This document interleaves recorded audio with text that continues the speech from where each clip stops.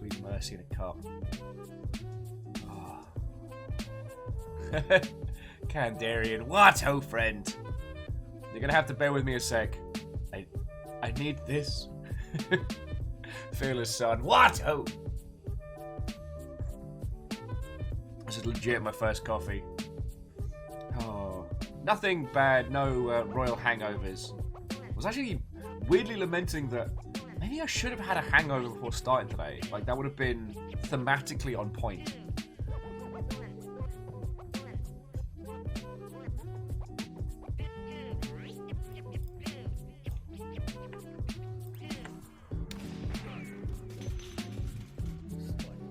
Oh, wait, cool.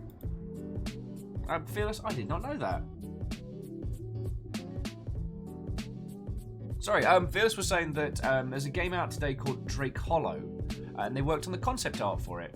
That's feckin' cool. Katros, Shackle, Stepgen, Wraith, Arden, Graxbarrow, Fearless, Geraldine. What ho, friends? Coming in, coming in.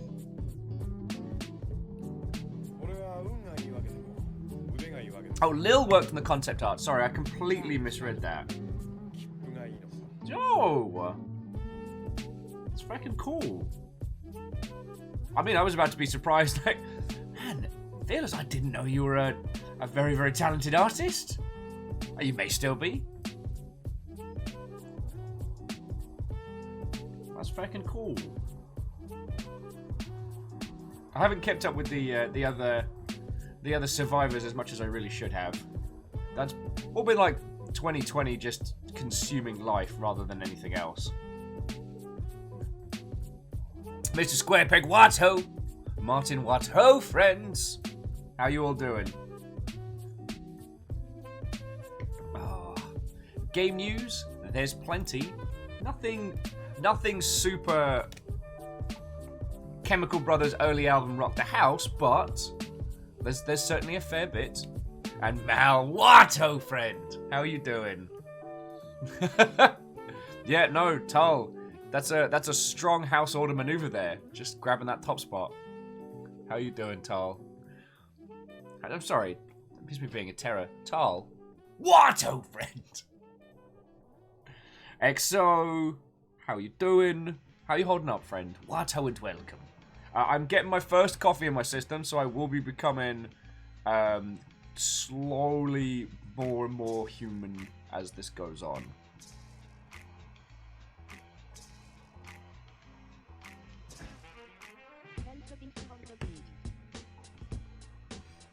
Shackle Draconis stealing the top spot from Tal. I'm sorry, Tal. It was a good run while it lasted, but there's no way House Order were going to stand for this.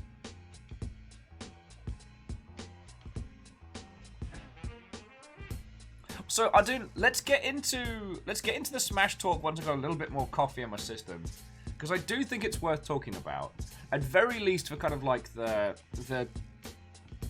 cultural impact. Fire Strager, what ho? Thank you kindly for the bits, as Tal is pushed lower and lower down the board. Tal, the dizzying heights were there, and then snatched away from you. Tailspeed's like, wait. Will human? Sounds fake. Alright, let me get to a functioning state of undeath. How about it? Sup? What did sup? What the fuck?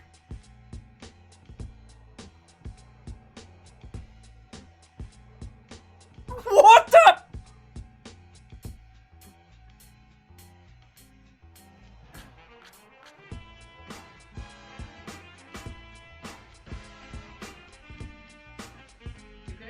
No! What's wrong?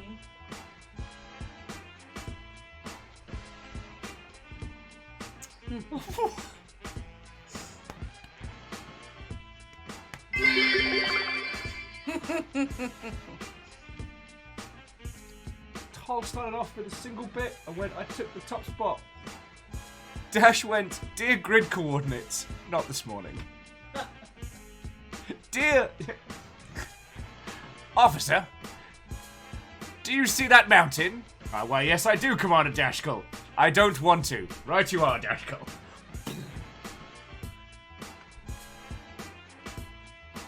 Jared, I never said it was going to be a quiet day. Holy fuck! Leaking from a face! I am way too decaffeinated for this. I'm sorry. That must sound super ungrateful. So, J-Post, Van and Beast, all of you throwing in bits, like, sincerely, thank you. But Dashkell, holy crud. Nestled at the bottom of House Order's work right there is a bloody red bit! You fucking legend. Thank you so much. Thank you so much. Yeah, Fearless, apparently it's time to wake me up. His name's You'll put one of the red brick in the train! Oh, I'm so not ready for this. Yes, I would. Well, it's not. It is when you're broke. Yeah, Baron Ransack. Chrono's nearly unseated. Oh, fuck. Stop that incessant. Yep, clicking. no, you're right. XO. Record scratch. If we're doing this, and we are doing this, we're doing this right. I need to have this on just like fucking...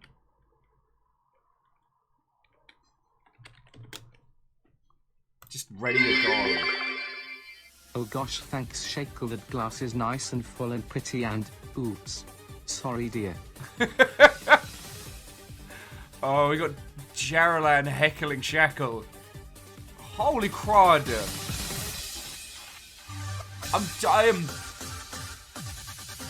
I'm always not ready, Wraith. That's my bloody secret. I never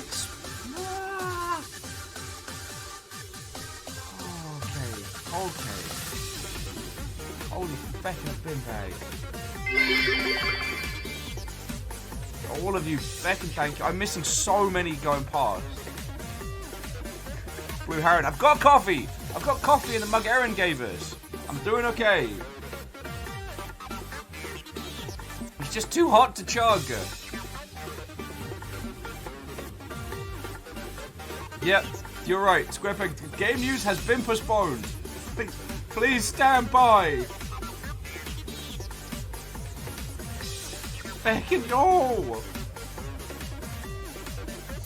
There's so much. What the fuck? You talked about how SAPT is hard for a lot of people, but it was annual bonus month for me. I can't tell you how much work I've gotten done with you waffling about in the background. Thanks for being my second screen and building a lovely...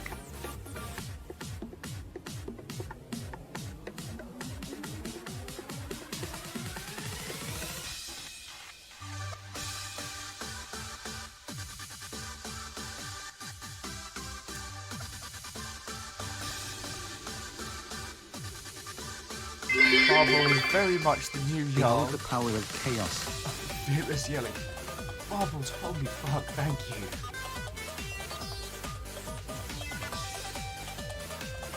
I mean, if I've been able to be a good old second screen for you, then I have done my fucking job right. So, but seriously, fucking go! Oh, Dash, don't encourage this! Dash is like, nuke it from orbit. It's the only way to be sure. You lot are like, but what if we nuke it a second time? I don't think he's heard of second nuke strike. Holy shite, Barbels! Barbels, thank you so much.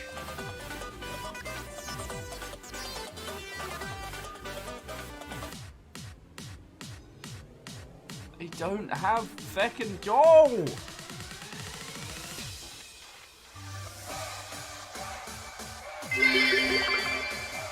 Joel!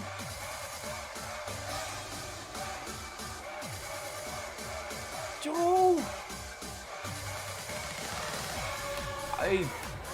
Feckin' yo! I don't know what else to say! Thank you! Thank you all! Holy shite!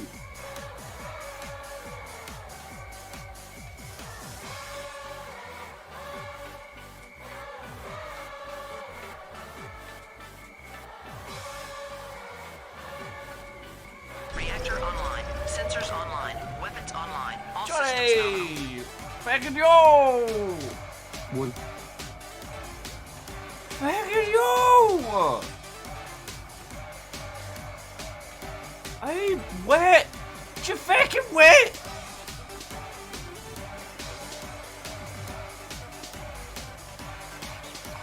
Lovely mother. Reactor online. Sensors online. Weapons online. All systems nominal.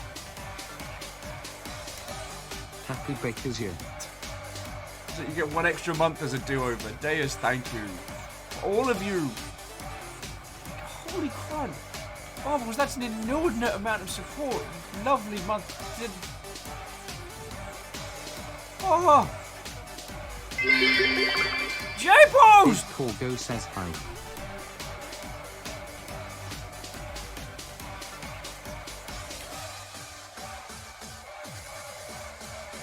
I am not ready for this. I'm not ready. I wasn't ready. I'm not ready. I'm still not ready. Holy crap. I know I should be flailing around.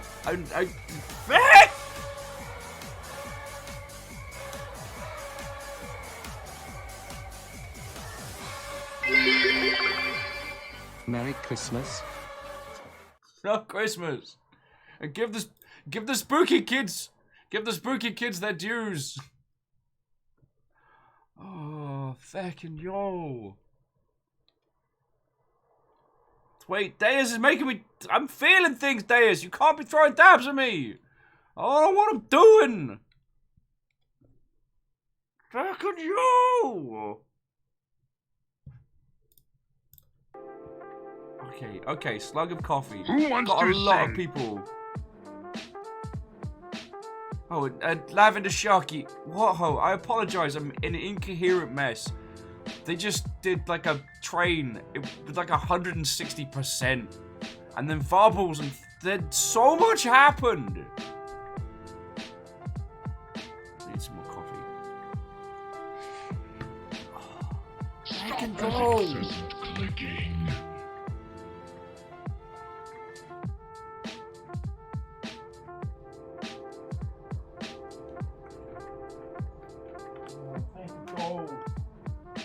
Can't make me do this when I'm feeling things. Jet, do you know that there are 3 things that I particularly hate? Women. Kids, animals, and women with attitudes. So tell me, Jet, why do we have all 3 of them neatly gathered in our ship? Stop that incessant clicking.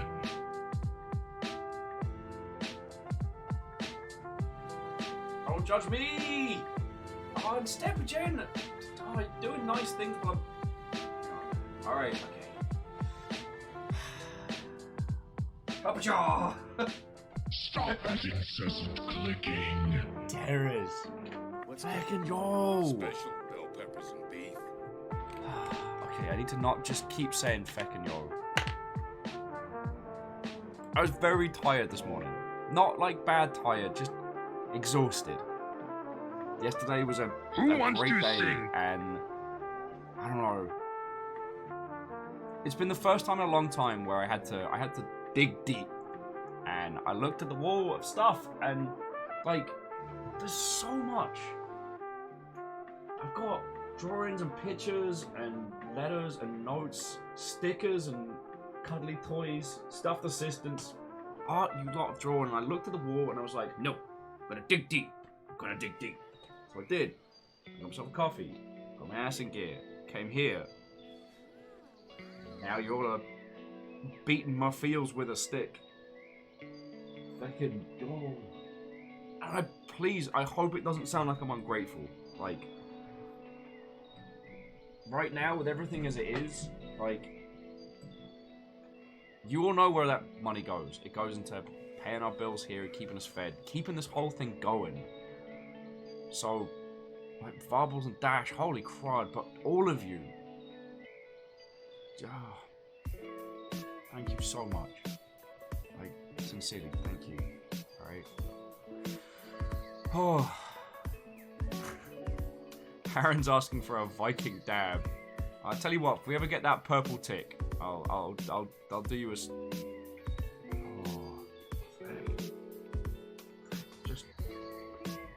Thank you all. Thank you all. Definitely need more coffee. Definitely need more coffee. Oh, and I'm gonna butcher this, but I'm gonna to Singer Yatamoto-kun, Wato, Diviteria, Wato friend. A bunch of you came on in. Deus, Joda, Fire Lizard, to Lavender Sharky. I saw you got gifted a sub. It's House Carl, Do Not Rest. Stifled One, Wato. Dear, I'm just recovering, stammering gamer. What ho, friends? Oh.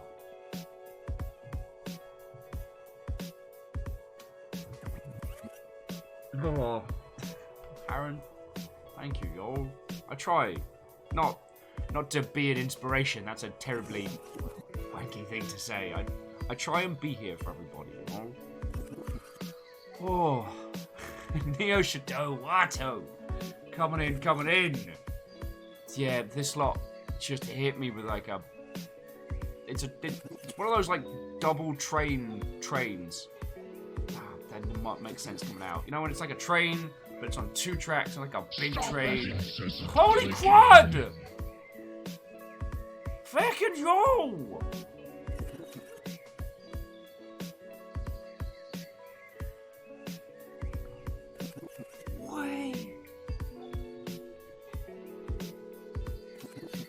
So friends, after that huge train of just fucking...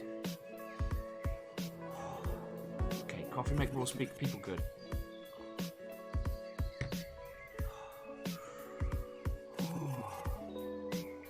Friends, after that huge train, the Stammering Gamer just gave out 10 subs to the crowd like it's no big deal. They went to Pup Time, but Diviteria, One Punch Mickey, Invisiguy, Old Man Marsh, System 404, can't be found. But House Carl found him, I like that. Lord Smudge, Ambu, Anthony, and Painfully Dyslexic. That's fucking cool of you, Stammering Gamer.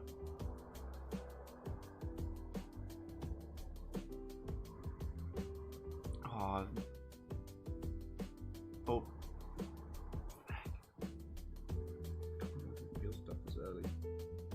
Stop that incessant clicking. Stammering Gamer, if I have been able to do even a little bit of what you've been saying, then I'm doing my job right, so thank you. Alright? It means a lot to me if I get the chance to do something good. You know? So, thank you. And thank you all. Stop that incessant clicking.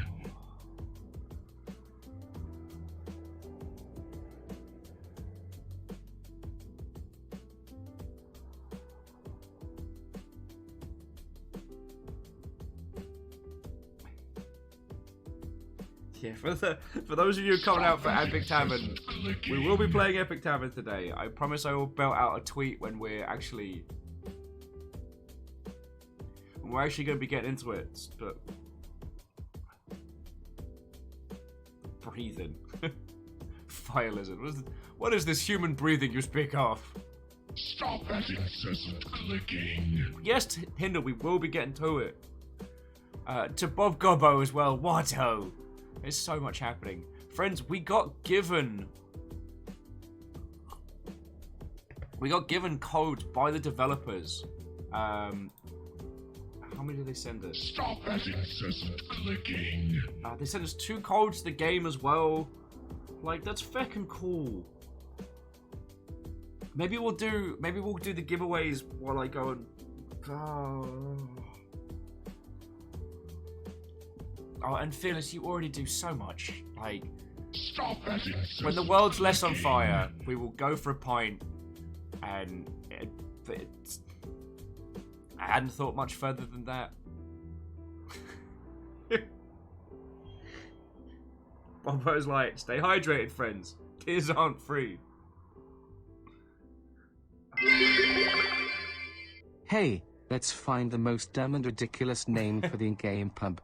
This is gonna be buzzingy fun. We get to be a god at this point. Like in The Sims here. Like part Sims god, part bartender. Oh, catfish Watto. Путешествие. Когда ты давно забыл, откуда едешь, и ты без понятия, где закончится твой путь. Thank you all. Я верю в Yeah, это. and Catfish, it was Tomo that sent them across, and it was super kind. I've been swamped, so I haven't officially. Who wants to sing? I haven't officially reached out to the Epic Tavern team for this today. This is one of the keys they gave us after the IGDA showcase. So this is just them being lovely. All right. This is not a sponsored stream. There is no collusion. They're just being great. Oh, okay. The pub names are coming in. Okay, focus on pub names. I'm still probably gonna need a moment to recall. Pub names. Bobo Gobo put forward ship-faced. It's gonna. That's a strong opening salvo. EXO, the keys are for the game we're gonna be playing today, which is Epic Tavern. And to confirm, Katros, these are Steam keys, not Epic keys.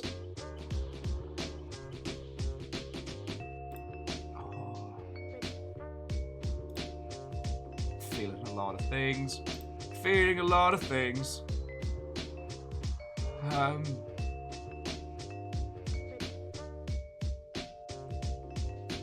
Yup.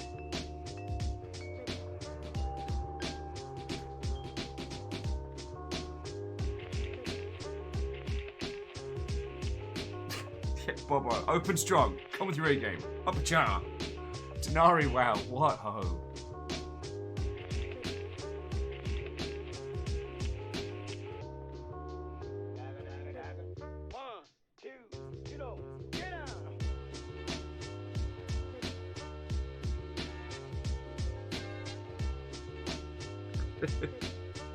Sorry, Denari, I was like, oh, see, I came in the right time. Chat's making you feel things.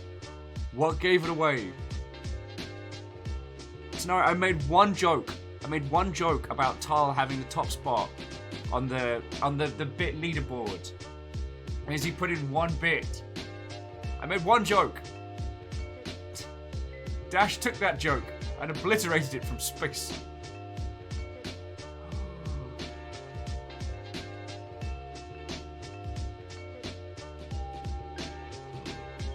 And people are coming in with some strong pub names for today.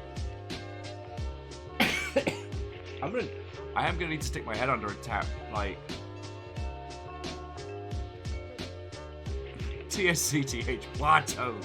Oh, Dash is saying, funny thing, they didn't actually even hear me make the joke. They saw me come online for the first time since the months changed and went, huh.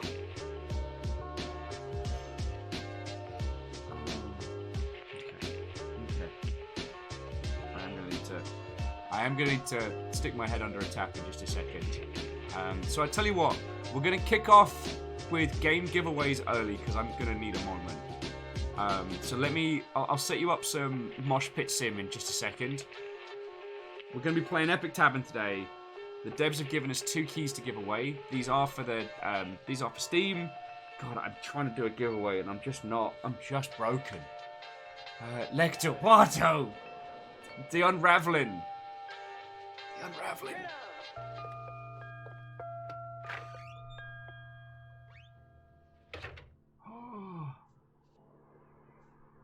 I can sincerely, all of you, thank you. I don't know what else to say. So I'm gonna... Yeah, let's do a round of the Mosh Pit Sim. Let's do a round of the Mosh Pit Sim. We've got 2 copies of the game to give away. So, 2 of you can win a copy of this game and do a play along or come up with some pub names or what have you. Then we're going to be turning into the game today. Epic Tavern's a story game more than anything. So this is going to be a day of telling tales. And we get to name peoples. So that's the thing. I'll be asking... because stuff and things. Wow, oh, wow. Feckin' wow.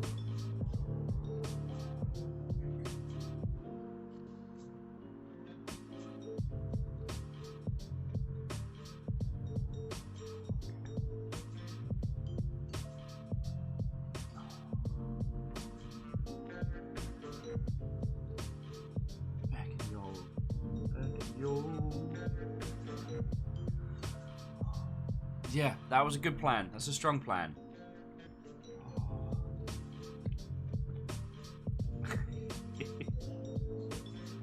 Jarlan's like we've never done this to you before. Honestly, it doesn't get any easier.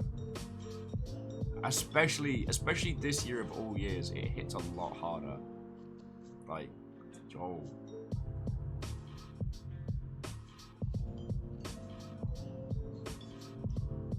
Lecter, I couldn't possibly comment.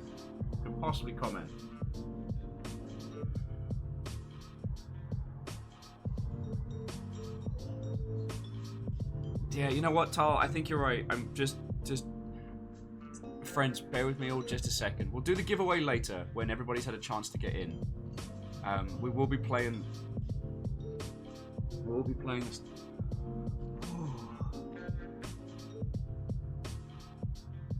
Thank you. Oh. All right, friendos. Just give me a couple seconds, okay?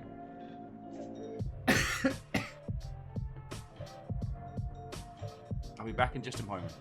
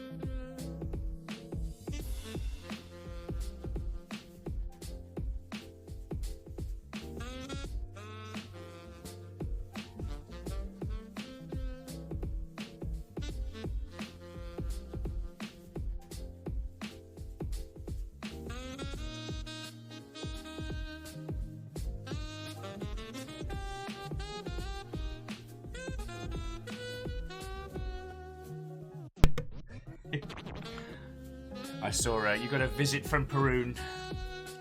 I was putting war on my face and Fiona came and just put Perun on my back. Someday with my face in the sink being like, is that a Perun? Okay. Ladies, gentlemen, and individuals of all persuasions, I want to say one more time just a massive thank you. I won't be able to say enough thank yous in my lifetime, but gonna keep heckin' trying on it. I mean, you know at this point, like, I mean, I hope you all know. Alright, I'm gonna enjoy some sweats. I fucking love doing this. I love getting to spend these days with you, and I love all the games that we go through and the conversations we have. Like, this makes me stupidly happy to do, and as you've seen, like, the stuff that we do here is it's making a difference. I mean, the game we're covering today, we know from the IGDA showcase, which was real fun. But the thing was, and I'm not saying this to toot my own horn, I'm saying this to I was about to say, I'm saying this to toot your horn. That sounds vaguely suggestive.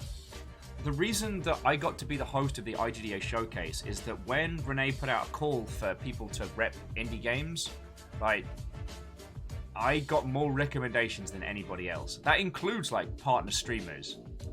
Now, maybe that was just a weird part of the internet. Tal, letter. Maybe that was just a weird time of the internet or what have you, but yeah, Night Valen, y'all helped. Y'all helped a lot. And then we got to do the showcase, and then that's how we got to meet Tomo, also Tomo. Watto and welcome. I have your keys, and we're gonna do a mosh pit simulator for a giveaway later. Like, you lot are amazing. I got to do VO yesterday, which was real fun. I did one scene, and we read through the whole script a couple times, and it was real cool. Like, you are all a force of nature, and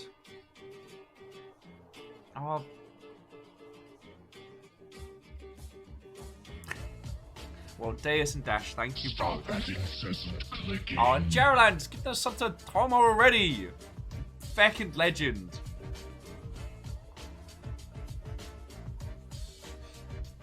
Oh. Just thank you all for everything you do. Not just for yoting cash at us. Because seriously, like I would not to bring it onto real world topics, because I do strive to be a nice little break from all the nonsense right now, but I'm not ignorant of how things are. And given the state of everything, you lot are still throwing stuff over here, and that is keeping us alive. Like, we can't say enough thank yous, okay? But I'm gonna bloody try. So, yo, thank you, one and all. Just thank you. I think I lost my train of thought. And, Deus, that is lovely of you. Okay, Deus was saying that it's because we know how passionate you are about indie games and how entertaining. I love video games. I love all of them. Maybe not sports games as much as the rest, but the whole sphere of gaming I love in its entirety, and the fact that I get to show off so much of it and go into so many different spaces and have so many great conversations, I know how lucky I am to have that. And Dash, you lot are all worth it. Like, don't get me wrong, I don't sit up late at night stressing, but you all inspire me to work hard, and you make it worth it, y'all. So, thank you.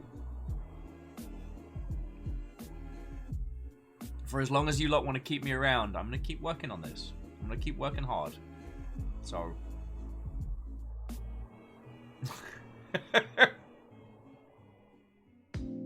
Fearless is like, Will, I refuse to accept someone as talented as Sega Bass Fishing as you doesn't deserve a soft spot for games.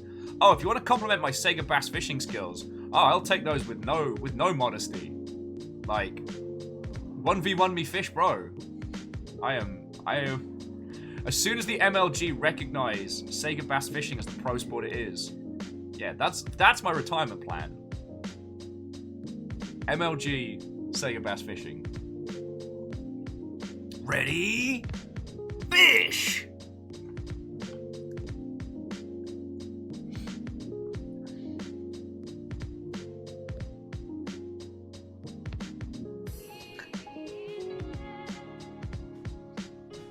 And Nom Nom, you don't even know the levels that game goes to. I mean, when you're done with it, have a look in some of the files. Just TXT read some of the core files of that game. Airman's like, bass fishing was good, but I missed the smallmouth meta. You joke, but the smallmouth meta was getting through all the quick levels. Because it's better to get teeny tiny fish very quickly to clear the first 3 stages, so you can then get to the super monster bass fish. Oh, and Kandarian, I can't announce the role of the game yet, but I've been asked to do some voice acting work for a video game. I'm gonna be in one of them video games that kids talk about. Fiona built me a little pop-up sound booth yesterday, and I got to... What was real cool is I'm working with an established voice actor, so I have someone to bounce off of, also someone who's very good. So, and yet, no, okay, the one thing I can tell you about it, I am not reprising my role as Willimus. Alright, yeah, Tal, it was feckin' cool. It was real cool, but we'll go into that later. But Blue Abomination's asking the important questions. What even are Vigigam?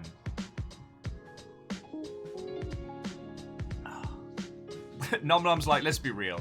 After the Steve Minecraft reveal today, and reprise your Sonic Team Racing for Smash. Oh yeah.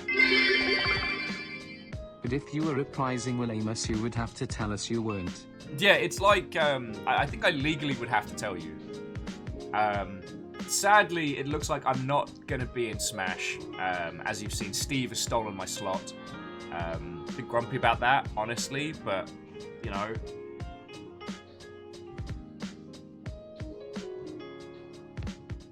I do find it that Steve is the character that you initially play as in Minecraft, and yet is the least iconic of all of its characters. Like, NPCs, monsters, creatures. Steve is absolutely the least iconic part of Minecraft. Oh, Jared says there's always mods. Get Willimus in somehow. And Vagabond, sorry, I didn't say hello when you came in.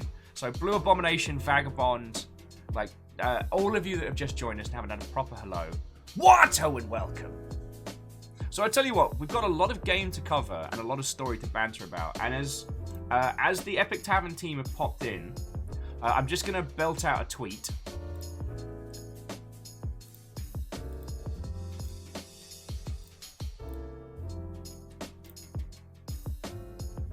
And then let's heckin' get to it.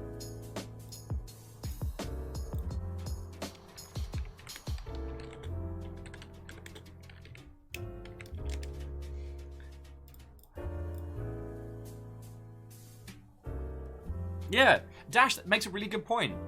Steve is very much unintended to be hollow self-insert. Like, in fact, both the monetization and modding and customization of Minecraft, the first thing you learn to do is get rid of Steve.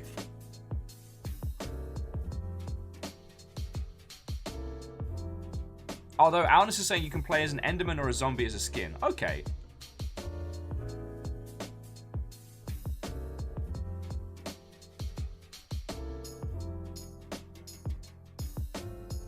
Oh, and Kandarian, I believe the Star Spangled Slap is, that's more like a Marvel vs. Capcom, like, summon attack.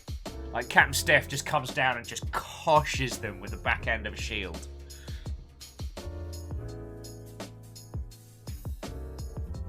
You know what, Katros? I do understand. We can, you know what? We can move on from that conversation. There's a whole bunch of other stuff in the gaming space to talk about.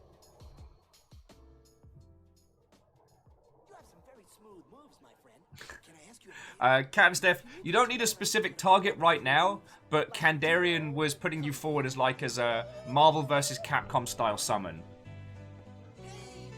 Also, I mean, and this might also show my my bias, but if I got to choose what kind of fighting game I go into, it's definitely going to be something Capcom flavored. Like Golden Age Capcom, maybe Golden Age SNK. I would be a useless fighter in Tekken, as much as I like it. And I'd probably be a useless fighter in Soul Calibur as well. Oh, Tomo says Samurai Showdown 2 for me. Ah, oh, God, that's so good. I was never good at it though. Like I grew up kind of like second wave anime, so I was obsessed with Samurai Showdown. But despite playing it for years, I've never been good. Garou Mark of the Wolves, Street Fighter Third Strike, Tekken 7. They're a handful of my favorites. Well, I was never. So Baron Ransack, King of the Fighters is incredible, and it's so technical, but I never had anyone to play against. I played one match against another human, and they wrecked me to a level which caused me to just kind of review my life choices. Darkstalkers is gorgeous, and I went through a phase of working with the Mugen engine, which, as as Jaralan will now joke, you mean Salty Bet. But using that engine, I learned a lot about fighting games, sprite sheets, sprite animations, and how they work. Like, fucking yo.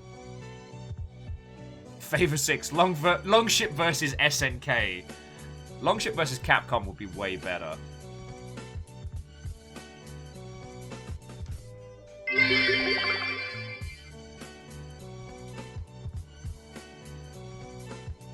Sorry, Greenfire, I didn't play the Shrek version of Smash, but it doesn't surprise me. Do you know they did an Onimusha Smash? Well, I guess it wasn't just Smash clones at that point, but yeah, there was an Onimusha like brawler fighting game.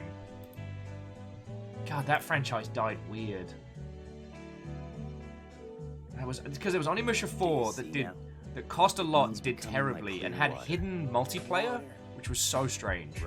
And then that was it. Hulk Grimbo, if I didn't say it earlier. What, ho? And I'm not just saying that because you're making mulled cider and now I'm like, ooh. Oh. Okay, yes. Let me tweet out about the Epic Tavern so I can let everybody know we're doing a thing. And then let's get stuck into the game. If any of you need to go get a cup of tea or a pint or whatever is appropriate for your time of day, grab it now. Wait, hang on. Tomo, well, okay, to the Epic Tavern team, you have a recommendation from Ian Livingston. Feckin' yo! Like water. I've been saying a lot of feckin' yo today. Mark Morris as well? Feckin' Gregory McMartin. What? You know what? You know what? I take those little like recommendation comments as a severe mark of quality. Oh, it also helps if I follow you on Twitter. Actually, Katros, I believe it's Sir Ian Livingston.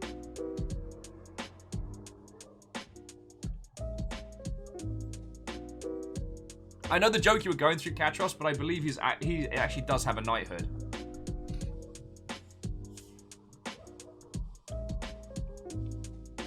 Yeah, Favor 6 is right. Like, Tomo, you just need to get Neil Gaiman's recommendation on there, and you've basically made the Triforce of Power.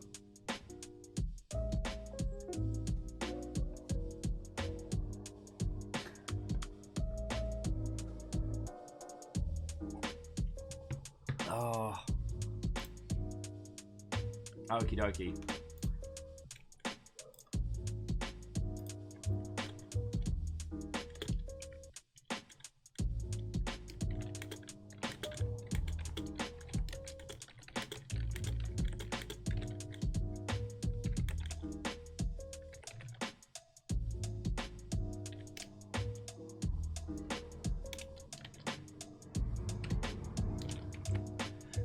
lordy, lordy.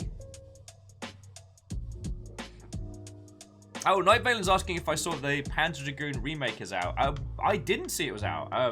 I've been running a little slow this morning. I saw Tencent's investing in the GTFO dev team. I don't know if they've got a controlling stake, but they put in a, I believe the press release says major stake.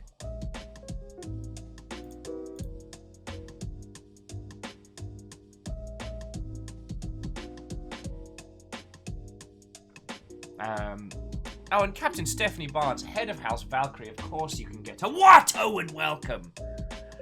Captain Steph, there was a very, very large train and a very, very large donation this morning. So, apologies if I'm seeming a little... Alright, what was I doing?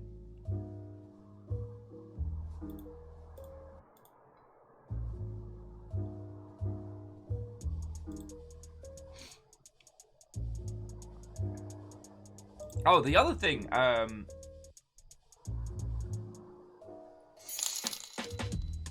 yo!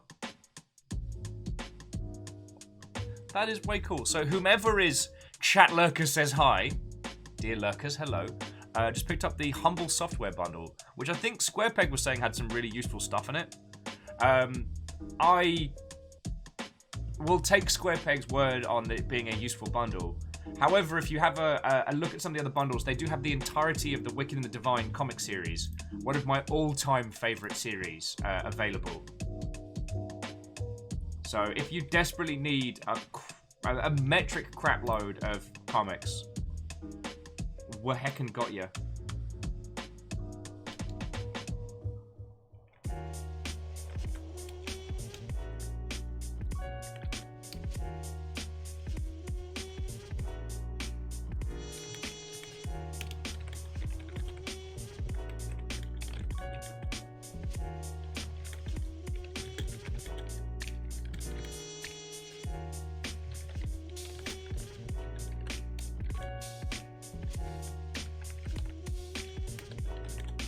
So Satan says, AKA, on the GTFO investment, they put enough money in it. They put enough money to make it easier to sell to China. Quite possibly, although the violence and gore on it doesn't smack well for the Chinese market. So, well, I mean, I know we've talked a lot about Tencent's financial dealings. There's two schools of thought as to their current expansion. So, friends, just as a quick aside, so Tencent is a ginormous Chinese-based company. At least a couple years back, them and Alibaba were going head-to-head for being one of the biggest companies in the world. They have been making very, very, very large inroads into gaming. Although I believe technically they're currently one of the largest forces in gaming. It's fucking... One of their strategies has been to invest small amounts in lots of game companies and game projects, and then if they blow up, buy the company outright. So things like League of Legends and stuff like that. Now, a lot of people saw this as an aggressive takeover. The idea of Tencent is essentially trying to own the English language gaming market, which isn't necessarily untrue. However, there is another school of thought, which is that Tencent is using entertainment and video game properties as a lifeboat, because any company operating out of China is completely at the mercy of the Chinese government. The Chinese government can just say no. It was either last year or the year before, the Chinese government refused any video games that Tencent was trying to get published. They just said, nah. And so that was a whole heap of mess. So there is a school of thought that says that this spread of investment is essentially their way of being able to bug out of a very, very controlled environment should they need to.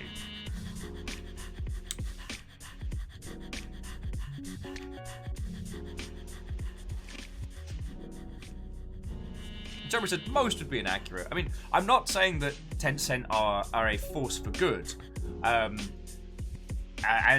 Yeah, Captain Steph, I don't want to get into Sesame credit today, but it is a dark hole. There's enough bad nonsense in the world to look at, but they are not a good company. I mean, once you get to that level of like fiscal income, can anyone be? But the thing that is interesting is that currently they have the most amount of money with the least amount of strings for creatives. Like, they've been investing in small indie companies, they've been investing in big companies, and from the things I'm hearing, they don't ask for creative control, they don't dictate content.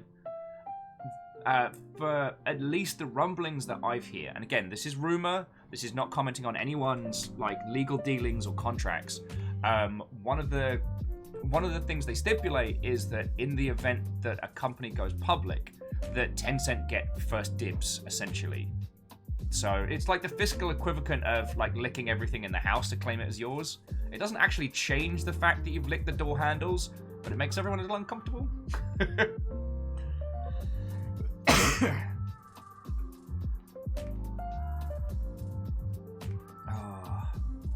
Yeah, I've been catching up on how Genshin Impact has been doing this morning. Though someone was mentioning the cost of currency earlier today, and I did want to touch on that at some point throughout the day, just conversationally. But everyone was making me feel things. And Tomo, that's an excellent point. Like, you scale enough to be predictable in terms like good and evil no longer apply. That's a very good point.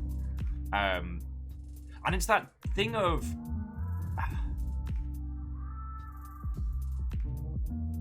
Like, I don't want my friends to have overarching evil publishers. You know, you never know how a publisher is going to shift and change with the times. I mean, right now, Microsoft's being lovely, but in the past, we have seen them like gut and destroy studios. EA's about to launch a very true to the spirit Star Wars game tomorrow. But again, we saw them run whole franchises into the ground, sometimes for apparently no bloody reason. Like, Tencent's lack of creative control over their investment is curious, you know? And it's that thing of, I don't want my friends to have to take money to finish their game projects, but if they did, and if I look at how it directly applies to them, their games, and their livelihood, it's sad that the one with the least amount of strings attached is the giant Chinese conglomerate. Sorry, I didn't mean to get this into the dark stuff. Tomo also brought up the sentiment applies to the war between Apple and Epic. It does, although we've been referring it as to the kaiju-sized toddler fight. Like, we have very little skin in the game, and it is two, like, billion-dollar companies, well, $1 trillion company versus $1 billion company, just, how did we phrase it? Throwing piss at each other.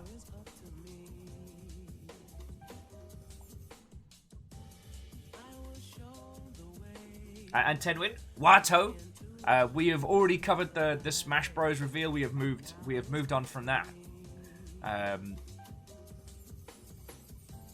But Wato and welcome.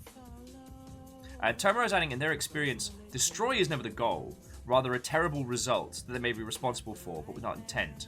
Big companies screw up in precisely the same rate as everyone else. No, Tomo, you're very right. It is unfair for me to oversimplify. Like, let's take Fable, for example. Like, Microsoft obviously thought that they were doing the right things, looking at the market data they had. You know, they were trying to guess where video games were heading and using current trends, or using an existing IP to help with other projects. And yeah, I don't think there was ever a time where a person at a decision-making level at Microsoft went, let's just kill Fable. However, they did, you know, they pushed hard with the Kinect, and they rolled out Pierre Molyneux to do his PR media circus, and that backfired horribly. Then we had the announcement of the 4v1 free-to-play isometric game, which one could argue was what we thought the industry was going at the time. Like, I believe that was announced whilst Evolve was still in development and before it kind of, you know... Hey, Kestrel. Well, Kestrel, we're going to be serving pints from the back of a cool pub. At the moment, we're just kind of chatting back and forth. I was talking about Tencent's investment in the team who make GTFO. And Tomo was making some very good points that while I was using terms like, you know, evil and things like that, like, there's very few companies that actively seek to destroy. Though I will say that EA making Titanfall 2 share a launch date with Battlefield 1 did seem like spite. And I don't have any data, I don't know anybody who worked on that, but it seems very strange. And Cryosticks, what ho? Yeah, and Cryosticks, you rocked that. Sorry, Cryosticks, it's pretty much like, okay, I guess everybody who's not me, but Cryosticks and also Marshall Rayer of the Longship are incredibly photogenic. And Cryosticks got like a goth skirt look going this week, which was feckin' badass.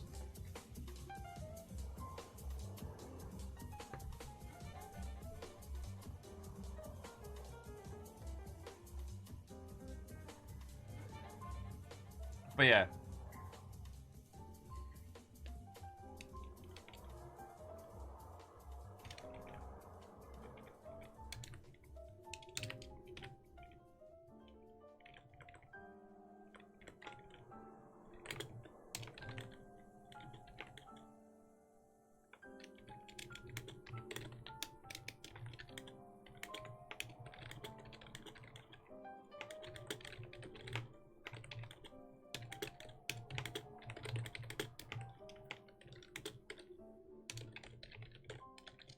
Alrighty, look at me doing feckin' tweets and stuff. All it took was 58 minutes.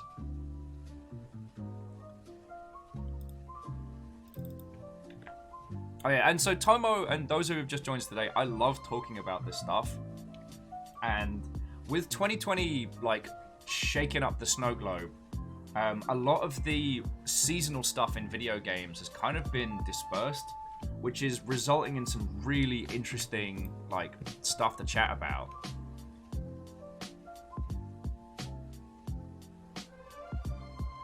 Yeah, sub-hour stream with a train, and we're starting the game at... Okay, almost.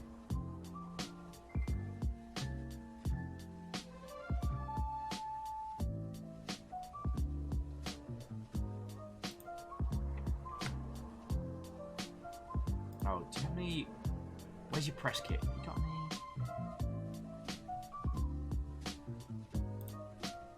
Now, see, Tomo, this is where I put you on blast a little bit. Well, the team. Because I'm on your press kit now. Is it going to have a good quality GIF? Is it going to have a good quality GIF? It does not. It does not.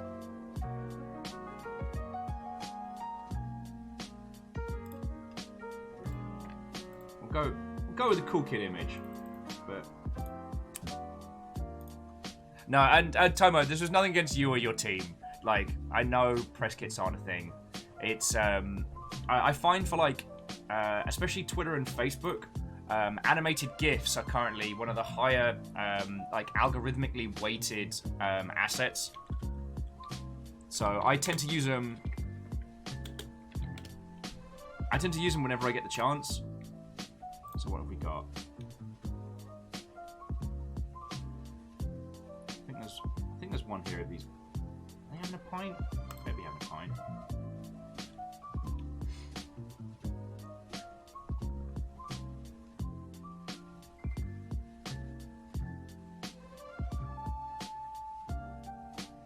Oh no, there's a good one from the... I'll go for the buggy whip. It's a good...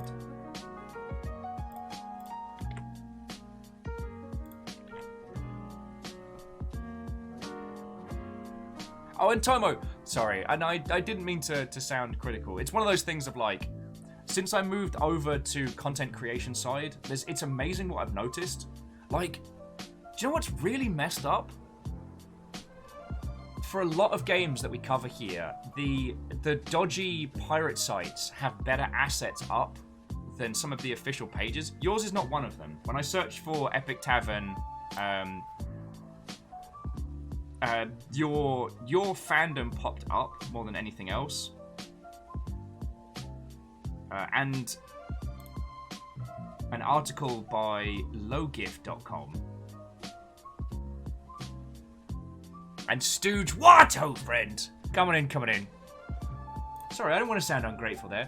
Okay, so, we've hit the hour mark. Friends, we're going to be getting into game very shortly. There's a ton of video game stuff we can talk about at the same time. Thanks to Tomo and the Epic Tavern team, we do have a couple of keys to give away. We'll probably do that around the midway mark. Again, this isn't a sponsored stream. They're just being lovely. You're feckin' legends. So, Stooge, good morning, Watto! How was your stream? How was your day? Tell me your tales!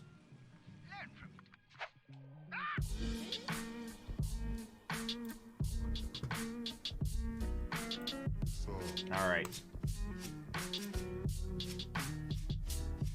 Alright, tweet has been deployed. Game is installed. Feck, people are going to start thinking I'm on the way. Oh, so one of the other weird things that I wanted to chat to you all about. Planet Side 2 has just launched its story campaign. And if anyone would be curious, if anyone would be down for having a crack at it maybe over the weekend, I'd love to put together like a little squad of soldiers. I don't think it's gonna be a stream game. However, I was trying to read how you get into the story stuff, and I have a feeling it's gonna be weird.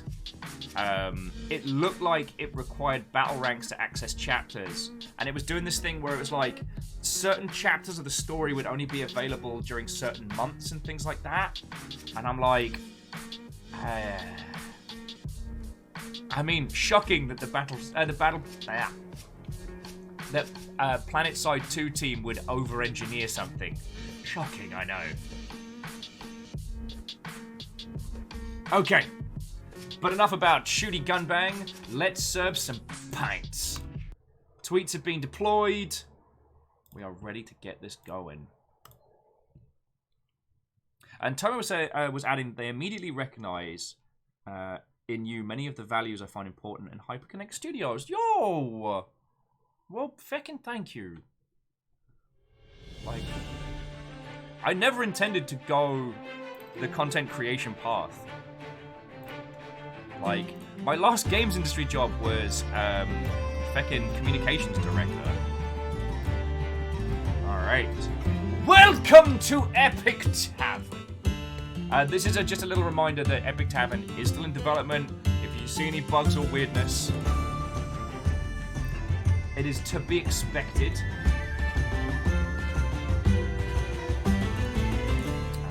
Where is audio? Just bring this down a little bit. Okay, friends. Alright, springtime and beer. Let's get us a new tavern up and running. Although, I do want to say, Tomo, I love the fact that you have access to the roadmap inside the title. Wow, okay, and the roadmap just goes straight through the Trello board. Not even one of the fluffy faux timelines. That's fucking cool.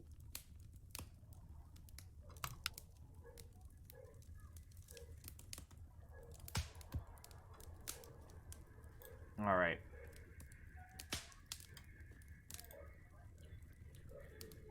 What is going on outside? You fucking wait!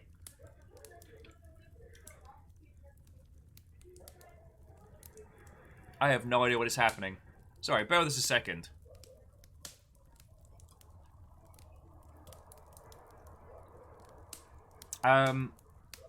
Okay, so here's the important thing. What are we going to be naming our tavern? The first one that we had put forward was Ship-Faced.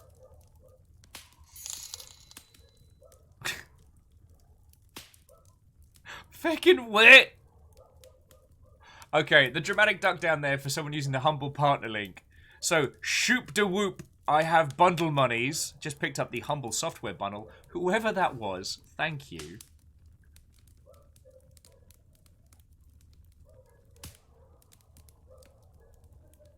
Oh, and on the planet side, Dash was saying it's wasted engineering. Chris keeps throwing out perfectly good work. SC is an object in the don't let perfect be the enemy of done. I would very agree. And Tenwin, I have played Dual Universe. It's not ready. It is a very, very interesting game that has an incredible amount of potential, but currently it's not ready. I am keeping an eye on it. Their challenges aren't creative but technical, and so it's just a case of will they be able to carry it through. To bow rats, what-ho? Okay, so I'm gonna write down some of the good ones. I'm gonna write down some of the good ones and we can vote. So first one that came through was Ship-Faced, and that's awesome. So we've got Ship-Faced. The Stumble In, that's pretty good. The Stumble In. Kestrel, we're not calling the Tavern Fred! Also Kestrel, Watto and welcome. It is lovely to see you.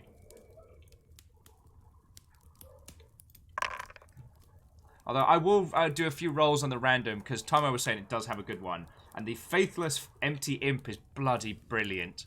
Bad Potions is good. Oh, Cryo Sticks with Cyberpunk? Feck, that's good! I haven't even finished my first coffee yet. Alright, Cyberpunk's definitely on the list.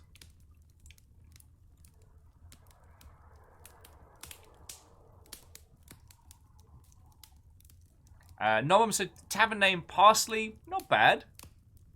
Mead Barrel, we can do much better. I'll roll another random name for Shackle. Ye olde Purple Fish and Kobold. Whew. Fez with skulls up, bottoms down. I think I can fit that. Also, that does describe me in a mead hall. I'm not even lying. Although I'm weirdly developing a taste for aquavit, which is dangerous. It's like that. It's the post-mint hit. It's all about. Oh yeah, the Stumble In, I added. The Undead Pirate. The Dark Brew. Come on, I need your A-game here, people. I need your A-game. Hulk Grimbo with the Long Pull. Not bad. We're not calling the Tavern Fred. Kestrel's like, Fred's a good name. I have a couple of great folks named Fred. The Drunk Numpty, the Mad Toast, the Dripping Axe, the Cloak and Dagger. Cloak and Stagger! Alright, that's good. Mainly because, and I think I talked about this with Tomo during the interview, was that this is a game that's basically the start of every D&D campaign. You know, you go into a tavern and there's a shadowy figure in the back. So the Cloak and Stagger works real well. The old Minotaur Grog, not bad. The Pickled Paladin, oh, I like that. Mainly because I used to play Paladin back in the World of Warcraft days, and have myself been described several times as pickled. Oh yeah, I'm making a feckin' list. Ginger Ale, meh. Tomo, please, you want to add some of these to the generator? I'm writing them down. Oh, Lecter, yeah, Lecter, you really dug the aquavit. We drank a lot that night. Holt saying good aquavit is incredible. Yeah. Nom nom. We ale lift together. Not bad. Farbles with some random bar. See, the thing is, I would go for that, but there is an incredibly, snooty hipster place in Belltown called Some Random Bar. So you can say that you met someone in some random bar. And I'm like, Vanderbeest with mead for steed. Feck, that's good. The bartender's a centaur. That's amazing. Is Moose here? Moose is going to be livid that they missed out on so many pub puns if they didn't.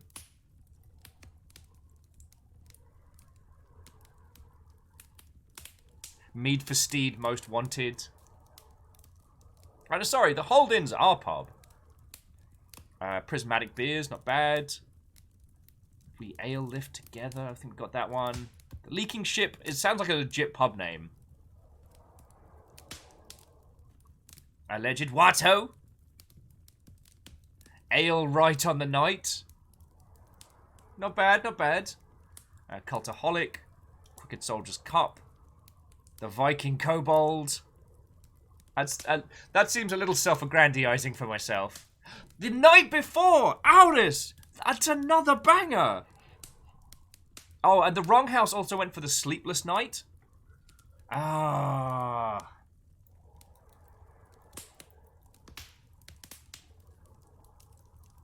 Oh, those are both feckin' brilliant.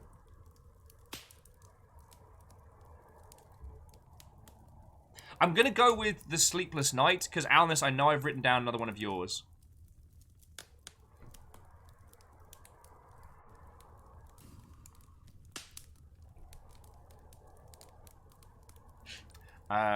The Angry Guinea Pig.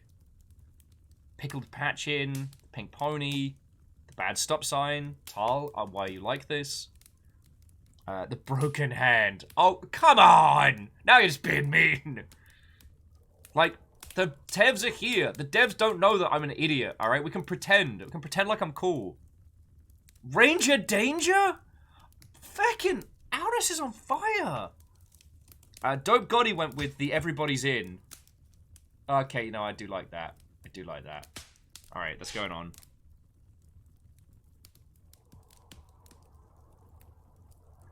Because it's like, you need to hit that sweet spot between pun and hipster wanky wine bar. Like, if you go too far, you go into, like, Shoreditch territory. Everybody's In. Oh, what was the other real god?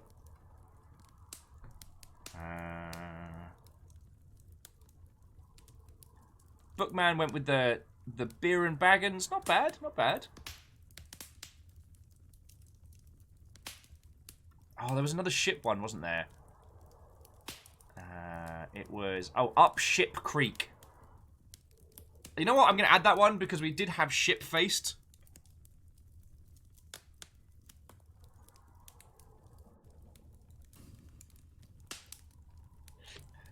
So, how was your stream of Epic Tavern? We spent an hour naming our pub.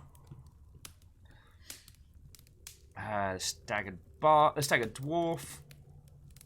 No, Alnus, we're not going to use the Weeping Cock. XT Johnny XP, you did not miss the giveaways. I had a little... I had to just stick my head onto the tap to recover earlier.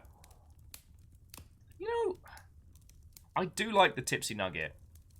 That seems very much like a Hobbit's kind of... A Hobbit gaff.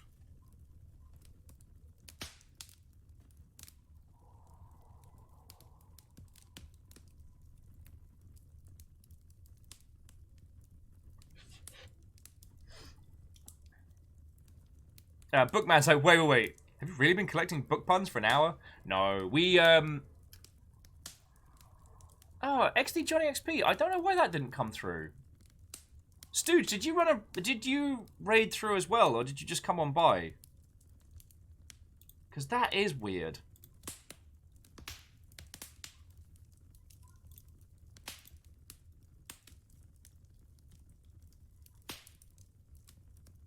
Okay, the flagging in. Wait, I just approved that one. Why did that disappear?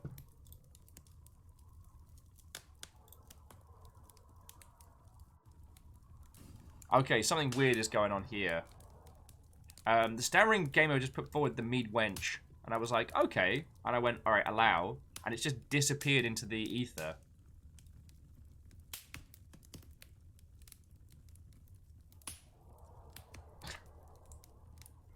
Did I write down Ranger Danger? Or did I get distracted? No, I got distracted.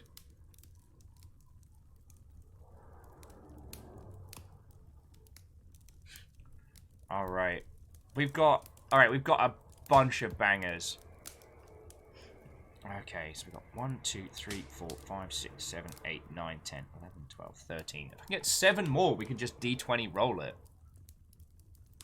Because right now we've got Ship-Faced, The Stumble Inn, Bad Potions, Ciderpunk, Skulls Up, Bottoms Down, The Cloak and Stagger, The Pickled Paladin, Mead for Steed 2, The Night Before, Everybody's In, Up Ship's Creek, The Tipsy Nugget, and Ranger Danger.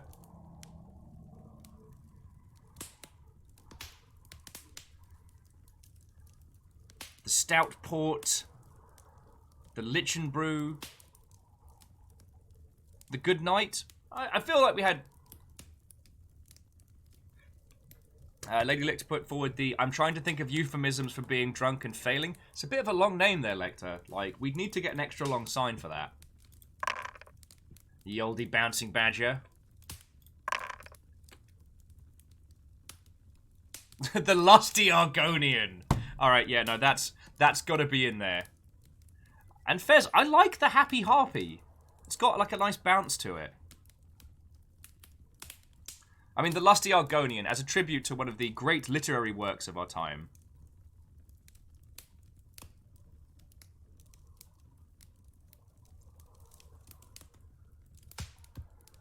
Such seminal writings as to make an entire generation of video gaming individuals go, but why do the lizard folk have mammary glands? Don't they lay eggs? Okay, cool, we're not going to address that.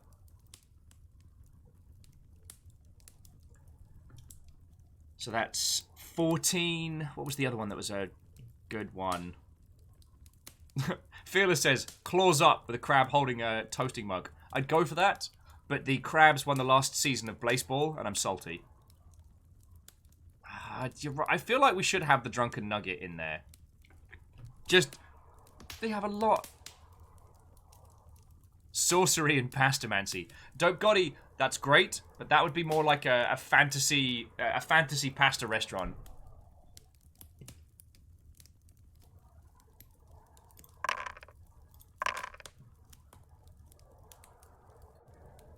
Tavern. The open ale night. Wait, no, there was a... Oh, there was a water one that was a banger.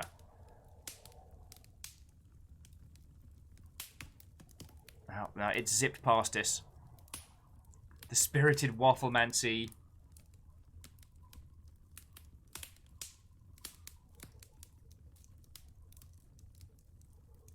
The Lich Queen Cellar. I mean, these are strong names. The Leaky Tankard. Oh, that's just shaky hands. The Holy Mug. Friends, individuals of all persuasions, this is our bread and butter here. We're in pun territory. You are weapons free. Take a beat.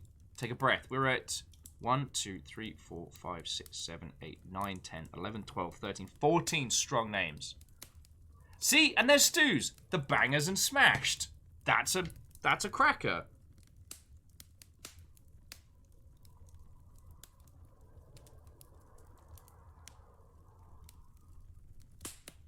And the sign is an orc with a club about ready to just destroy something.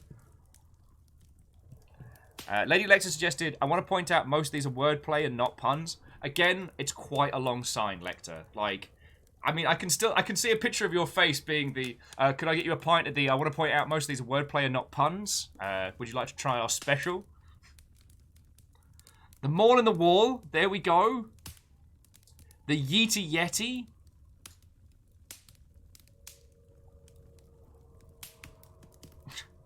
The Hand In a Cast.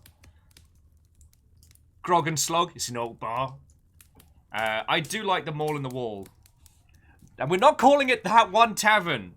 That's at the point where we end up with the Drunken Cauldron.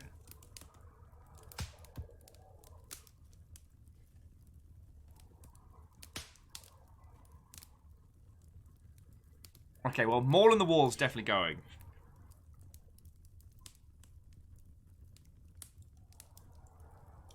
Mall in the Wall. Noodly Beer, the Dragon and Flagon, End of the Night. We already went with the night before as our night pun. Norse Crawlers, Happy Days, Full Metal Mixologist, Hick McDrunkfast. I do like Full Metal Mixologist, although that does imply some dark.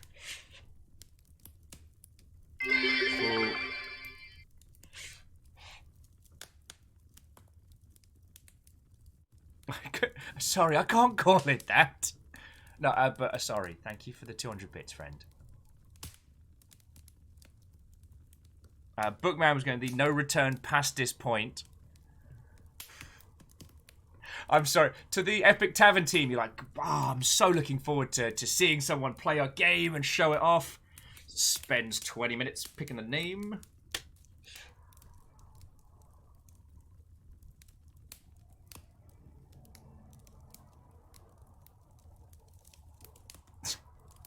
Well, Nom Nom, the sentiment is certainly appreciated. If you did come up with a nerve damage based pub pun, that would be great. Oh, Petula with, it's not a tavern! We might be hitting peak mix.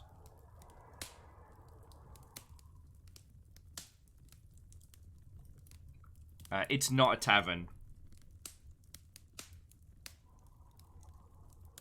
I love the idea of that because it's basically, it was probably just like a candle shop or something and people kept showing up and getting drunk there. As the person behind the bar completely insists, it's not a tavern. Stop drinking, go home.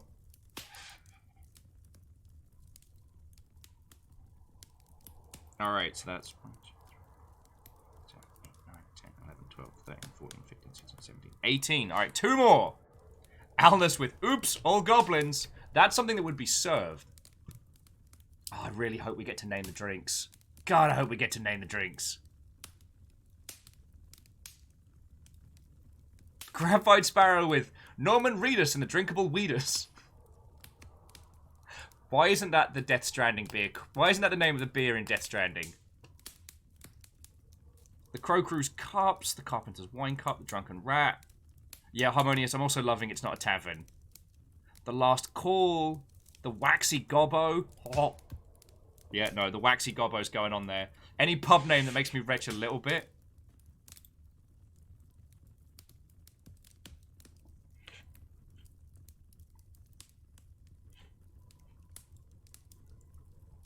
Alright, and then we've got, I think we've got space for one more on our roll table. The Waxy Gobbo, alright.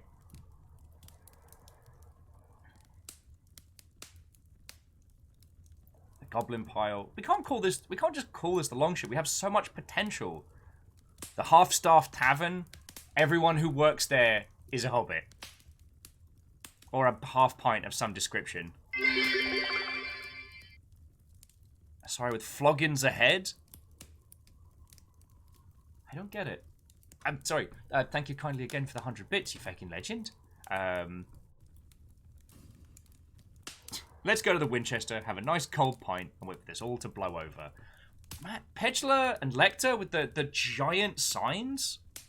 The sun, the sun, the sun, the sun. Silky's like, just one word. Boston. It's just Boston. I don't know why that's making me laugh so much. Oh. The Nothing Here. Alright. Grouped, like, knee-jerk reaction. Is the Nothing Here like a hipster bar, or is it a proper tavern? Alan says the Mana Break. A little too close to the Mana Bar, which was a project that I know some of the peeps now that worked on the Mana Bar. Or Ark says it's a hipster. Harmonia says it's a proper tavern. Ah, Deus, I'm sorry. More hipsters. XD Johnny XP, I'm not reading out that. Tomo's saying the randomizer can make crusty ass tavern. I mean, sometimes your customers name it the oyster and axe through. The Traveller and Hero. That's just a great name for a pub. The Errant Beard and Lady. Serve me enough ales and I'll show you why it's called that. I'm sorry. I am so sorry. I couldn't leave it alone.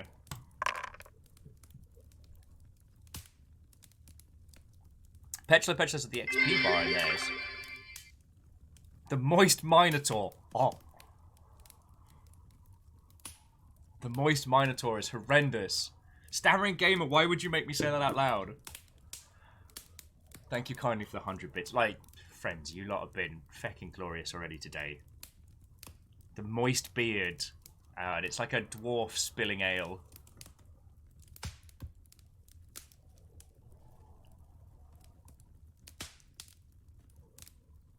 The Soggy Towel. The Go Home Already.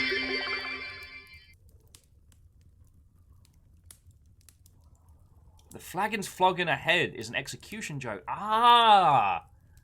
Sorry, you went meta on that one, and I respect that. The Mead Maidens. The Not the Thieves Guild. Yes! Yes, yes, yes! The Not the Thieves Guild. It's not the Thieves Guild. It's not. I think it works as Not the Thieves Guild. Alright, so...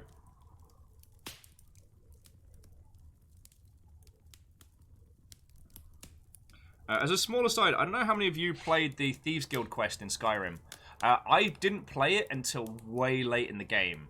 I was already, like, head of the Black Hand, head of the Mages College, and then I started doing the Thieves Guild quests. And it was hilarious, where everyone's like, oh, I don't know if this new guy's gonna shape up. And I'm just like, I am a werewolf. And a Grand High Mage. And I can click my fingers. Oh, look, now I have two demon princes to hang out with me. Look at this sword. Shink! It's on fire. I made this. But no, sure. Let's do your pickpocket quest. I am so concerned as to whether or not the guards will see me. What do you think about that, Demon Lords? Demon Lords say they eat people hearts. Like an apple. But no, sure.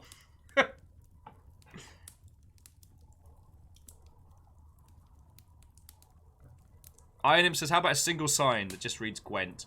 Did no one leaves, but no one drinks. Okay, so we have 20 pub names. To regale, in order. Ship-faced, The Stumble Inn, Bad Potions, Cider Punk, Skulls Up, Bottoms Down, The Cloak and Stagger, The Pickled Paladin, Mead for Steed 2, The Night Before, Everybody's Inn, Up Ship's Creek, The Tipsy Nugget, Ranger Danger, The Lusty Argonian, The Bangers and Smashed, Maul in the Wall, Fuddle Metal Mixologist,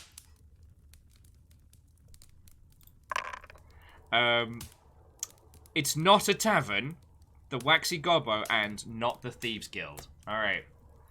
Alright, give a D20. Always be carrying a D20. Alright, so here we go. D20 as promised.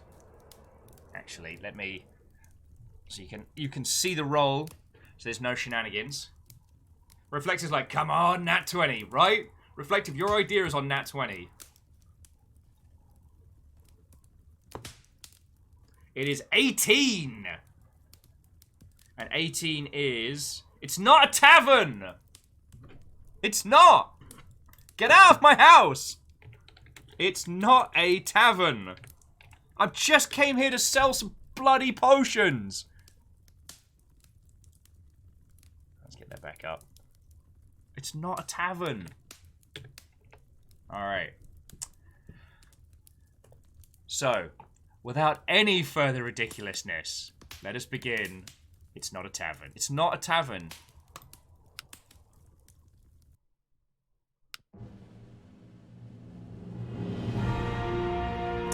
Long ago, the land of Beor was nearly annihilated by the horde of Netherkeep, invading through the Flaming Gate. Villages were trampled to dust. Beor was burned. After the grueling war, the Netherkin were defeated, and the Flaming Gate was sealed. by wizards or some shit, I forget, for a bunch of years in the sealed held. 10 years ago.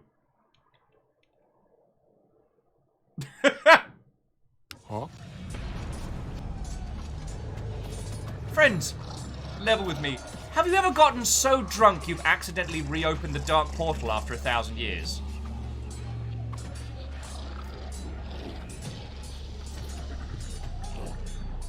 Alright, so this bloke's like, one last toast to the Ravaging Four! You know, I ain't that name. Merrick, you and Lycia are the only Ravagers, which makes it sound like we're all. Huh? I didn't pick it, Blaze. People just started calling us that. You get senile in your old age. You spent half the year trying to get that name to stick. Bottoms up, kids. If the goddess are to be believed, the Flaming Gate would hold out for much longer. Where's Thorogrin? Facilities? The Tavern's facilities cater to the needs of heroes to ensure they are ready to face the perils of adventuring. Now, however, is the time to fight. Pull Thorogrin from his bath. Alright. Bathhouse. Thorogrin. Soaked long enough. Get him out of the bars and ready for adventuring. Alright. Char.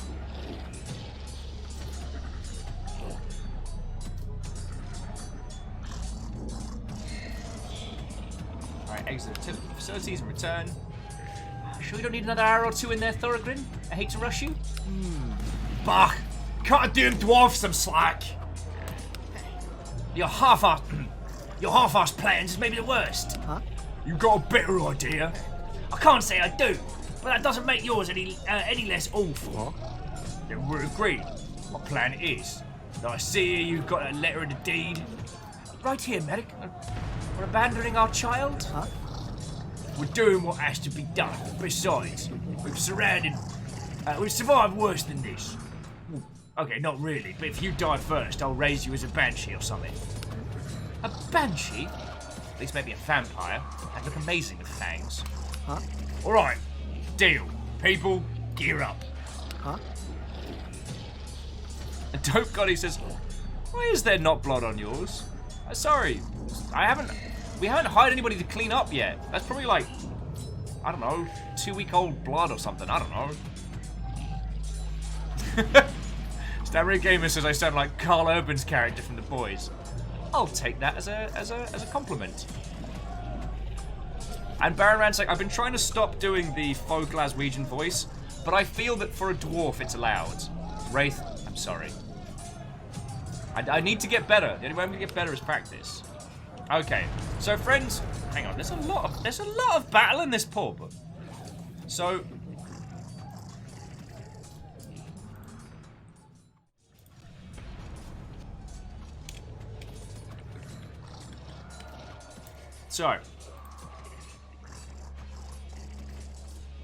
This game is an interesting blend. You'd think from the title it's more of kind of like a basic management sim, like make pubs, sell pints, clock out for the day, that's it. Really, this is a story game. Our goal is going to be to send groups of adventurers off into mischief to get themselves glory or murdered. But we are almost playing this from the perspective of a bartender. You know, the quest giver, I heard a rumour there's some kobolds up north, if you want to handle that. By serving these people drinks and by looking after them, we boost their stats, their abilities, and then we send them off on stories. The idea is like, we hear what's coming back. Oh no! Dash, I just saw you comment. I'm so sorry, friend. Dash was saying that Warcraft Shadowlands has been delayed with no set release. So this is obviously the tutorial section of the game, but it's taken us through... it's just taken us through, like, equipping people. The quest side of it seems... Lady Lexa says, so we hear their gossiping tales, yeah.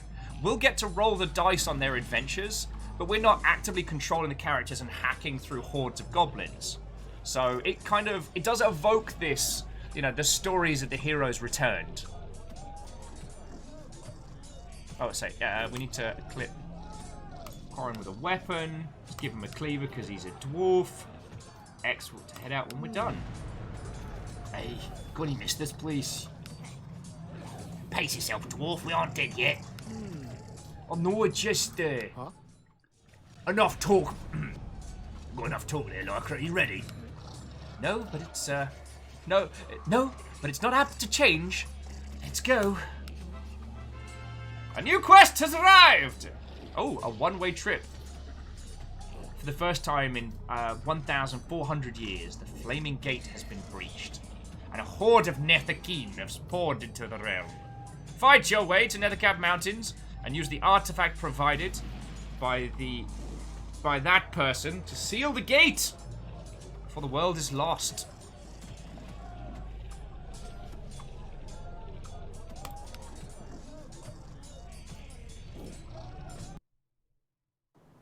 Alright. So outside of the Tavern management, this is the storytelling part of it. It's alright. So Tales from the Past, Chapter 1, a one-way trip. Okay. Well, it requires 4 adventurers. Oh, so join party, join party, join party, join party. Alright, so got our group of equipped adventurers.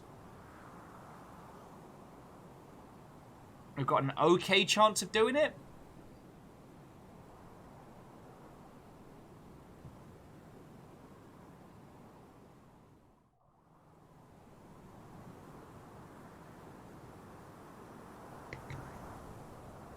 Alright, it's going to cost us a little bit to accept. A little bit of cash to, for supplies and food and whatnot. Let's send them off.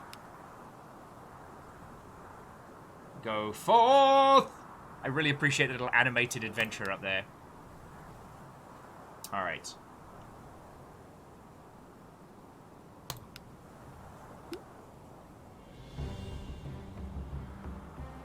Epic Tavern Prologue, the last ride of the Ravager 4. This is the story of legendary heroes who saved the land of Beor. The results of their final ride will affect the story world and change the characters available in your tavern. Yippee! Okay.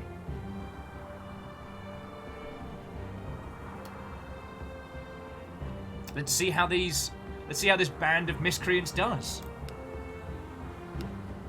Oh, got a conversation.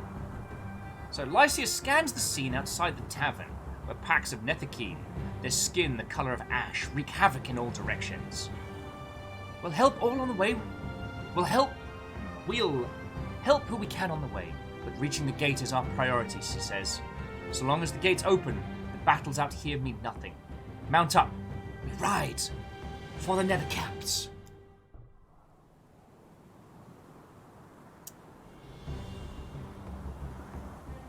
Ah, Wraith!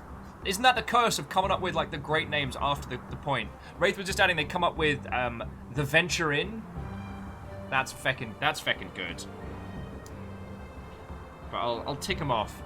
Now we have, like, a sea of. If Baron Sheep needs, taverns for Memnal. Oh!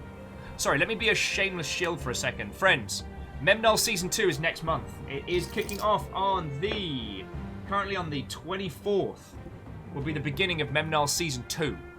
If you want to come up with characters, locations, if you want to add those to Baron Sheep's pool of things to pull from during the story, head on over to the Discord, check the Dice and More Dice channel for more information.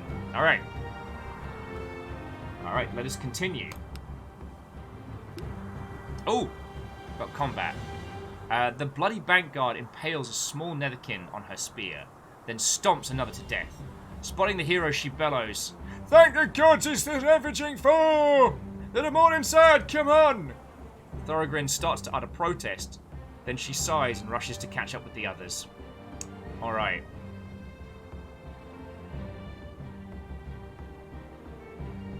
So, select an action. Oh, okay. And the Wronghouses wanted to add that they think of the prologue as rolling up the story world to be playing in. The results of these random encounters decide... The results of these random encounters...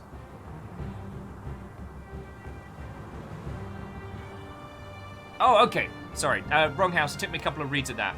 Basically, what Wrong House is saying is that this takes place a decade before we open It's Not a Tavern. What happens in this prologue, the dice rolls, the choices we make will shape the game world as we go into it. And I really like that idea. So Thorogrin's going aggressive because dwarf with an axe. Blaze is an assassin, so let's go precise. Like is a survivalist, so go defensive. And Merrick's a necromancer, so go balanced. Ha! Merrick got 69! Nice. Hindle says it reminds them of the intro to Tyranny. Yeah, no, I see that. And what's real cool down here is that we see all of the results as they're going through. So, like, Blaze got an excellent performance bonus by going with precision. So the heroes help the guards clear out the bank with minimal casualties. Stay in the vault! Stay in the vault! Leica yells to the employees and customers, huddled safely behind the bars. It's going to get worse before it gets better. Also, Tavern gains bonus gold! Check us out.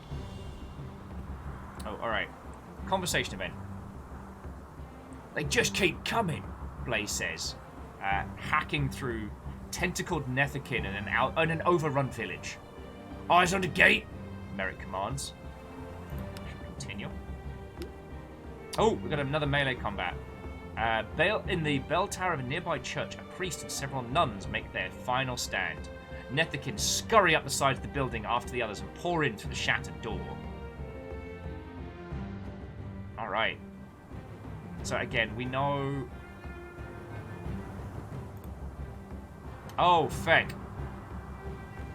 Thorogrin was a disaster there. Alright, Blaze. Blaze still doing excellent.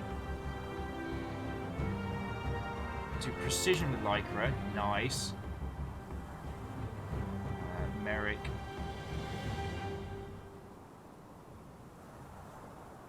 I'm precise with Merrick as well.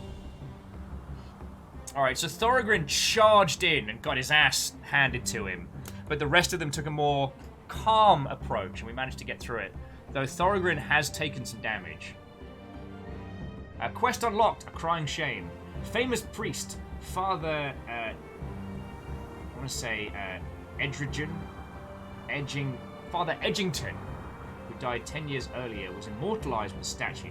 Now his statue is crying blood, and the new head priest is charging for admission. Investigate for fraud.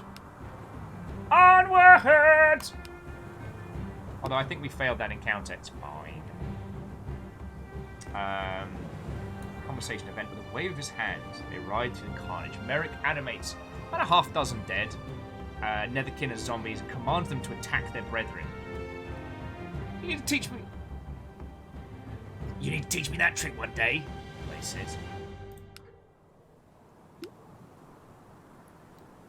Oh, and Wronghouse is saying, had we succeeded in that last encounter, we would have unlocked a former nun as a playable character. Interesting.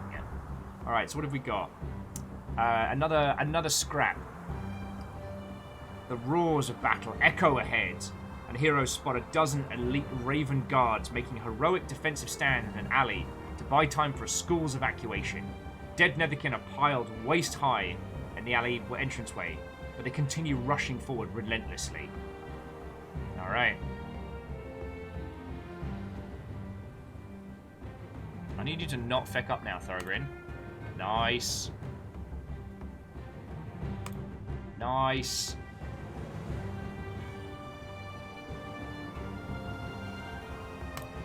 Feck. Woohoo! Oh, the kids will be fine.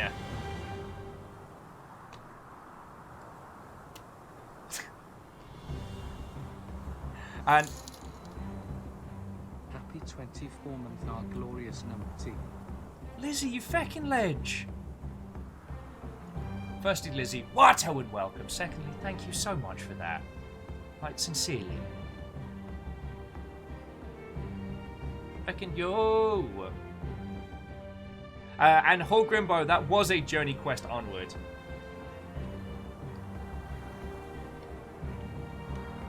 Okay. So yeah, we stood tall with the Raven Guard. We inspired Marley Nightfall to become a bard after witnessing the Battle of Meat Grinder Alley. Marley will seek out your tavern. Yo! We did a cool. And Lizzie, thank you kindly.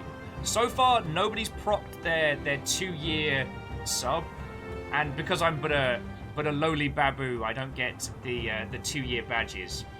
But maybe one day. Maybe one day. Oh, another conversation. Every second we spend here fighting is more of those things are pouring in through the gate. Keep moving. I've almost made it to the wiggly tentacle gate. Oh, feck, we've got another one. So this one's a giant Netherkins wreaking havoc in Merchant Row, hurling entire carts around while smaller nether creatures pour in. Be quick, take out the big one. We'll use him to kill the rest. Alright, we can do this.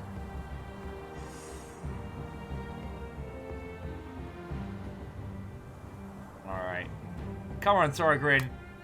Yes! Alright, Thorogrin's already taken it, so we'll just have the rest play. Feck. The rest play successful. Ooh! We got treasure, yo!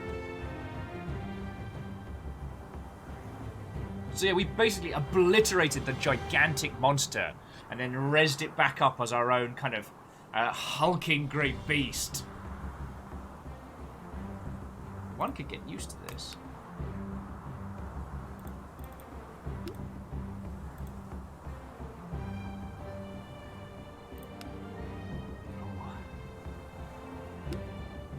Oh.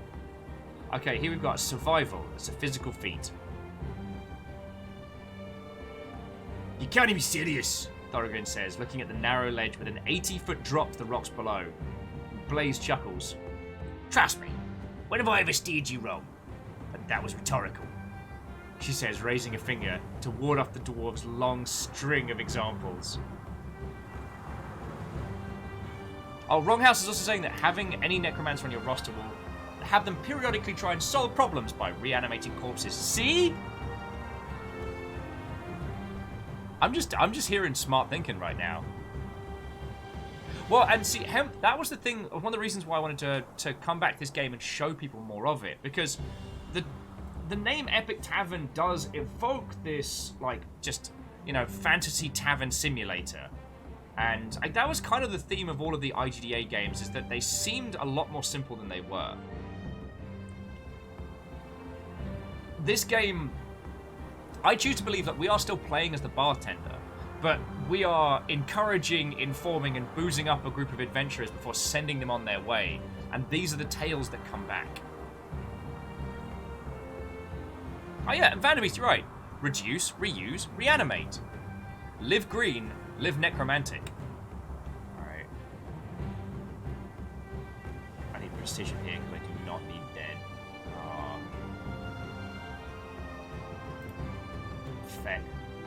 They are not going to make it. Oh, Blaze might. Oh, crud sticks. Oh, we are not going to make it.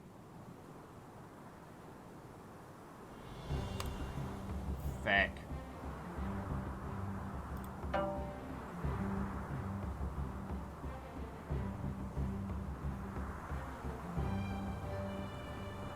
So everyone took a lot of damage. Everyone took damage there.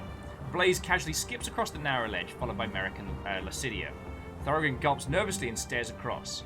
His protruding belly makes it impossible to stay flush against the wall, and he loses his balance. Only Lacidia's lightning reflex saves him before he topples into the ravine. Bloodied and a bit freaked out, he scrambles to the cave mouth. It's alright, nobody's dead, but that were bad.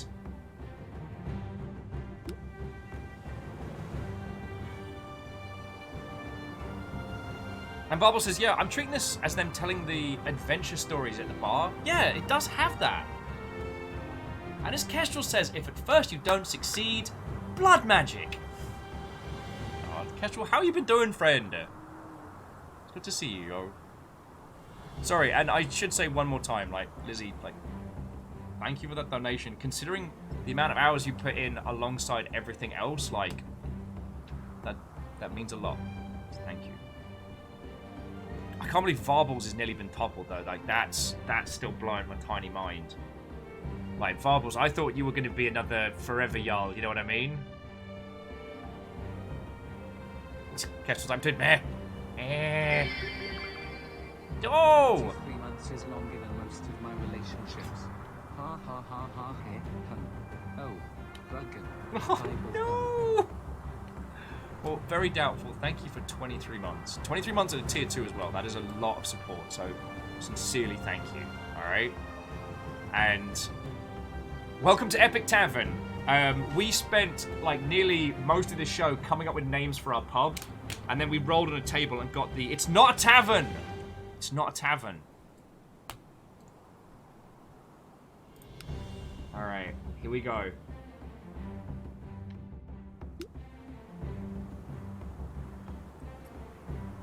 The Ravager force steps through the cave entrance and immediately spot its guardian, a nightmarish spider-like Nethikine, scuttering towards them on 8 human arms.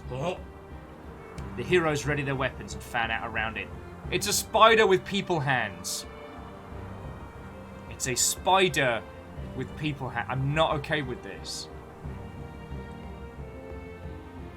Alright, Thorin, you got this. You don't got this. Alright. Wow, everyone is not pulling this through. Alright, we can still make it. Alright, come on, Merrick. Yes! The first 2 fecked it sideways.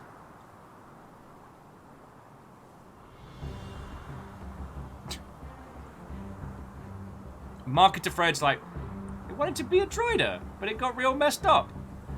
And, I'm gonna say, Zirion? This was a close one. Feckin' right. That was way too close for comfort. I was like, don't worry. Our axe-wielding dwarf has this. And the dwarf's like, feckin' weird. Alright, so we managed to slay... don't destroy the head. I want this one, Marek says. She nods and takes a slow breath and lets an arrow fly, killing the nightmarish creature instantly with a hit in the throat. With a wave of its hand, the necromancer reanimates the monstrosity and orders its guards to tunnel behind them. Oh no, so it orders it to guard the tunnel behind them. Alright. So puzzle. With a bone-chilling howl, a large pack of mutant wolves enters from a side tunnel to take up chase. Long, straight passageways open up into a large chamber ahead, and our heroes make a run for it. Oh, now you pick up your little feeties.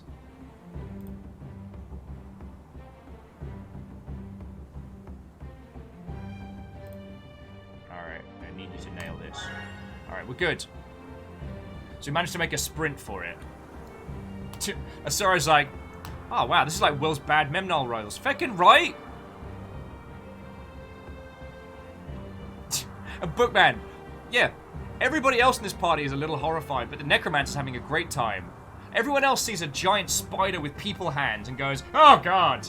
Necromancer's like, I can work with this! Though, if we think about it like as a bartender, if our bartender had six arms, that'd be grand. Or 8. I don't know. How many arms can we put on a bartender? A gargantuan 2-headed Nethikine stands guarding an arched doorway on the far side of the chamber. A bright blue light flickers over the passage walls behind him. The flaming gate lies beyond thee, Thorogrin says with steely determination. Alright, also we have to beat 69. Nice, nice.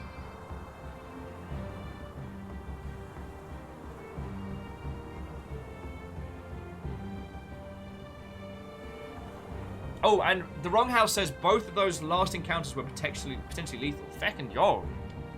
Well, here's hoping we don't get murdered. And yeah, Varbles, a lot of arms would be nice as a bartender. Alright. Thorogrin, now's your time to shine. Down in 1. Or not.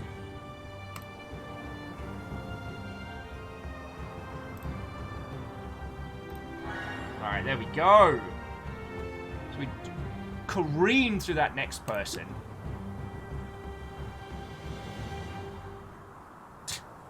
And Wraith makes a good point that no matter how many arms your bartender has, the punters will always complain they aren't serving fast enough. Feckin' right.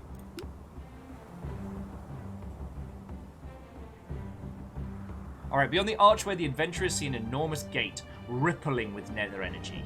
Before it stands the form of a young girl, bathed in crackling blue crackling blue flames.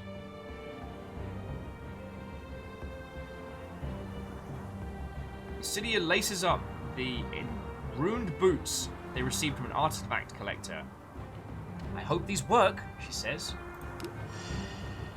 Alright. Impressive. The young girl speaks directly into the mines while idly playing with a ball of crackling blue energy. That is not safe. Join me and I'll let you live. Cydia shakes her head and taps the heels of her boots together, emitting a low hum. Appreciate the invite, kid, but you had something else in mind. Also, hemp, nice. Alright, can you please do some dwarven damage? Heck.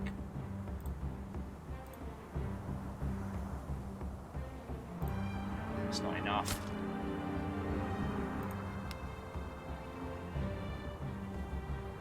Oh wow, no, they are all super duper dead.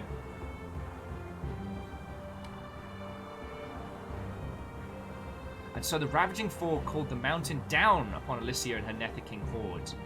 They just destroyed the mountain. Cydia and Merrick Ravos, Thorage, and Blaze Evershadow may the bards sing of their heroism unto eternity. Rest in pepperoni. I wonder what happened to Many Arms the Spider.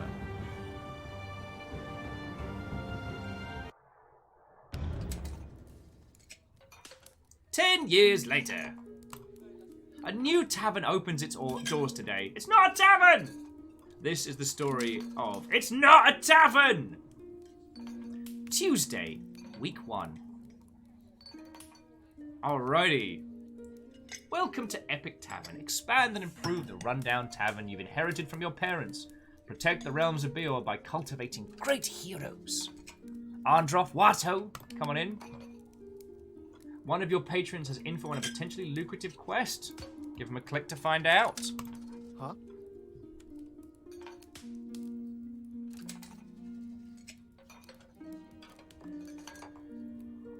Alright.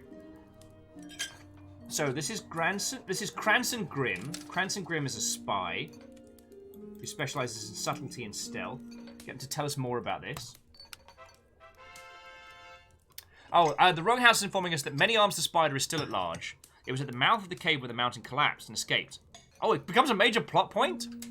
Okay, so what you're saying is that our potential dream of having a man-armed spider, or a people-sized spider with man... Sensors online. I'll get back to you on that one. All systems nominal. DX Man, what ho and welcome. 23 months. Not too shabby, friend. Not too shabby. Oh, okay. It is definitely more coffee time. Asari's complaining there's still blood on the floor. We inherited this! Anyway, so, Chapter 1, Level 1. The tavern has an unfinished basement which could be converted into a wine cellar. It would require the extermination of some ill-tempered rats who currently have run the place, but surely there's an adventurer or two who'd be up for the task. Okay, so stomp. Pick your poison. I'm not sure the difference. Oh, so one is we send adventurers in to kill them. The other is we poison the cellar. I'm not a big fan of poisons, especially in a place where you're, oh, I don't know, keeping booze to drink. So we'll do the stomp. Yeah, Diviteria, you're right. It's not just a bloody mace, a bloody mess to be cleaned up. It builds character. People are like, have you been to It's Not a Tavern? They got blood on the floor. It's right authentic. And I sit at the back still screaming, it's not a tavern. Also, where did we get all these pumpkins?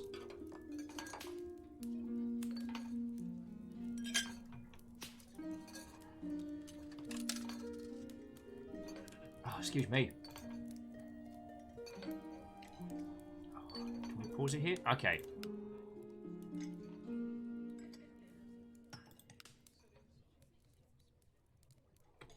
Okie dokie. Now, does it pause the... It does pause the music a little.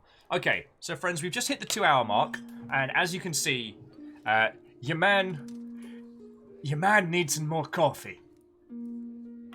Casual's like, when you inherit a bar, you inherit the pumpkins. Don't you dare throw them away. Well, I'm not gonna. I'm just like, I didn't realize we inherited the pumpkins as well. I was like, get pumpkin money? And Dark Pun Dealer makes a good point that we are not a real tavern owner until we hire a bunch of murder hobos to kill rats in the cellar. I mean, hopefully not get robbed. I mean, I've got the folding great axe of bullshit under the desk. Sorry, I realise that's a reference that means nothing to anybody. Ugh. Stories from Tales Past. We had a D&D campaign. The Heroes of Grolheim. God, we were evil. We tried to take over a bar, and in an attempt to stop us, the bartender suddenly became very, very powerful, producing a folding great axe from beneath the bar. Now, I don't know how a folding great axe works, but I'm intrigued by it. However, due to some well-timed dailies and shenanigans, we managed to defeat the bartender, get them to give us the bar, but then we realized they were unhappy, so what we did is we burnt down someone else's bar, and then we hired that bartender and killed ours. The end. You know, standard stuff. Also, if you're going to clean up blood, you need to do it quick. That blood's been there 10 years, it's never coming out. Plus, that's limestone, that's a porous type of stone, it absorbs fluids. You'd need to replace the whole... Yeah, you're right. Like, if we wanted to get that blood out, Shackle, we're going to have to replace the whole thing. And honestly, I think it gives us character.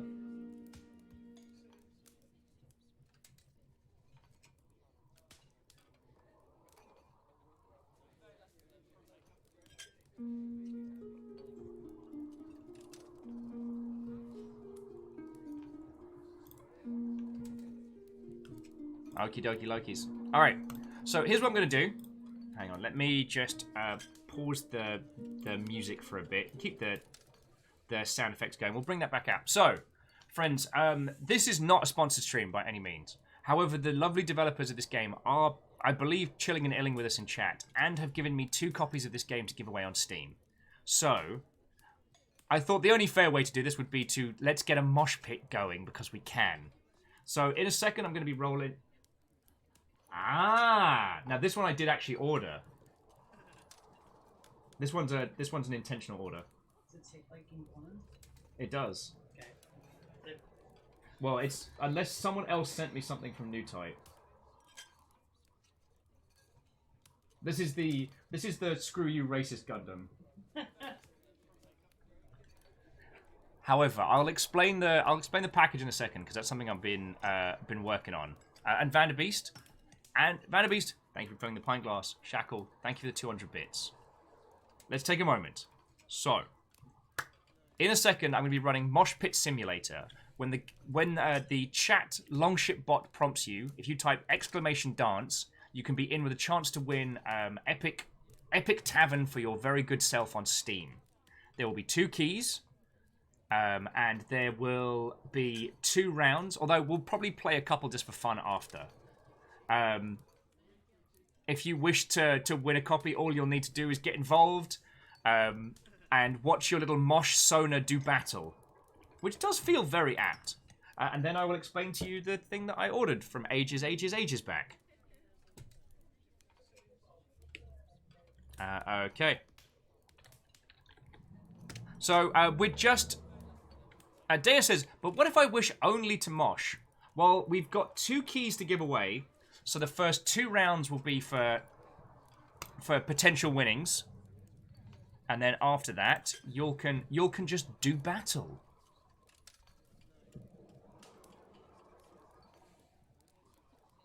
All right, but again, like, thank you to Tomo specifically for sending those across, but like, sincerely, yo. Okay. So we've got First pub. Second pub is yours. Alright. And you will have a... How long will we give it? You'll have a minute to sign up, dear friends. A minute to sign up. Very doubtful. It's asking for us moshing to spooky, scary skeletons. Lamentably, no. I don't have the ability to choose what tracks we mosh to on this one. This was a really useful little tool made by Pixel Maniacs, who are a great little dev team. Okay. I'm going to go get myself a cuppa. You're going to mosh to do battle. Win some keys. Have a good time. And whilst you are yoting each other around the pub.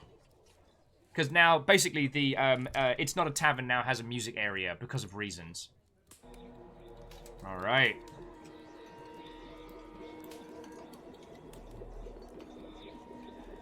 Alright, there we go. So, friends... I'll see you in the pit.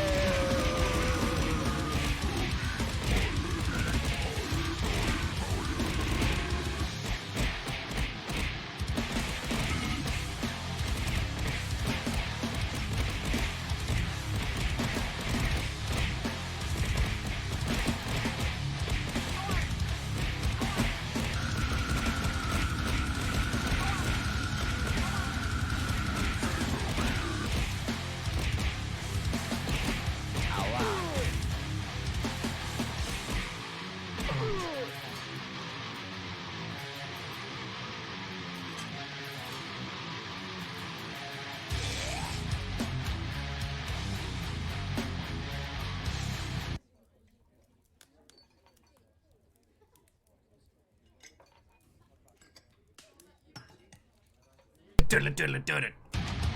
Alright. So from what I saw, it was Sadlin and then Alnis. So congratulations to you both.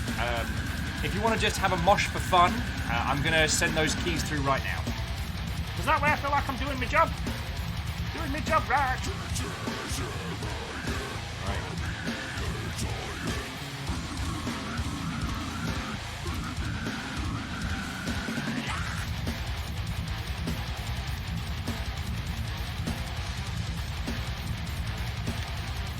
Righty.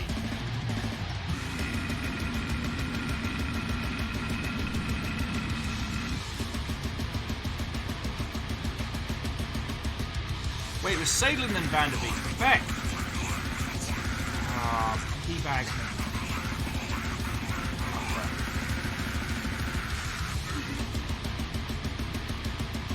The bot.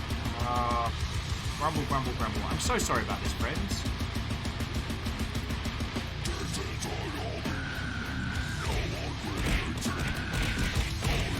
And Sadlin, I will sort you a code in just a second, friends.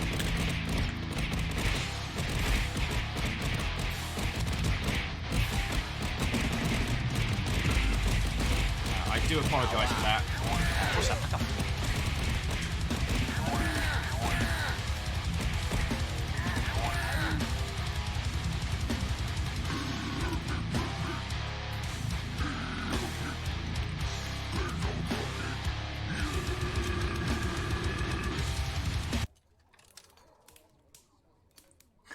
Salem's like, you know where I live. It's no worries.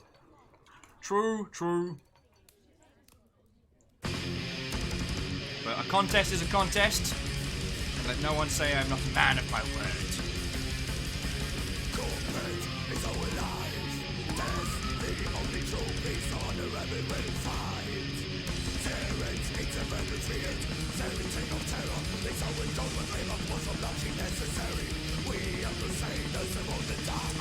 What was I doing?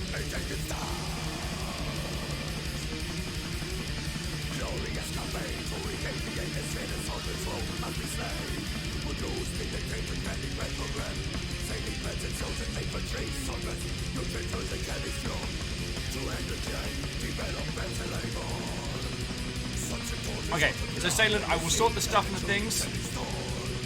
I will do one more random mosh before we get back to our tavern. Like I said, I've got food ready, and I can show you the things I picked up.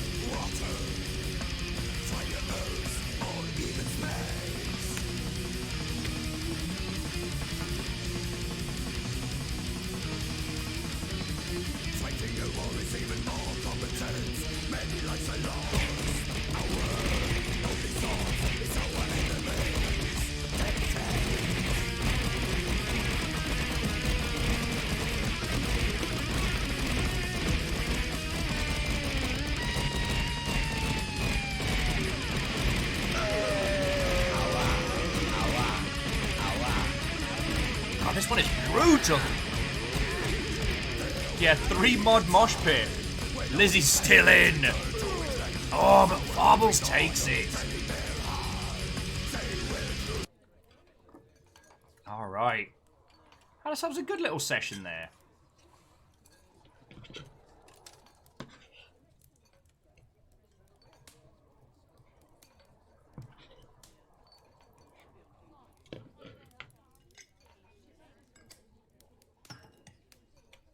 Lizzie, I'm sorry. I don't make the rules. I don't even make the rules. Okay, let's get the background music back up.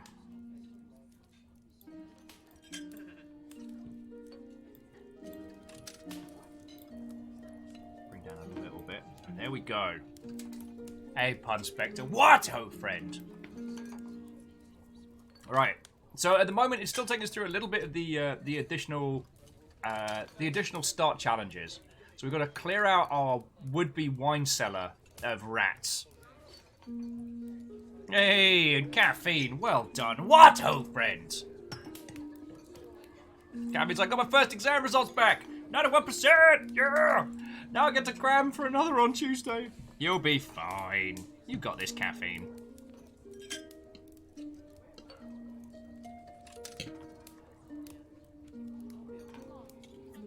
I mean, Moose, welcome to the party, friend. However, you missed out.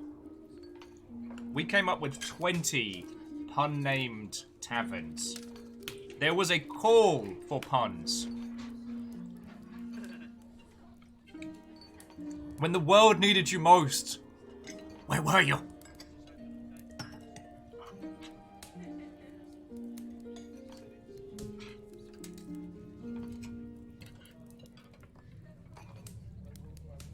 The pun game was strong. Alright, let's get this trundling through. Huh? Welcome to... It's not a tavern! Oh, so yeah, in the end, Moose, we made like a list of 20 top and just rolled on them.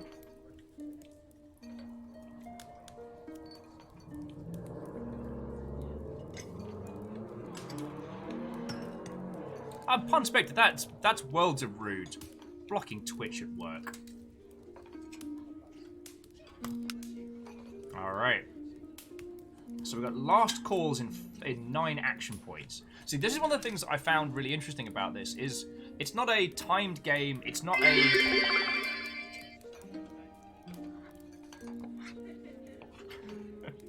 sorry, thank you for the 100 bits. I'll read the pun names out in a little bit, as there is 20 of them.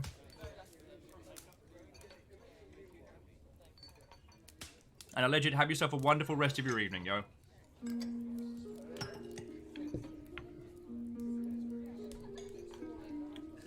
Jonathan Pope. What? Ho and hello! Coming in. We are playing Epic Tavern. I kind of got the heroes of yore very, very killed. And 10 years later, we opened our own pub called... It's not a tavern. It's not a tavern. Stop calling it a tavern.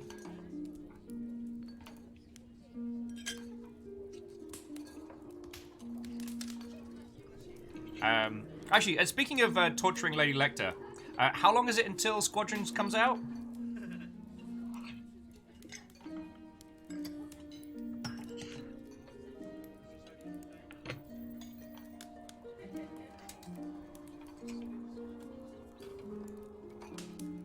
It's more of a gastropub, really.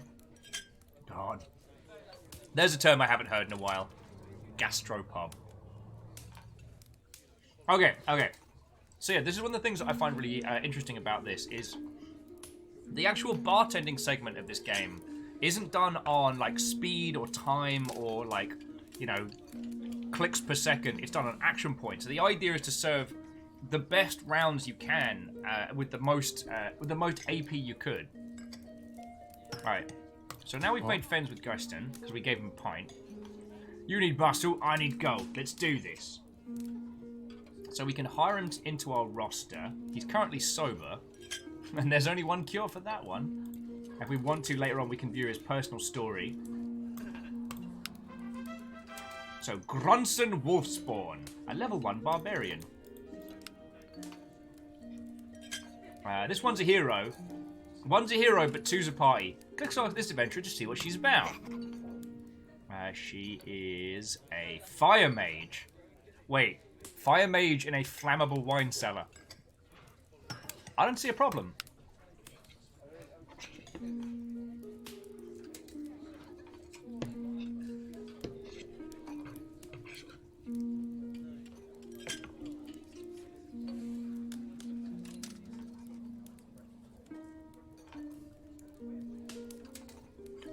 Dash is like, we're the Food City gastropubs we got.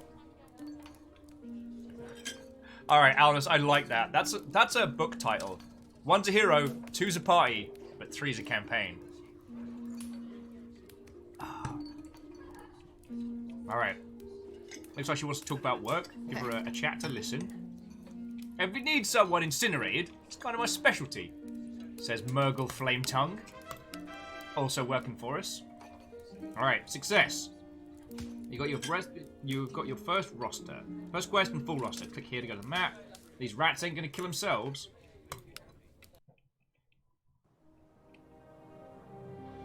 The Wrong House is adding, fire mages accidentally start fires is totally a thing. But sometimes they can solve problems in unique ways. Alright. So, Stomp. So, we'll send Grunson and... Grunson and Murgle can accept. Go forth! Well, I'm going to try not to burn down the pub. We kind of live there.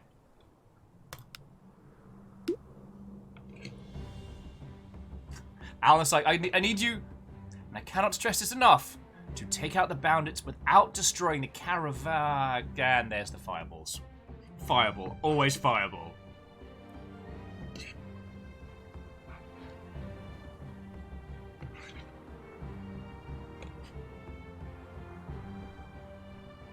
How goes the quest? Well, I think we finished it. What do you mean you think you finished it? Well, you know how you said it was a search and rescue? Yes. Well, we did the first bit. And then there was a lot of fire. And Wraith with, I'm sorry, I can't hear you over these fireballs! Fireball, fireball, fireball. Alright. So we're going to clear out some rats from the cellar. Kind of exciting to engage in something so stereotypical, says Grunson, rubbing his hands together. Feck. That would be me. Like, oh, we're going to do the atypical thing of kill some rats in a basement. Marvellous. Alright. Angry chittering greets the intruders as a pack of rats rush to attack. Alright. So we only need 6. Alright, well, you just stacked it, didn't you? How did you both fail? They're rats! Fuck.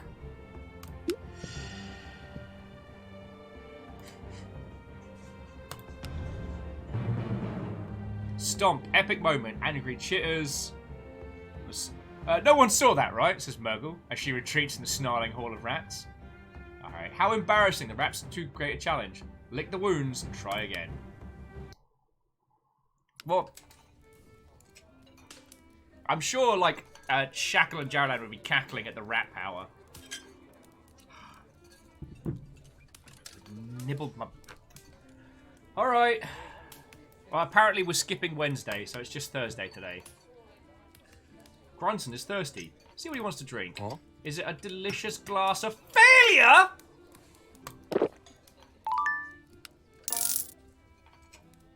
Alright, get you a pint in as well. It looks like you set off a drink chain combo. After seeing Mogul's order drink, Gunson decided he wants another. When you see the symbol, it means your character wants to join in this round. Click on the continue drink chain combo.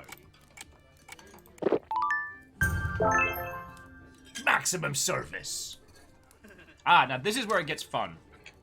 The idea of, you get one person a pint and someone nearby goes, actually, yeah, I will have a pint. And so you just kind of like quick fire serve using AP. Yes, yes, feast on the man-thing's flesh. You can tell who's in with the rats. That's how we ended up with Skaven. But, Shackle, thank you for the 200 bits, you're...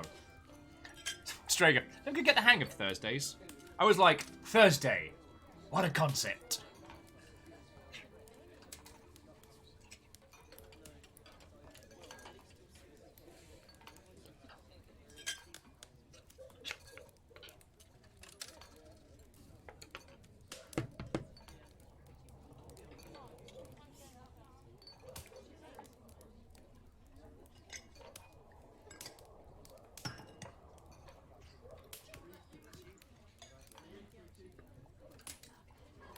Yep, you know what, Caffeine? You're right. There are no man-sized rats under Aldorf. It must just be my imagination. Been hearing a lot of chittering recently. Alright, well done, drink train combos. Maximize tips. Alright. Thank you so much. I'm lucky to have found this place. Alright. So what's Gustner? Oh, he can level up. Actually, currently he's good at hitting things. He's bad at throwing things. Seems to know a few things. Alright, I think that's going to be Grunson style. Hit things with weapons, know things real clever. And he's a social lad. He's not the subtlest. He's a social bloke and a good storyteller. Does this mean you'll get a raise? You'll get a raise when you kill some bloody rats.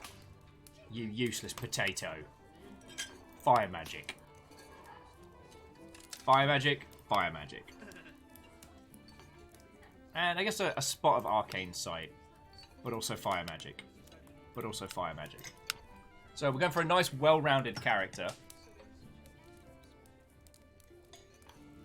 Lex is like, why is he sitting in a pile of blood? Everybody always asks about the bloody blood. It builds character. It's stylistic. It's what they call an aesthetic. A what? An aesthetic. You know, when someone's got the aesthetic like of some blood.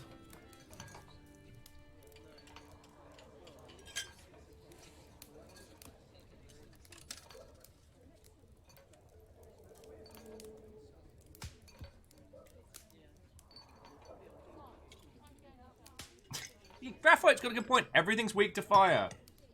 Alright, now I can't remember if we get to... Huh? I can't remember if we get to rename these characters yet. But we do get to know their personal story as friendship unlocks. Alright, yeah. So we do a drink chain. Yeah. And no requests nearby. Get these two a little bit drank. Alright, so got a new patron here. Grap Grigmore. Get you a pint. Oh. Who's this? Cratchus Grimblehorn. Them Grimblehorns is a troublesome bunch. Oh, what's up with you? You're doing out a bar in Millston. But a bad feeling about that village lately, I can't shake it. Well, let's welcome into... It's not a tavern. Please stop ordering drinks here. This is not a bar. Alright. Oh. Alright, and welcome the dwarf in as well. Still not a bar. Alright, and these two want to get another...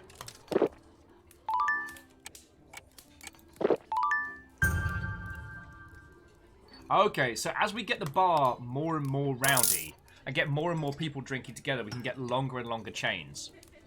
I love the fact that it's not timed. Like, last call is in 2 action points. Which means I can have a snack. I can talk to you lot. I can play this. Like, I love you, Stardew Valley, but your timed days make me stressed. Especially in early game. And then I get stressed, so I do too much. And then by the time I've done everything in that season, I'm just milling about being an idiot.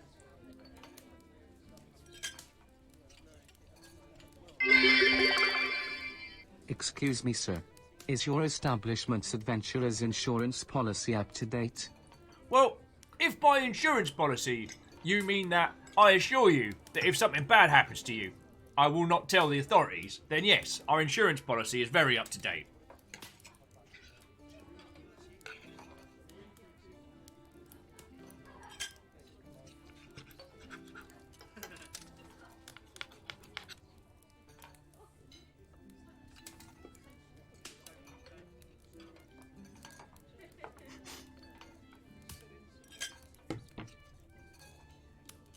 And Salen, I'm exactly there with you.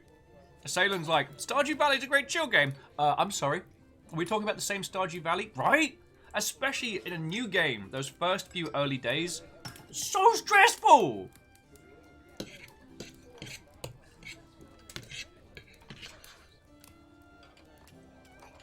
My character took to wasting his days playing video games to get away from the stress of running a farm. Do you know what happened? Do you know what happens if you get good enough at the little, like, the cowboy shooty gunbang game in the bar in Stardew? You unlock it for your house. You don't even have to leave the home. And yes, I see the bizarre irony of that.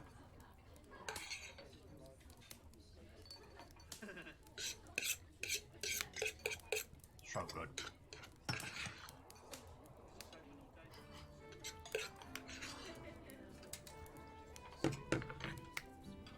That was fucking delicious.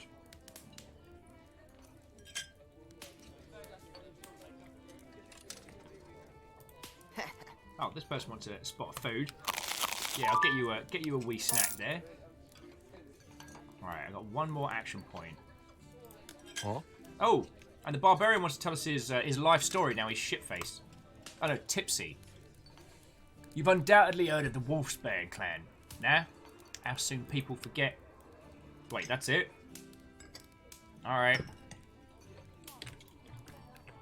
Drink 'em if you got 'em.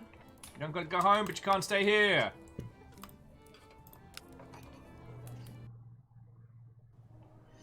Okay. So let's send those... Oh, wow. No, they don't have any equipment. No wonder they got their ass kicked. Alright. Well. Send them once more to go and handle those rats. Except for this time, they're drunk.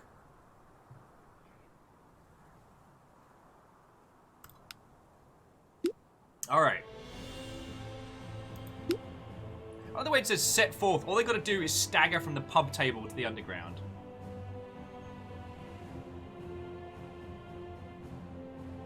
And Salem says, interesting, that follow-up didn't go through the overlay. Did you say a thing and it didn't come through? Because apparently we've had a couple of raids today which it hasn't procced, but I know most alerts are working because you lot stress tested the heck out of it at the beginning today. Alright. We're just going to be real precise about this. Alright? There we go. Turns out all I had to do was get them very, very drunk. Okay. So, to read through what happened in this adventure, can't be any worse than last time, Murgle says, heading down towards the battle rodents once again. They succeed. Our heroes were able to defeat a small pack of rodents in battle, which is literally the least that could be expected.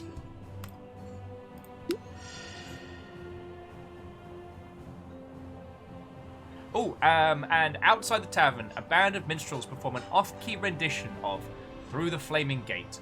The heroes applaud politely and head back inside before the next song starts.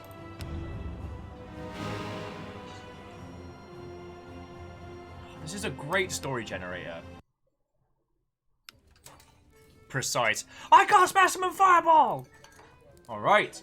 Successfully guided a group to adventures. Sweet. New damage. Dirty kitchen! Which of you buggers got into the kitchen? I'm gonna bloody pay to have that cleaned up! We've got enough gold. Yeah, alright. We can afford it from the coffers. Alright, so currently we're serving mead and Ale Town porridge. We can get some Ouse wine. Pick the old... Oh, I am not serving sparkling fairy water. Infused with magical pixie dust. Also their wings. And the occasional leg. That is the feckin' White Claw. That is the White Claw of the fantasy world. I will not serve it in this fine establishment. But I will serve you chicken wings. Chicken wings and wine.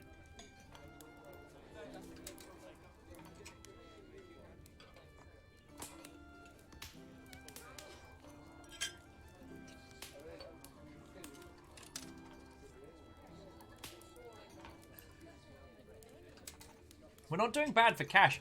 We could bring the price down on the house wine for a bit. Yeah, Great Blue Heron. They misspelt LaCroix.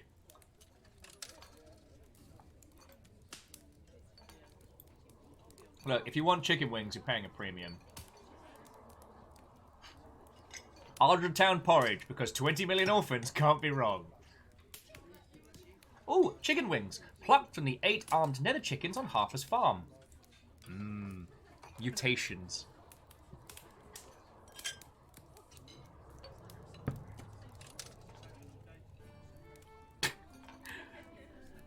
Mead. This smoked honey mead has a dry, sophisticated taste. But more importantly, it'll get you wicked ripped, yo. Qualities. Nothing noteworthy. You've obviously never had enough mead. Alright, business summary. So we sold like a couple hundred things of gold, a little bit of food, additional lodgings. We didn't sell any equipment. And we had to spend 20 on whichever you buggers wrecked the kitchen. Alright, drinks, meals, all. Alright, let's get another keg of mead in. That serves 20. We're not going to serve 20 pints of mead tonight. No, we are not. You know what happens when Will drinks 2 bottles of mead? Does anyone remember the end of Longship Day? Because I don't. Alright. Got ourselves a few new customers here. Alright, so here's our roster. Now, I remember asking this during the interview. Do we get to rename characters? Or is that something that comes later on? Do we have to unlock that as a feature? Because I'd love to have some of you lot as the patrons of our tavern. Ray's like, sorry, it's me wrecking the kitchen. I was making toast. It did not go well. Terror. Alright. But I like this because now we're kind of having a look at the bar as a whole. We've got new patron. Curtis the Paladin wants a pint. Granson wants a chat. Oh, Granson and Marl aren't talking together.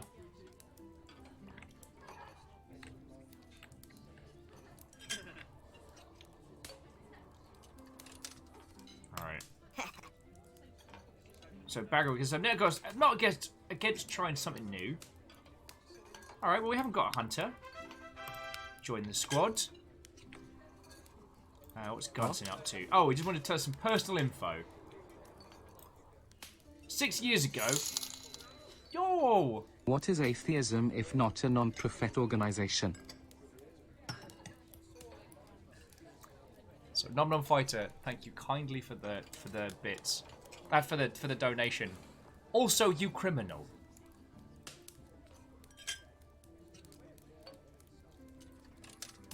Oh, so, and Wronghouse says most characters are renameable at the moment of hire. The custom characters aren't at the time, but any procedural characters can be renamed. Okay.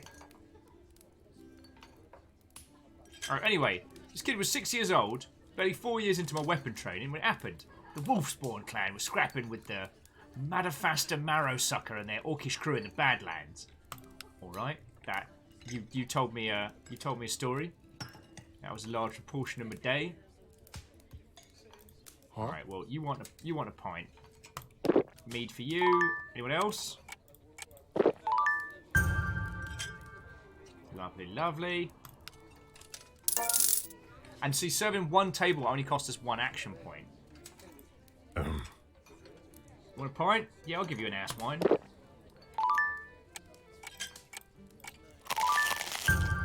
And, oh, he just wanted some porridge. Dude. Pub porridge. Don't be that way. New patron. Tankard of mead for you. What? You didn't like it? The fuck out of my bar. Sorry. You don't like my mead? You don't like my mead? You can get on your bike, sunshine. On your bloody bike.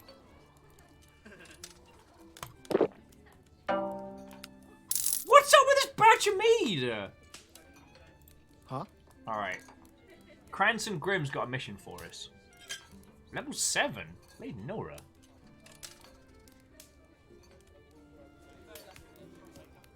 Reflective says, do not make me dad joke you. I am a dad. I have a license. I can't control them. Oh, Wronghouse says, among your current characters, only Crancis can't be renamed. Alright. Well, let's find out about this quest. Oh! So, your drink menu leaves a lot to be desired. A bit of asking around yields 3 potential new beverages for the tavern. Which one will they be? Alright, so we've got some choices here. Ardtown Distillery Company has put out a call for heroes to help dispatch river monsters. In exchange, they'll provide the tavern with an ADC's infamous scorpion shots. Bayer's famous taverns, the Hungry Huntsman, has a signature drink called the Death Kiss. Steal the recipe, rebrand it, the Ravenger in honor of your parents. Mead's been poisoned in retaliation for killing the rats. Look, alright, I needed this. I needed the space. Don't he poison the mead? It's the good stuff. Poison that fairy shite. Alright, so we can steal the recipe from the Hungry Huntsman. Turns out Merrick and Lacidia were our characters' parents, which I quite like. Or, come back to the moonshine. Netherberry moonshine isn't legal in the legal sense, and is only sold in undermarket merchant field spare spirits, which teleports around to avoid attention of the authorities. Grunson has a lead on where it may be next. Okay. So Asari just is like, shot, shot, shot, shot, shot. So we can get a signature drink called the Ravenger. We can get Scorpion Shots, which is making me hurt like my 20s did. Or we can steal Moonshine.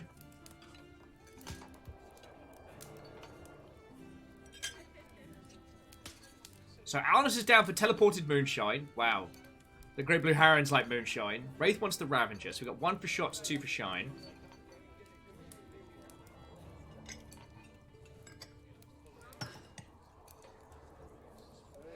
Oh, and 1 for the Ravenger as well.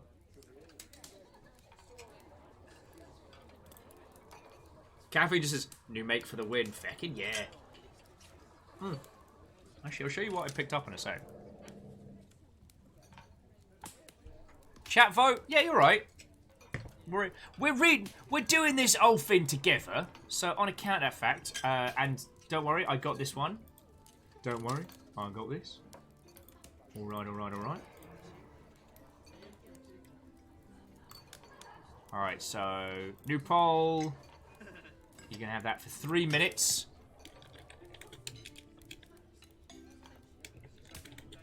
Next drink. So we got shots. Oh. Yeah, caffeine. I'm getting slow. This is because I heckled you in the pub crawl, isn't it? I'm not saying it's not deserved.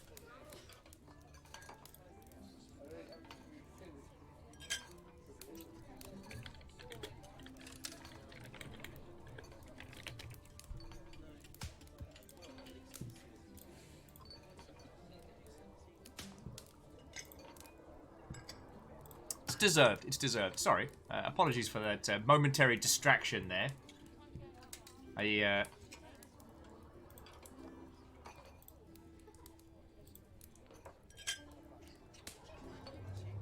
Yes.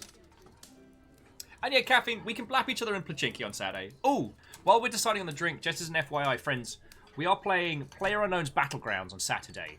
But we are playing Longship only private game. It is going to be slow. It is going to be ridiculous. And it is going to be just for us. And the idea is we're going to try and make friendos on the fly. So there'll be no rules against teaming up with other people in the world. So the idea is like make a group of friends where you land. Like bundle in a car, take your time. Though there can be only one at the end, so you then have to decide who out of everybody gets to win. Oh, caffeine. I think I played a little bit of it post the before times, but like this will be the first time I've gone back to it in a long time. So yeah, it'll be interesting. And there'll be plenty of time for people to heckle at each other, or the way I think it's going to go down. Oh, and of all the votes, the Ravenger is what we're going for. Sorry, I thought you wanted shots. I mean, I'm entirely okay with this.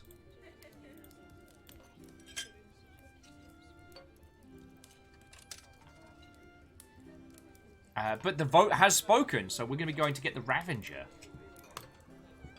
We need some conversational sorts.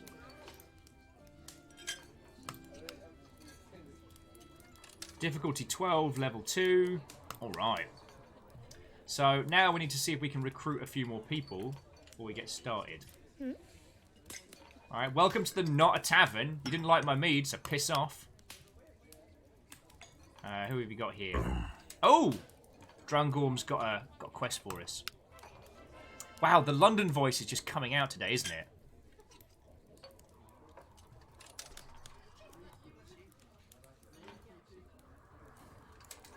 And Stooge, I do hope that they've improved optimization. Well, and remember, PUBG was the thing that Unit 0 could run. This does it a whole bunch. Grazcore, Digital Grog gets your landiny. How are you doing, friend? Watto and welcome. We're running a pub. This is Epic Quest. No, Epic Quest is from Mythic Quest, which does me a damage. This is Epic Tavern.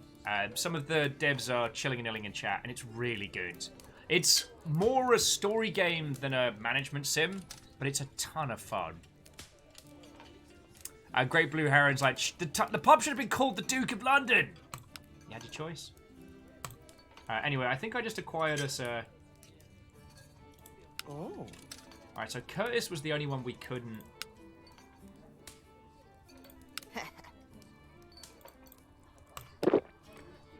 Oh, so chatting with him gives him an action point. I'm gonna work out how we're gonna... Huh? Alright, welcome to It's Not a Tavern. Night Striker by name. Drum form. Welcome, welcome. Alright, so who gets the last pint?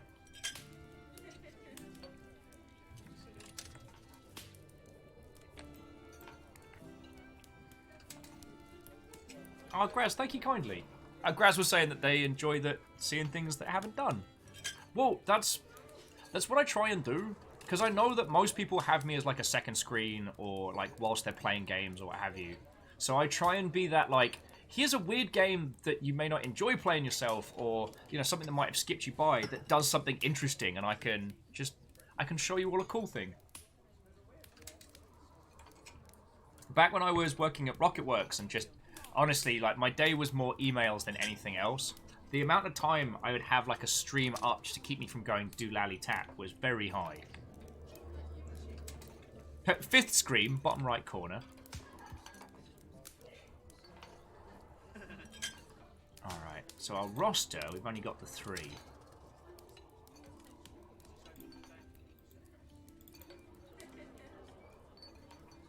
Do I have to rename them at the start of Alcoholic Frivolous? Oh, we are going to get on just fine. You lot need some gear. That's neither here nor there, is it? Blaine, I could serve you last, but you didn't like my mead, so you can get done.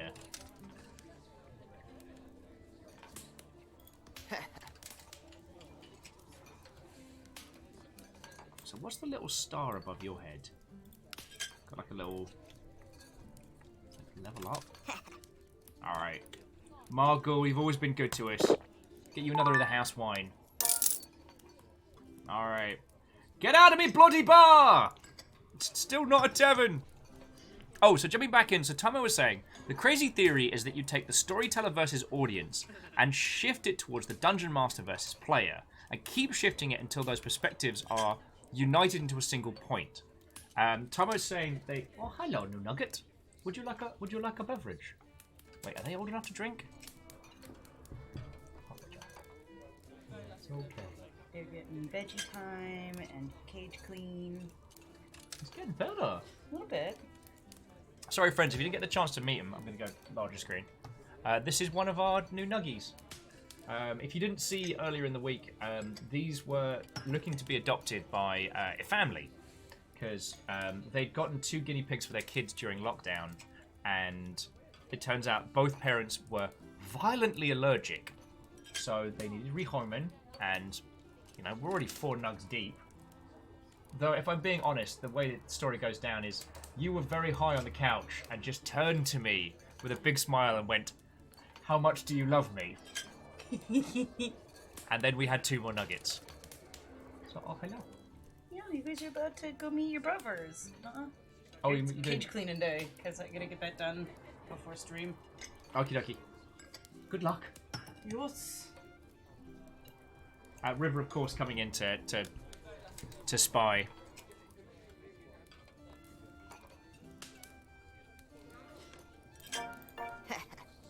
Oh! So, thank you for that cheeky little tip. I've just found out that I can clean up the bar a little bit on account of the fact I might want to. But yeah, so Tomo, the idea of just taking it like to the reduced elements of being a dungeon master in a game, I really like. Like, honestly, I wish I hadn't shagged my voice quite so much last night, because... Oh, and here's the other of the new nuggies. He's hard to catch. This one is a lot more nervy. It's okay. It's okay. It's okay. Once again, nuggets. Nugget. And these are the people that make sure that we all get to eat, so please say hello. Still getting used to it. But, like, I remember how Atticus was at the beginning and stuff. Like, Yeah. nothing that a little bit of cuddles and a lot of parsley won't solve. Yeah, they're about to get like a buttload of lettuce.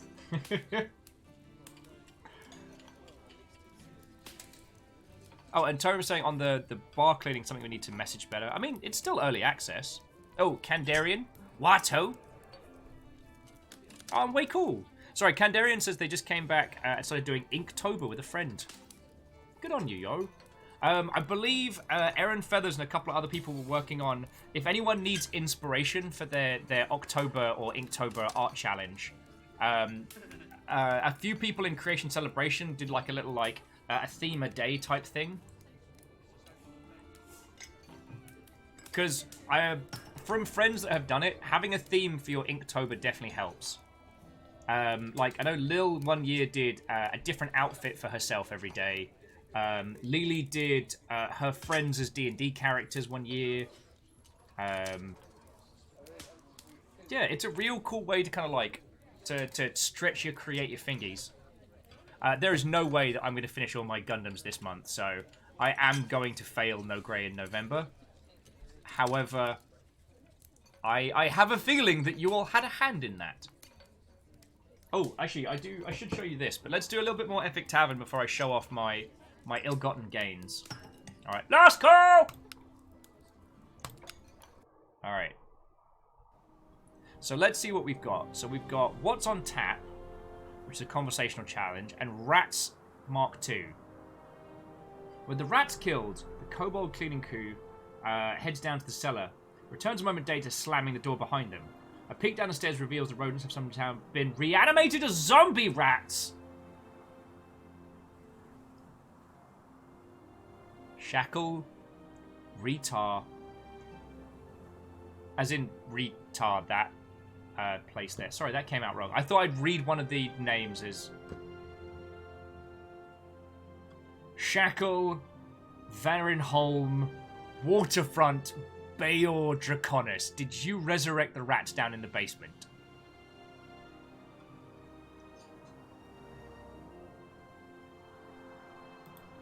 Because I don't think I... Yeah, I don't have the conversational adventurers to do the one downstairs just yet. So I'm just going to send this lot off to clear out the next round of rats. Oh, Grazcore says, have you heard of January yet? Making music every day for a month. Kind of excited, but nervous to take it on. Well, way cool. Sorry, friends, I'm being a terrible host today. So Grazcore is a chiptunesian artist who I have had the pleasure of seeing live at least once, and is an exceptional performer. Has been doing a lot of like digi gigs from home, rave from your house, I believe, and is responsible for one of my favourite stickers, which is the Sele logo from Evangelion, but pizza. So, friends, do throw Grazcore a follow. If chiptunes and bleep bloops are very much your thing, I do wholeheartedly recommend them. I wouldn't call myself a chiptunesian connoisseur, but I like them a bleep bloops.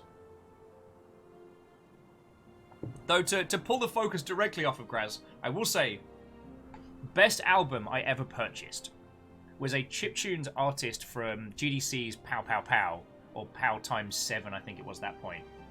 And I'd heard the band. They were good. Little bit of guitar, a lot of bleep bloops. Like, nothing to change your world views about. However, and Graz, this is the point where it's going to kill you because I can't remember the name of the band. The CD was itself a little musical instrument of sorts. It had a motion sensor that would make noise. Yo! Greenfire, you hacking legend, thank you for gifting a sub to Graz. That's very kind of you. Like, I can't even pretend with House Carl's Hunt the Unsubbed is anything other than just lovely. But yeah, so it had one of those like little sensors as you move your hand through. It would make a noise depending on how far or yeah. A friend of mine could actually make real people noises, which was impressive. Oh, so if we had multiple heroes, we could send them on multiple adventures. Lovely. Sorry, I was like, whoops. My hand did a slip. Alright, now we're going to handle the zombie rats. I just saw Shackle. Giggles in Skaven. Zombie rats. Oh, and Lecter's saying they should get back to drawing. They haven't done it in over a year. Well, yeah. I don't... So one thing that someone was saying this year is like, you know, 2020 is very stressful. Like, don't kill yourself trying to do 30 drawings. But then don't feel like you have to show them all off. There are a lot of very, very talented artists out there. And there are some very talented artists who know how to make sketches look like they are, you know, incredible 20-hour masterpieces. And often it's easy for all of us to fall in the trap of comparing ourselves artistically to others. Hell, I mean...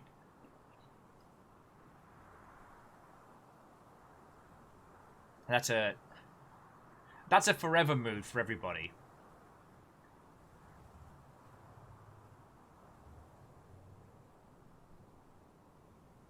Oh, so Grad says that album sounds like the Tristan Pish release. The CD dual case with 30mm jack that allows you to hear the chip tunes from an actual circuit.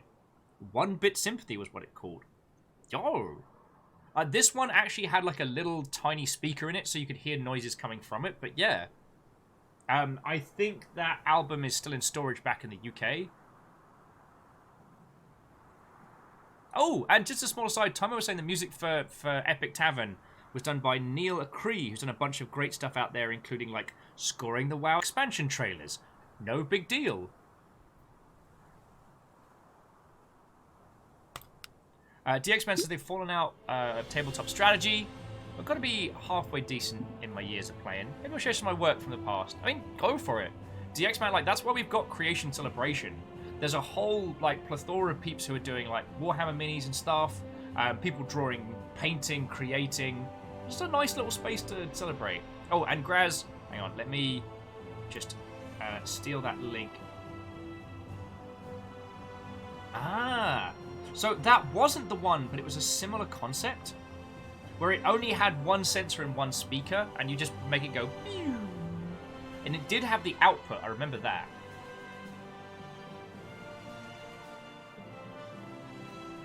It definitely was a different case. Oh, sorry, here's me getting very distracted by stuff and things. Very distracted by stuff and things.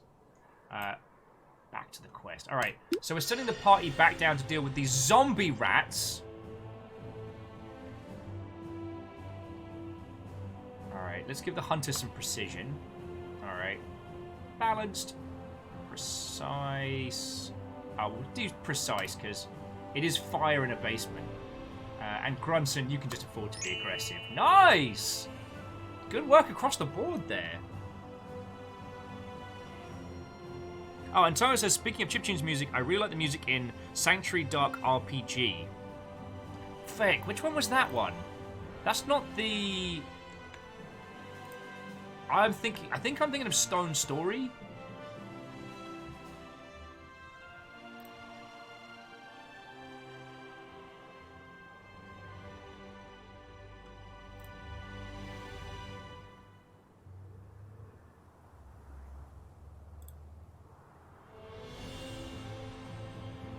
Oh, wow. Yeah, no, Sanctuary RPG.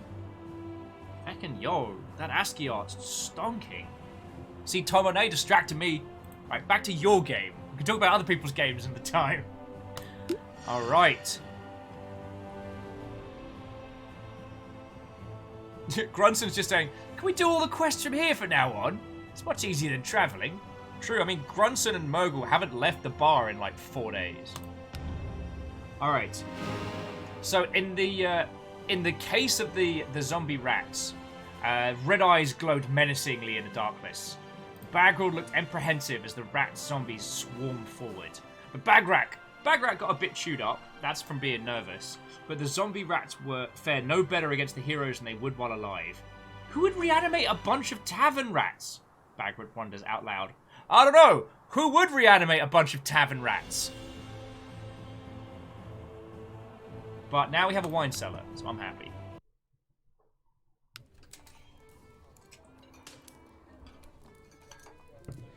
Oh my feckin' life. Backed up outhouse? Alright, that's it. Burrito Thursday is cancelled. Done. We're cancelling the burritos. unplug the shitter. My word. Alright. Set menu's good. How we doing? Oh, we're doing great for mead and booze and everything. We did acquire some sparkling fairy water, which bit unapropos, that. Nom Nom says, I mean, we could still have Burrito Wednesday and Burrito Sunday. Yeah, just don't know what it is about Burrito Thursday. Just, that's the clogger's day. Oh. You ever say something out loud that you really wish you hadn't? Alright. Open the doors! Oh, new expansion available. Each extra wine rack increases storage space. Greater variety of drinks on the menu. Alright, so... Is it in decor? Port. Alright. Roster. Oh. Bag rack can level up.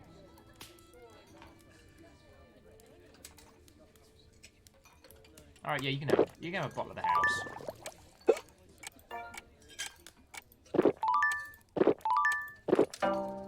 Back. Darn it! I didn't realise they were all going to start drinking together. Alright, more fire. More fire. More fire. Little bit of spycraft. More fire. Balance. Alright, where were we? Oh, expansions is down here, sorry. Alright. Menu and stock. Expansions. Coming soon. Report. What a cool last call already. Sorry, here's me getting distracted. Ah, see, this makes me feel like I'm doing good. Tommy was asking where Graz's music is. And I'm like, yeah, all the cool peoples are coming together.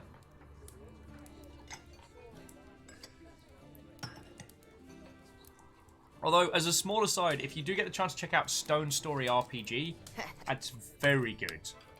Alright, once bitten, the clash with the zombie rats has shown even the best heroes will sometimes get dinged up. Wounds slowly heal. But once you can select your heroes by placing them in your infirmary, once you build one, that is. Oh, Curtis, you don't need any more chicken wings. Leave me out of house and home. Full roster. Click to manage. Wait, where? I only have 3 heroes. Huh? Okay, thank you for sharing.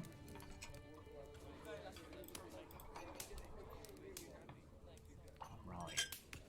Sorry, here's me getting mildly distracted. Jonathan's saying, World of Warcraft expansion just got delayed and CD Projekt Red has entered mandatory crunch. What the hell is going on? CD Projekt Red have been known for biting off more than they can chew, and their feature creep has been visible over the last few years, so I'm not surprised. I was very surprised they came forward and said there would be no crunch. I'm not saying that I'm happy for it. With World of Warcraft, I can only imagine that Blizzard is really struggling to articulate into the current working situation. It's real hard to go from big studio to work from home. Not on a personal basis, but on a production basis. So I can understand they're probably way behind schedule. And I would always rather they take their time. I also know that the thing is, World of Warcraft doesn't have to worry.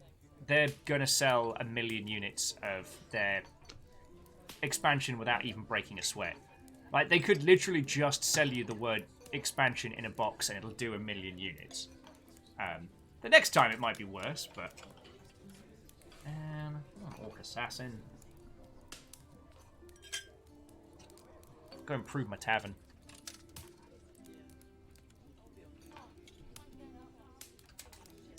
But CD Projekt Red have committed so heavily to the point where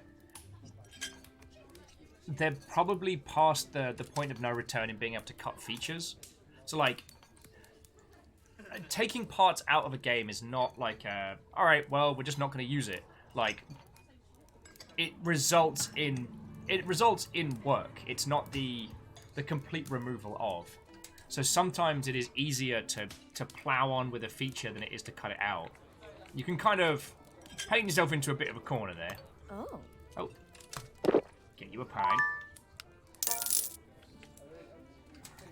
See if we can start another round.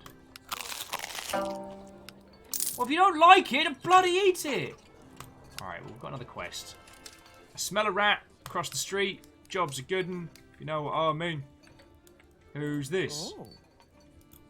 Welcome to the tavern, stranger. Alright, here we go. So level you up. So ranged. Not very good at partying. Very good at perception and scouting, though. Alright, this person wants a drink. Let's see if we can get another chain going.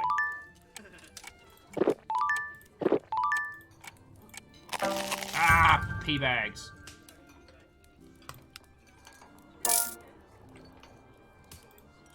Oh. Would you care for another mead there, my assassin friend? What do you mean you don't like my bloody mead? Huh? Everyone's being a jerk today. Piss off! Right, I'm don't like my mead. Closing my doors. Oh, share some personal info. Grew up in the Badlands. My wife wasn't particularly friendly. Okay, now that's all right. All right, here we go. Last call. Oh. Curtis, get this party started. Nobody likes my mead. Nobody likes my chicken wings. Why does everyone keep coming here?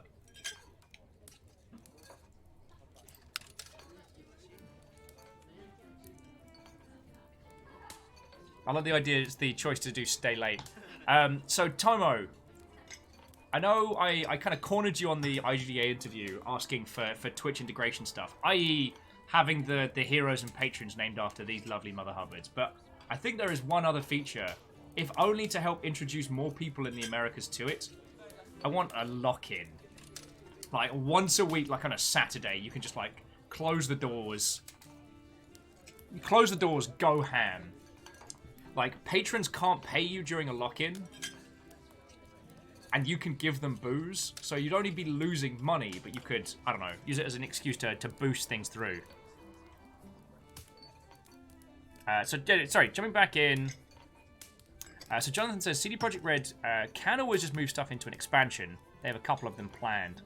I do feel that a lot of it is at launch promising. And they are very aware of the stakes.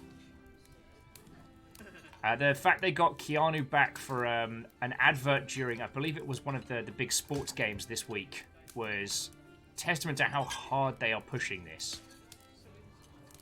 Then Jonathan was just adding crunch culture management is the crunch culture is a management issue, not people are doing the work. I mean, no disagreements here. I don't know if Kindball's with us today, but Kindball's a very good friend of mine and an exceptional producer, and good production saves so much heartache.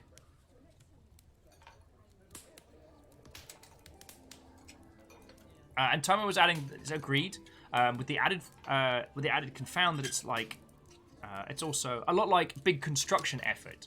So the friction of the things just stacks up. When a lot of money is at stake, everybody gets cold feet for almost everything. Oh yeah, moving launch dates is a terrifying prospect. With that much money on the line. Like, if Cyberpunk 2077 does everything that it sets out to do, it will make vomit-inducing amounts of money. Like, upsetting amounts of cash.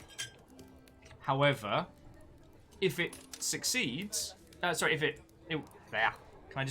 have a do-over on that sentence?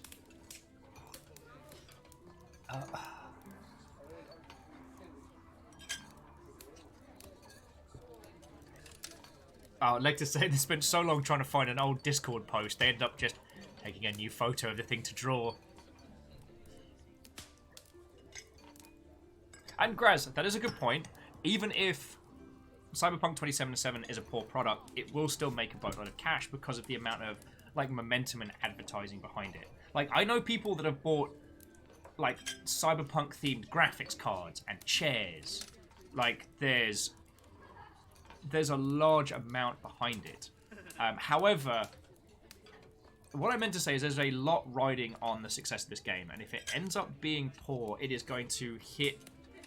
It'll hit the industry hard. It'll hit Poland as a country hard, and it will definitely remove CD Projekt Red's current fan perception, because at the moment there is a very, very, very large number of people who are just vocally in love with CD Projekt Red's work, and they will support that dev to the ends of the earth.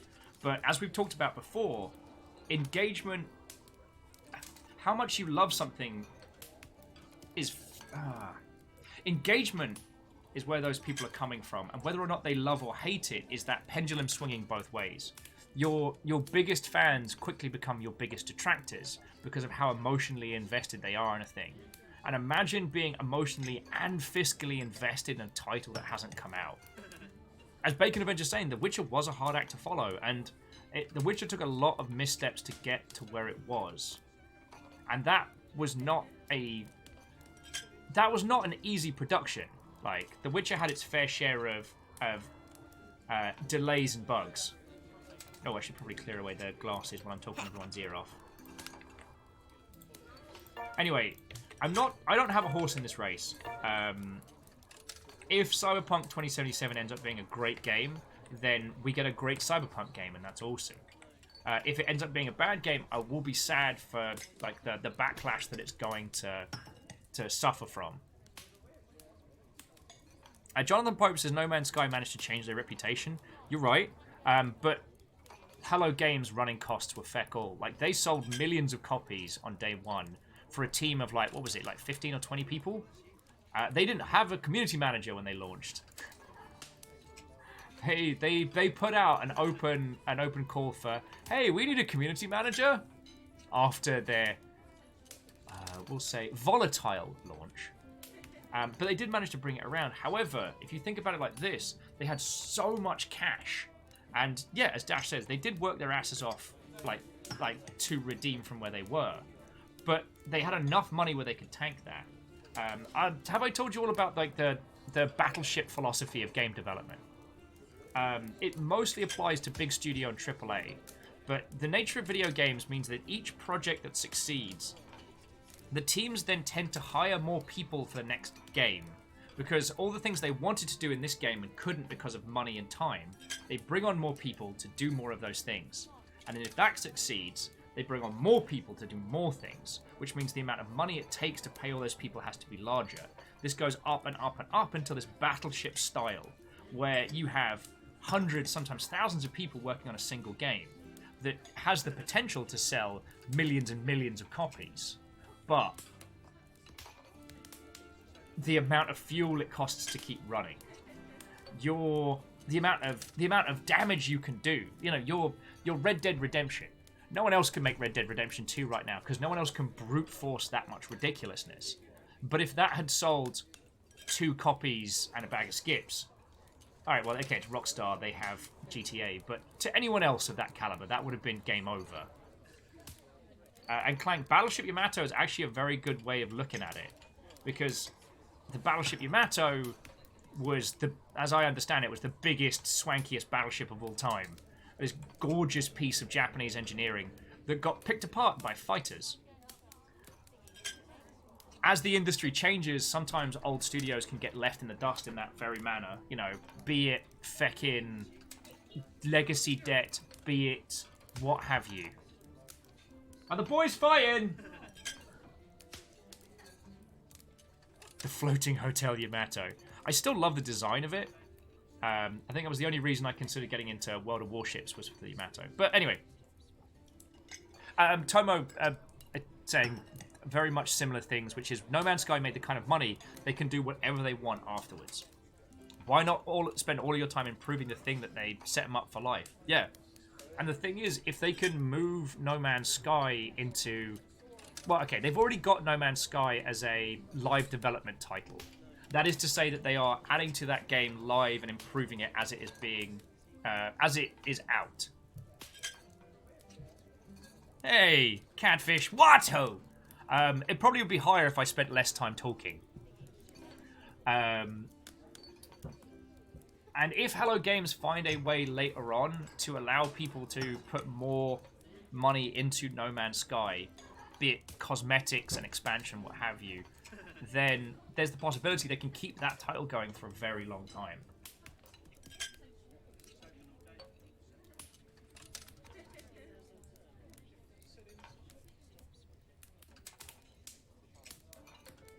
Varble says, but also Last Campfire recently released from Hello Games. They played Last Campfire and it was delightful. Yeah. I mean, they're using their money. So, the reason I have beef with No Man's Sky and by extension Sony was because they did this incredible campaign where they set up a teeny tiny little indie game as a title able to dance with the heavyweights. Like, you know, Steve Murray was... Is it Steve Murray? Whatever his bloody name was. The Hello Games' frontman was on, like, American talk shows. He was in the news. Like, Sony put him front and center. Come on in. Are you in trouble? Are you in trouble? River's coming and just laying down by my feet. You better not try to eat the guinea pigs. Dunny, eat the nuggies. Sorry. Life as a dag. As a dag keeper. But yeah, jumping back in. Oh, Tomo was saying they're kind of a military enthusiast, so... Yeah, no amount of World War II boat can compete against waves of planes dropped in torpedoes.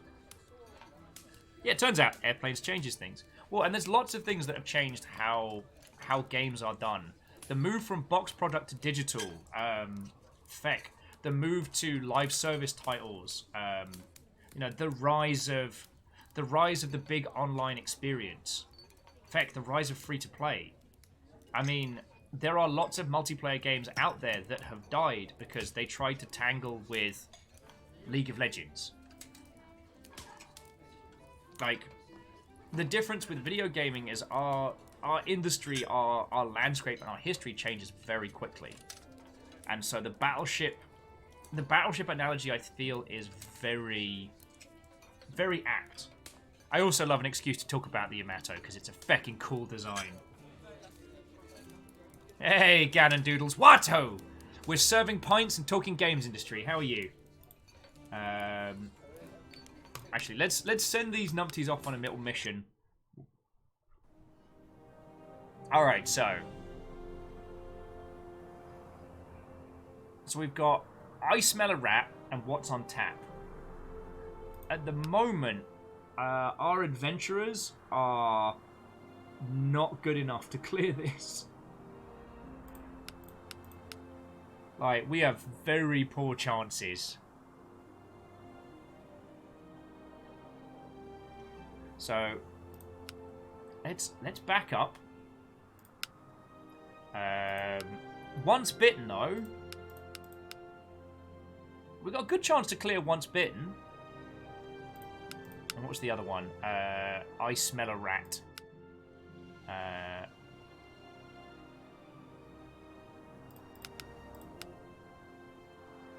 I don't fancy our chances. Oh, wait, we're not too bad in the social.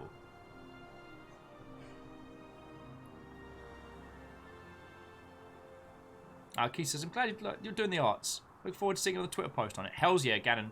Oh, and friends, if you haven't seen, Ganon Doodles has been doing some animation tests.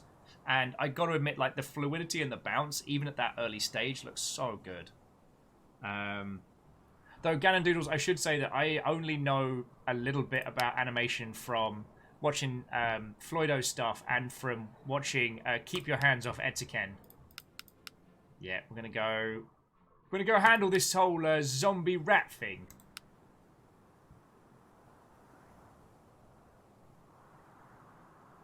Oh yeah, and Ganon, you're more than welcome to post it in chat. The only reason we have links for subscribers is to stop bots from posting the click this link to totally see a clip, and then it's like, oh crap, I got my account stolen. Well, I'm gonna have a look as well because I'm allowed.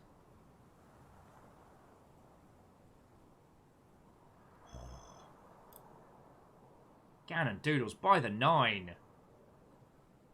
Color work is incredible. Fucking hell. I do wish I could afford to commission you at the moment. Like, because fucking yo.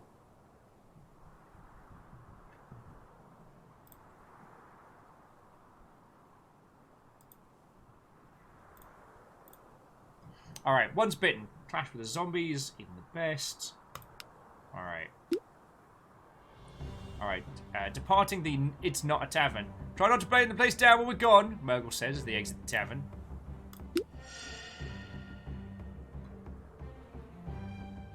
Oh, and Ganon says they can't take commissions anyway. Not at the moment. I mean, it's all good. Okay. So, Munsell and Gruzzle pick up Stop that incessant clicking. Barbles, you heckin' legend! Oh, Barbles just gifted a tier 2 to Kisa. That's feckin' grand of you. Yo, you haven't been lovely enough today. Feckin' yo. Feckin' yo.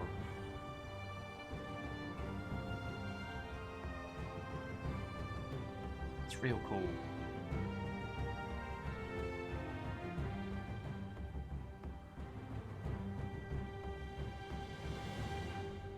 Fucking yo. Okay, sorry. Let's get our...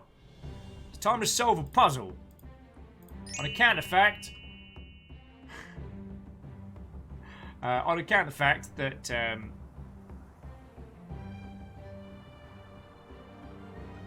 Oh, they're just clearing out the infirmary now so that they can... Lovely. The hero set up a makeshift infirmary that will allow one hero at a time to rest and recover from wounds. A proper infirmary will still need to be needed after that space. Does anyone check the attic? Ah! I once found a puzzle the size of a tangerine. Playing with a tangerine. Right. Oh, actually, let's see how we're doing for goods. Oh, we're still great for stock.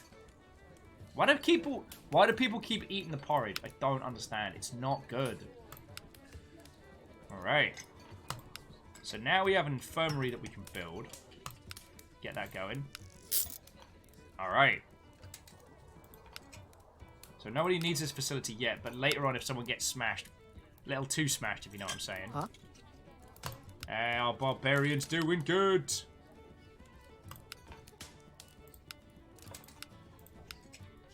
He's not much of a fighter, but he's a great storyteller. Oh, John the Pope says, what's the counter dab? Well, the dab is a powerful maneuver. And for some, its powers are too much. So the counter dab is the ability to negate a dab as done. Alright, speaking of which, who's thirsty?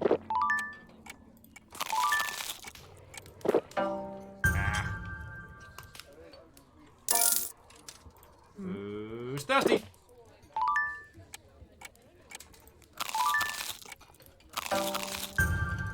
Stop ordering the food. It's not good.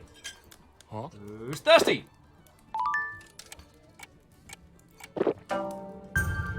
Where? Shenanigans are afoot, my dear friends. Shenanigans are afoot. Oh, Barrack's drunk again. The Sing level 4. Oh, go check out the attic. They just want an excuse to just drink in my bloody pub. And Varble says, so the story of this is that we're building an adventuring training center, but the adventurers just keep sitting down and drinking while we yell it's not a tavern. Essentially, yeah. Like, we've built a guild hall and everyone's like, give us another mead, governor. I'm like, this is not a tavern. You are here to work.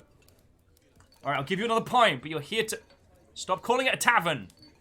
Jeremy, I am done with your nonsense right now. Graz is like, stop ordering food. It's not good. But I tell myself every time I order Jack in the Box at 3 AM. I had the little box of mini nachos. Sorry, what was it? Mini tacos from Jack in the Box. And they are better than they have any right to be. They are horrendous, but at the same time, delicious. Kisa's there like, give me the juice, Bucky!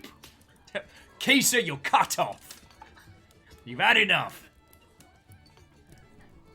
Barkeep, I don't think Keith is actually drinking booze. I know they're not, but it makes them happy. It's always bloody Jeremy, right? DX man, bloody right. Keith with more juice. I'm actually I'm stuffed today, but I keep having this horrible craving for Taco Bell. Just Taco Bell crunchy tacos. Alright, just gonna make sure I'm not giving people food. It was a good combo until it weren't. Alright, hang on, let's meet some people. Welcome to the Tavern. Lovely to make your acquaintance. Come one, come all. I'll do you a pint. Job's a good un. Oh, you know you want some more meat. Stop ordering it if you don't like it! Huh? Alright, you want some of the house wine. That's good.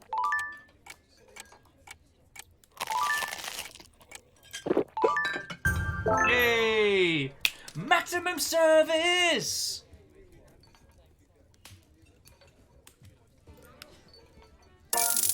I think I talked about this a little bit when we had the Epic Tavern a lot on, but one of my personal philosophies was if I failed in games industry stuff, I was going to try and open a bar somewhere, or a pub. Because I like the idea of talking to people. And then I fell into doing this, and my philosophy on doing a stream is that basically I'm playing this person's role down here. Like, my job is to chat with all of you lot, get everybody talking, be a host, not be a soapbox dictator, you know what I mean? Alright. Oh, our tavern just hit level 3. Why did I decide to pick up a fire mage? I didn't. No one does. I'm just really good at setting things on fire. Alright. Last call for alcohol. There we go. Yeah, Keith, like an online bar. But I feel like it's not my job to sit here and tell you how it is. My job's to facilitate all the conversation. Like, I was really enjoying Tomo and a bunch of people's input on games industry stuff, because I love talking about it. Don't get me wrong, but I've been out of the industry for a good little while. There's a lot of stuff. There's a lot of stuff that has changed since I was in a biz dev capacity and things like that, especially after 2020. So having these conversations is great. And my point being that I'm no longer the foremost authority on some of the things that I knew a couple years back, but I can at least help facilitate conversations around them. Do you know what I mean? Oh, Wraith's asking, what level do you need to hit before Weatherspoons tries to buy you out? Weatherspoons should be one of the mid-campaign bosses. This horrible chain pub smelling of old vomit, and I was about to say some very, very bad things then, and I stopped myself.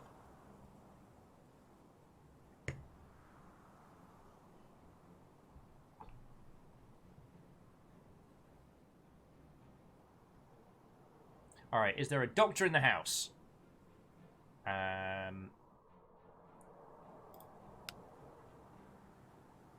The attic was a wasted space at the moment, but a bit of elbow grease could transform it into a usable room. No one's been up there in a while, so could recruit a couple of volunteers to help out. That sounds like a great idea.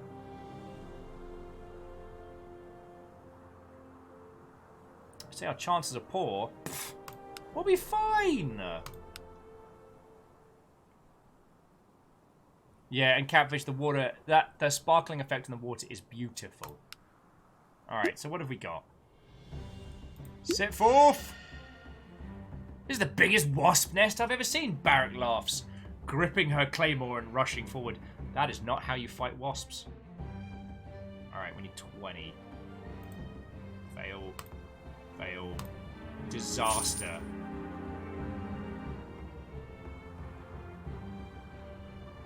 I want to call them my idiot children, but I'm not related to them. They're my patrons. My idiot patrons just went to try and fight a wasp's nest with a stick. Now, I want you to imagine the scene, dear friends. we're downstairs. I'm cleaning out like a little wooden tankard. And upstairs, all we hear is... Bum, bum, bum, bum, bum, bum. Swing, swing, swing. Rush of, like, the sound of a million wings just humming. And then... And our adventurers run down the stairs, just, like, covered in welts, wide-eyed with fear. Oh, yeah. Sorry. The hero's courage and determination is no match for the paralytic poison of an angry swarm of Gorgon wasps. Grunson finally drags Barrack back to the room, and Hunter, frozen rigid from repeated toxic stings. An exterminator removes the attic infestation for a fee. We lose 60 GP. I had to pay for it in the end. Alright, and now we've got to put Barrack in the... This was a massive failure. However, we'll pop Barrack in the infirmary and get them all fixed up. Oh, Jonathan Pope says they're heading to bed. As always, thank you kindly for coming to hang out. It's been a lovely little afternoon. Just gonna, just check it into the infirmary. Manage goods. Alright, we'll get us another 20 servings of mead and another 20 of the ass wine. I'm taking the porridge off the menu. It's nasty. You don't want it. So set menu. How do I remove it from the menu? Can I?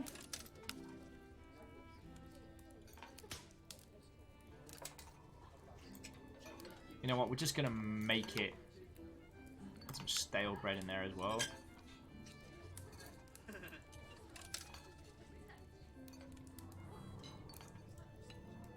Alright, so we can't remove them. Alright. Sorry, I was like, what did I come back to?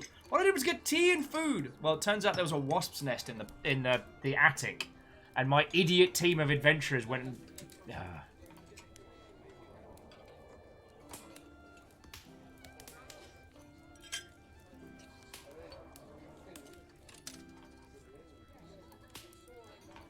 So I'm not sure to what you mean, Din Nom Nom, but I would say with this year being as it is, don't be too hard on yourself when it comes to remembering video gamey or TV details. All right. Why do you keep coming here? Huh? All right. Wanted to talk to me. You may not look like it, but I was once an high-ranking figure in the Thieves Guild. All right. Thanks for telling me. Oh. Murgle's got us another mission. Milston, medical mentor. Okay. Alright, we've got Sylvia. Oh, because we unlocked the... Oh, pea bags. Huh? Huh? Oh, I forget that when you click on them and then don't do a serve, they take it as a personal slight.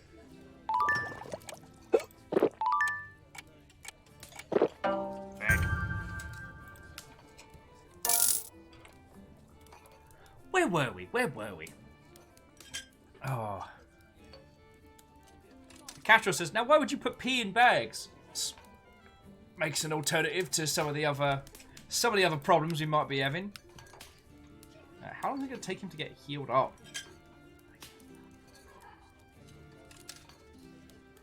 2 beds, level 2. Oh, I have to complete the quest. Is there a doctor in the house? We're doing fine. We're doing fine.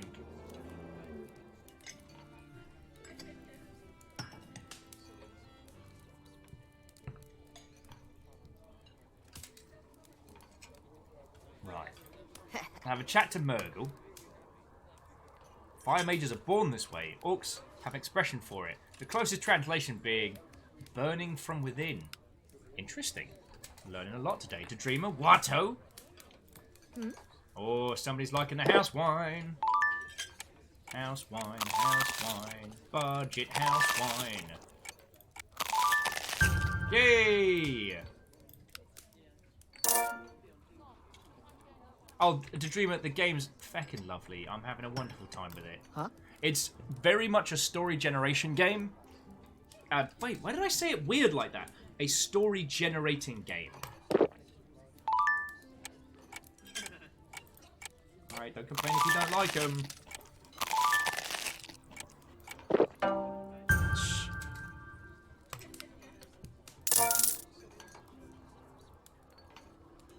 Everyone asks about the blood smear. Look, it's there for ambience, all right? Spooky month. Thought a bit of novelty blood might bring in the customers.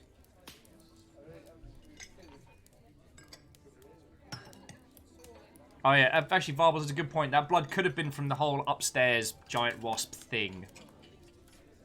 Yeah, Gratz is right. It's a theme bar, ain't it? It's an Halloween theme bar. That's on account of all the pumpkins and the blood. The blood might have been there before. The pumpkins are new.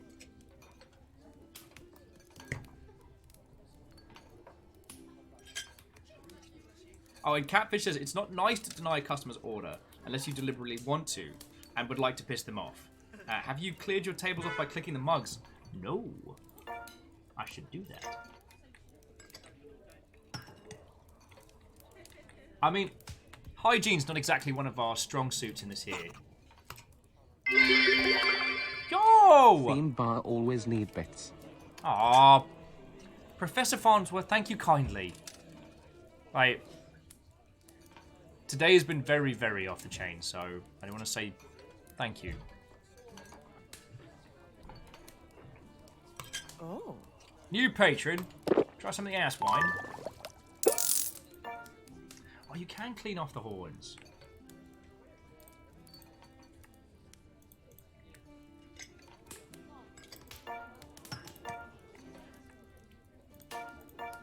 Aha.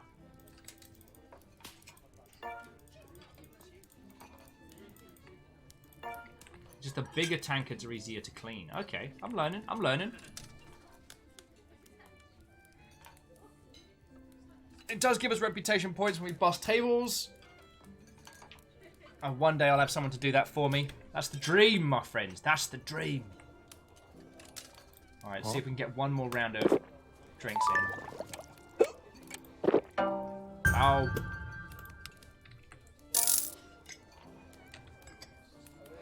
Alright.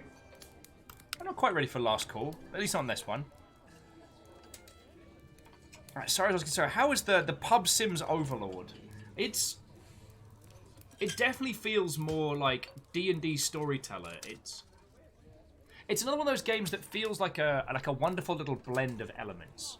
The send adventurers off and story building elements feels very, very evocative of Darkest Dungeon, but rather than trying to build panic, it's trying to build tales.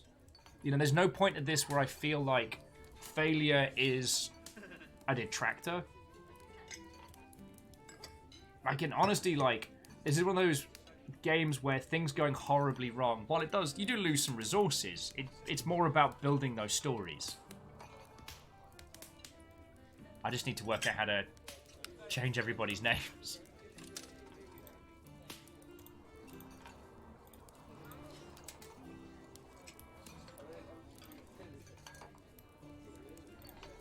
Also need to get some of our baboos some like adventuring equipment because they've got hecking nothing. Oh, Katros says, that said, they're heading out for the night. Have a great day and night all. Katros, sleep well, friend. As always, it's lovely hanging out with you. Oh, and Professor Farnsworth, I didn't say it proper. Watto and welcome. Probably did, I don't know. It's a lot. There's been a lot happening today. A lot happening.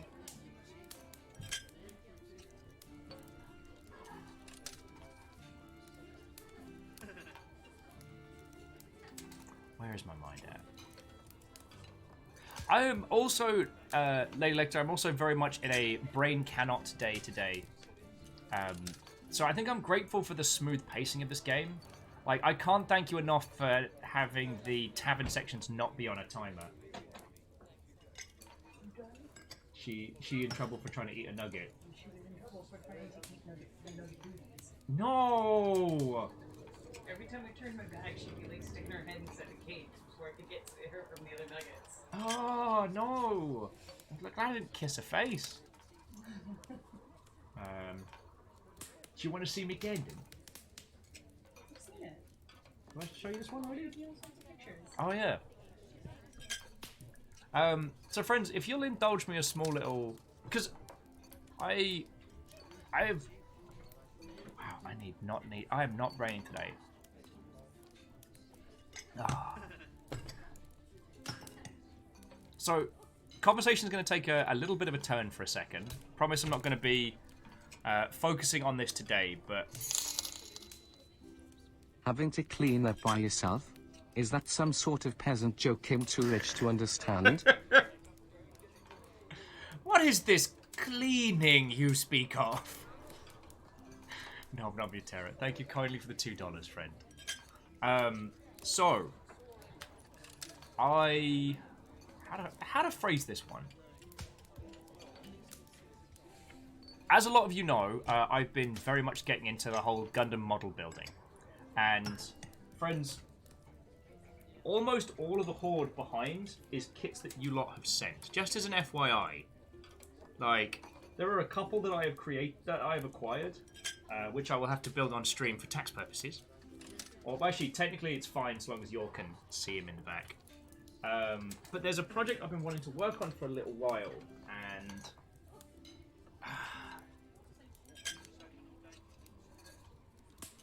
you all know my personal philosophies. I am very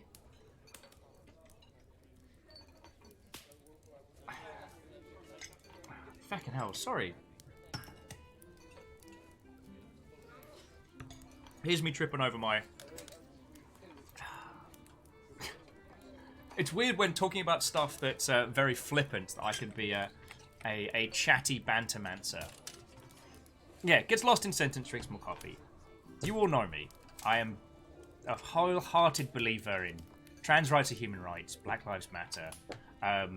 White supremacists and Nazis can get in the bin. That bin can then be filled with actual lava. Like, my personal philosophies are real easy to understand.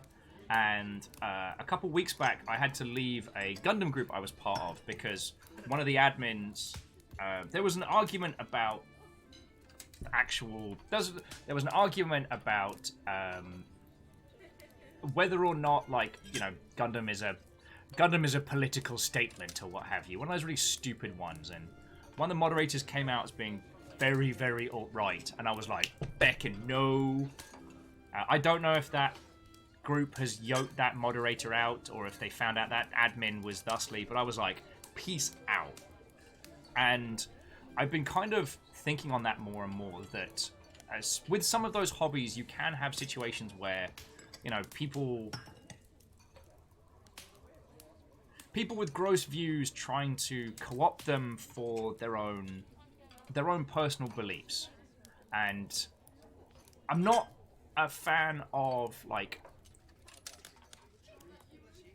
the idea of the performative statement. You know, like making a... Frick. Here's me getting complicated. Sorry, let me take 2 steps back. So, this was something that I've been pondering about. And thing is, I've loved the Gundam series for a long time. I got into the models this year thanks to Jaralan, and then the secret Discord pouring model kits on me until I was unable to beat No Grade November. Stop sending kid. But this is something I've been thinking about a lot, because like the philosophy of most of the Gundam shows has always been like, you know, the personal philosophies of individuals seeking to make peace by other means. You know, the whole Char Amuro saga is 2 people willing to take their ideals of how to achieve, you know, peace throughout humanity into its nth degree. Like, Char's ready to go way off the wrong end, and Amuro's trying to be a full-on pacifist despite being a robot you pilot. You know what I mean? Yeah, it's great. The war is the real cost. There's nothing in those series that upholds any of the shittier behaviors of the internet. And Fearless, I'm not going to get into that as a discussion, but so this is something I've been trying to work on. Now, I found this company online called New Type, and I initially found them because they did a charity drive for Black Lives Matter, where they were selling stickers for $20, and all of that $20 went to varying charities that could do a help. And a little while ago, they did decals. So water slide transfers, same premise. It's $15, and it's a series of Black Lives Matter decals you can put onto robots and model kits. And I got thinking about this idea a whole bunch. So I picked up these two things. So here we go. Oh, and Baron, what ho, friend? So first up, I picked up these little suckers. Again, all of the proceeds from these, you can see them better here. All the proceeds of these go to charity. So it's one of those things where they put forward the object, an idiot like me buys them, and then the money goes forward to help people out. And I picked up this as well. So, and trust, I promise this is coming to a heads. Oh yes, Miyaki Sakura, I can do a close up. So, I picked up these suckers. So these are like water slide transfers you can add to giant robots. And I picked up this. So this is one of the smaller... Favor 6, Feckin', thank you. That's Favor 6. That is your full 12 months. Oh yeah, and Kisa, they're a real clean look. And I picked up this. Now, this is one of like the OG Gundam setups. The local type. Specifically, the North America Gundam. So, I don't know.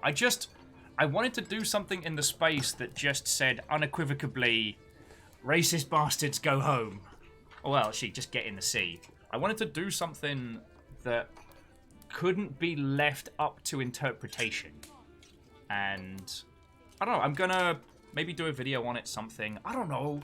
Like, this is a teeny tiny little statement in a massive sea. I know this isn't going to change the feckin' world, and I know it's not going to make a huge difference out there aside from the $15 of donations, but I don't know. This was something I felt like I needed to do, and something that, I don't know. Like, we've all had that daydream. You know, what if we got a giant robot? How could we use that to crush racist bastards?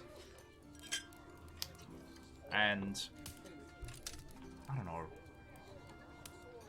It is a teeny tiny middle finger to those who deserve it. Thank you, Graphite. I think you hit that point better than I was saying. It's not a grand gesture or a huge statement, but just a little unequivocal racists get in the sea. Oh yeah, Graz. That's what I'm hoping. That's what I'm hoping. Yeah. So, that was it. I just wanted to let you know. It was one of the smaller kits, so I think the kit was $18, and the two sets of water slides was $15. So, yeah. Anyway, apologies for bringing the darker aspects of current events into here.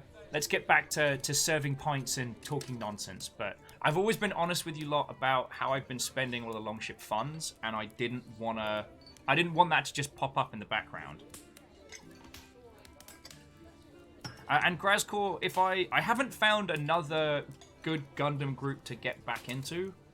The last one I left was a British group as well, which was very surprising. But who knows? Maybe we'll have to make our own. Now, it's a long time in the future, but the other one I really want to do is I always pronounce it wrong, the Qubli, or the Quibbly, which is already the most glorious mech design. I've been wanting to do the trans flag Qubli build for a long time, so I've got that one on the back burner for the future. Pride Gundam is still in the works. Pride Gundam. No, sorry, that came out wrong. It's a very, very ostentatious build, but it's very complicated. and I've got that one to look forward to. And again, none of this is meant to... I'm not trying to score woke points here. I'm not trying to make myself out as some kind of paragon of greatness. It's just, I don't know, it was a weird little thing that felt like it needed doing. Okay. Just wanted to let you know on that one. Now, let's send a bunch of idiot adventurers off into getting into trouble and see where it leads us.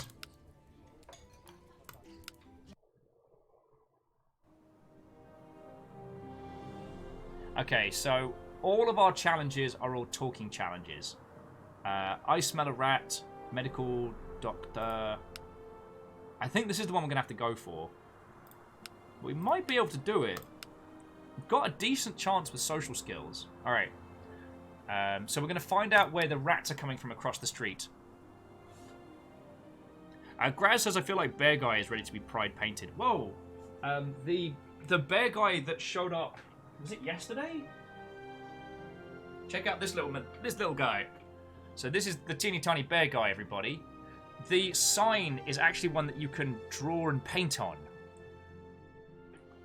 Once I get Baron's hand-me-down airbrushing kit up and running, then I should be able to do some real cool. Oh, Totomo has the Sazabi Master Grade. It looks so good. The Sazabi I keep looking at. But I have to be careful, because to Tomo and some of the new peeps, a bunch of Longshipians have sent me, or maybe one, I don't know, people have sent me kits. But only 2 people have owned up to it, and that was Jaralan, who sent the first, and Zelki, who sent me the Verkai Psycho Gundam, which is still in construction, which has taken me weeks to put together. So I have to be careful about saying lovely things, because y'all will sell kits. Like, there's... Oh, Graz says, loosely related, did you check out the pre-order for the cup noodle? I didn't. So many people have sent... I haven't actually checked out the store page. I'll have to look now. But so many people sent me the pictures of it. It's a Gundam kit of a cup noodle. So, like, do you actually have the sprues and pieces and put it together?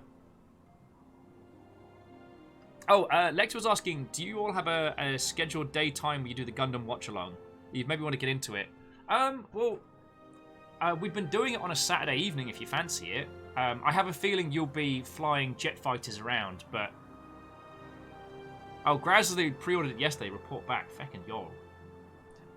Okay. So, I'm going to show you a thing, but I'm showing you this under the proviso that none of you send it, because it is not a cheap kit, but it's feckin' cool. Is that it? No, that's Char's counterattack. Where was it?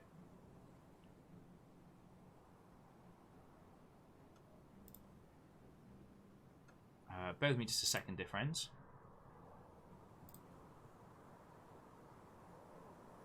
Definitely wasn't metal build. Ah, yes. Alright. So I'm only showing you this under the proviso that you do not send a thing, because this is not a cheap kit. And I am not showing you this to fish for anything. But check this the heck out. This is the High RM God Gundam. Look at that rainbow. It has a glitter rainbow back.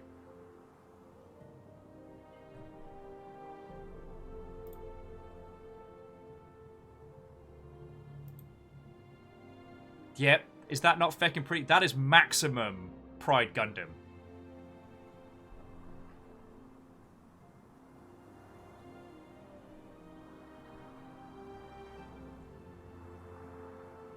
Oh! And Baron saying, speaking of pre-orders, they pre-ordered Borderlands, the tabletop RPG.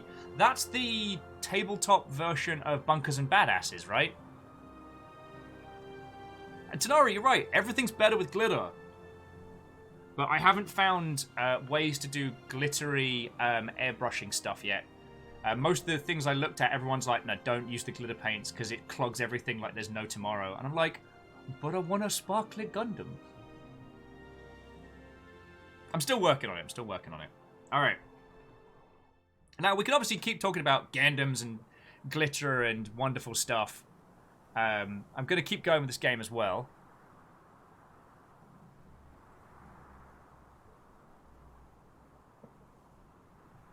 Hopper chop. Red Scar says give it a sugar coating. Do you mean like the super gloss shiny? Because I am, well, I say learning. I haven't even had a chance to crack open the good yet.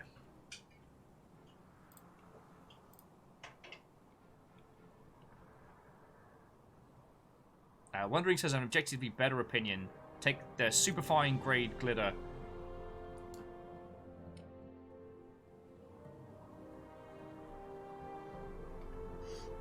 So Anonymous says, someone with absolutely no idea. How about base coat with airbrush, then actually sprinkle the glitter onto it, then protective coat and seal? Not a bad shout. Oh, and to the lovebirds, Watto. I mean, it does also mean that everything in the vicinity will be covered in glitter for the rest of forever. But, meh. Shake and bake it like glitter. And the trick would then be to not blow the glitter off with the sealant that comes over. Yeah. Anyway. I guess it's the reason I've been so emotionally invested in it is because, like, building the Gandams has very much become a part of, like, my coping mechanism throughout this year. And I've invested a lot of my... I find with a lot of the building stuff, like, you invest a lot of yourself in it, and yeah, I'm looking forward to getting stuck in. Though the two I need to finish the Psycho Zaku, and then I have the Gundam Penelope to do, because the kits are so big I can't put them in my shelves.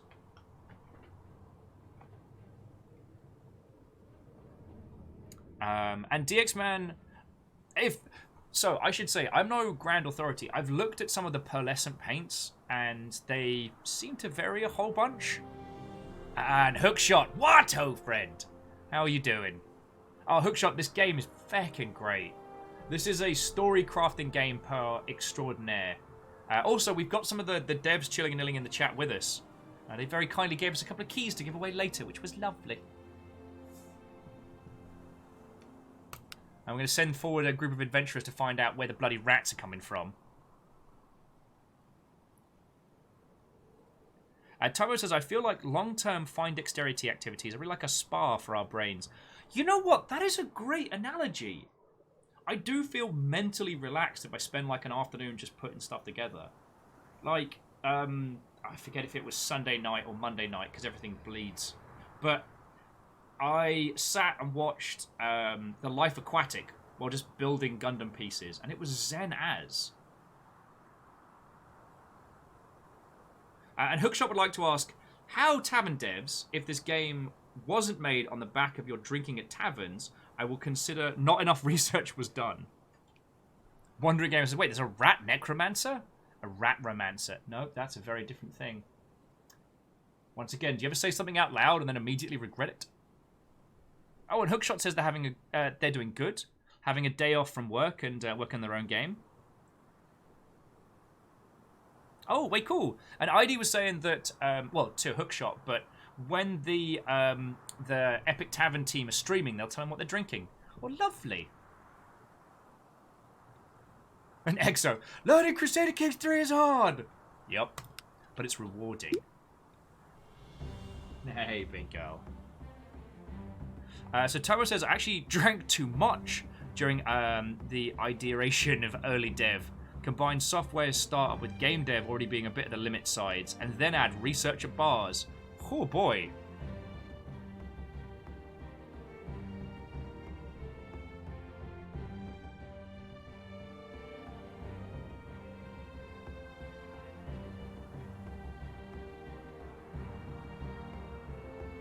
But yeah, Baron, that sounds feckin' cool. The Bunkers and Badasses DLC for Borderlands 2 was absolutely one of their highlights. Like, that I didn't think they were going to be able to beat the Talk DLC, but oh boy. Anyway, onwards! Alright, so they actually had to leave the pub for once. Okay, departing. This is departing. It's not a tavern. Alright, approach the farmers. Silver says, well, we better find the necromancer soon. These rats are bad enough, but they start reanimating our dead flies, we'll be in real trouble. Alright, so we're going to befriend some people. Alright, who's our big talker? Alright, I just need one of you two to be charming. Alright, Murgle's got it. Alright. See, we got Grunson as the chatter. Baron's like, I'm not saying it made me cry, but it made me cry.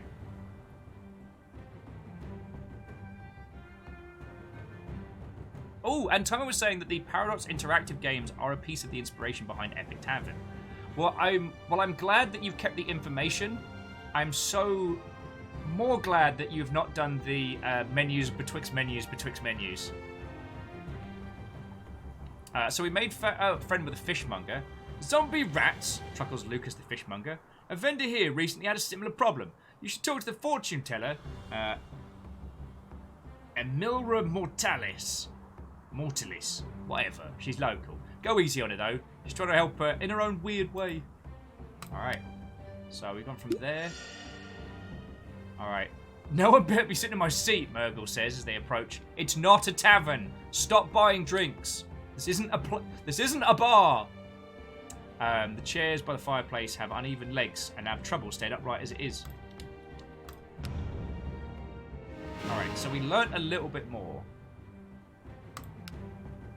It's not a cult. It's not a cult.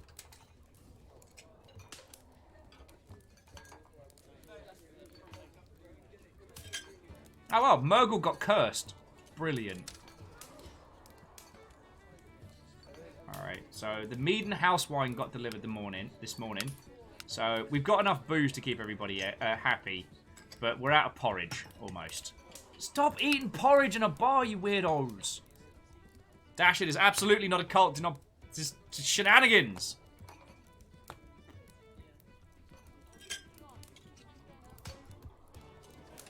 Alright.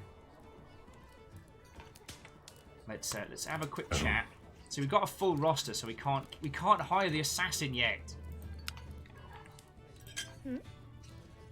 Sylvia wanted to tell us some personal information. Life of a scout isn't for everyone. You're all alone out there if anything goes wrong. Alright, well, I'll tell you what. Let's get you all drunk. I mean, well served.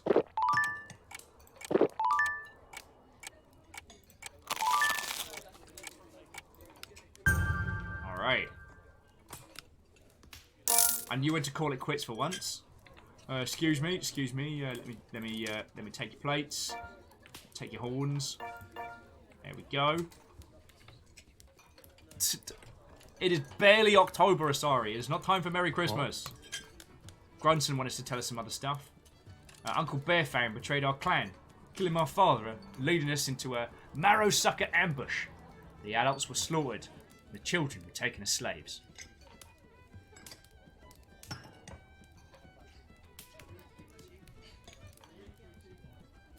Hookshot. Done. If this isn't a cult, who is this tithe going to? It's not a die. Thank you kindly for the 200 bits. What it's going on is keeping us here, feeding River, feeding the nuggets. So, thank you. Bob Gobbo. It is... Alright, you get Spooky Month. This is the lead up to Halloween.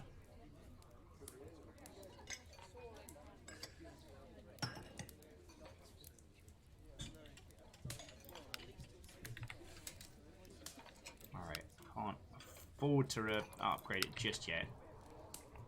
Oh, someone's got another quest for us. Bit of gossip. Tell me more. Tell me more.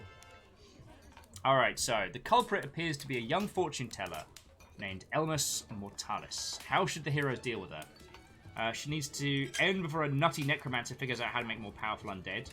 Send a message. The locals think she's mostly harmless, but she's apt to get someone killed with her undead animals. Deliver a forceful warning to Necromancer to stop her foul experiments and never again mess with the Tavern. Alright, negotiate or do a murder. These are our two choices.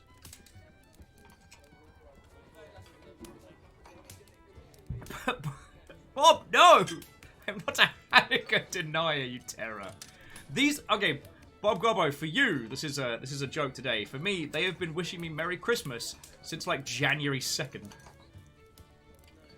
Oh, Catfish says we should definitely negotiate. Graphite points out Undead Petting Zoo. Alright. I do like the idea of having a petting zoo in the bar. Okay. Good work. I tell you what. Seeing as you did me well there, let's get you another pint. Huh? Whoa. What do you mean you don't like the house wine? It's good. Alright, yeah, okay, I've been talking a lot about pee and bin bags and whatnot.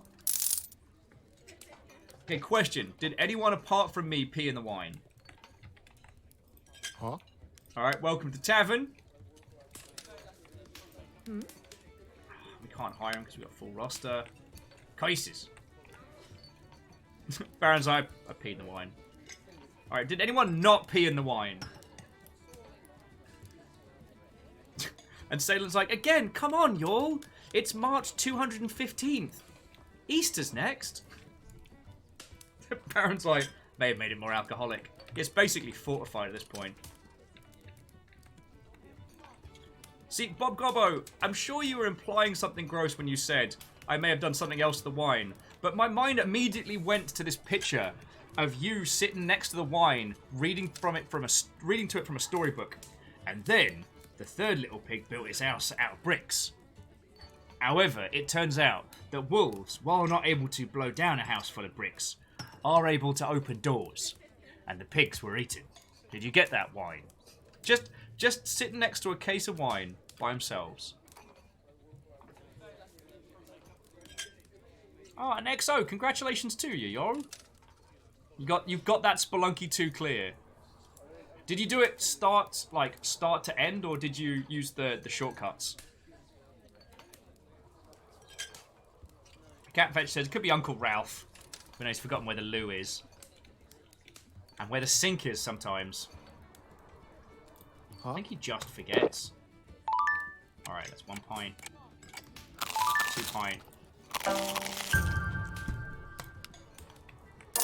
1 pint, 2 pint, red pint, blue pint. Why is it blue? It just is. So Ganondoodles, I hope I was able to provide some background entertainment while you were working. Again, that drawing was fucking badass, so, like, good on you, yo. Go sleep. What's tomorrow? Oh, tomorrow will be our later start of the Blackout Club. If I'm able to get my scraggly butt out of bed at a sensible hour, we'll do a coffee hour at noon. We'll just have some caffeine and chat. But tomorrow evening is going to be the Blackout Club with me and Kyle. Maybe me and Kyle and Fiona. Maybe me and Kyle and somebody else. I don't know. I've been real busy this week. I had to make voice noises with my face hole yesterday. And that was surprisingly exhausting. Which I did not expect. Oh, did Buffy get a pint? Nah, but welcome to the Tavern. And Baron, I think you would love this game wholeheartedly because it's basically like, it's basically Dungeon Master the game. While you play the part of the person running the pub, for all intents and purposes, you're the DM sending these idiot children out on missions. And I'm sure you have no idea what that feels like.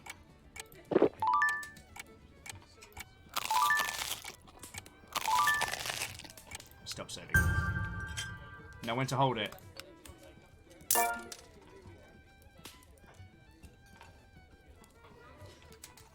Exo says, wait, there's shortcuts. There's shortcuts?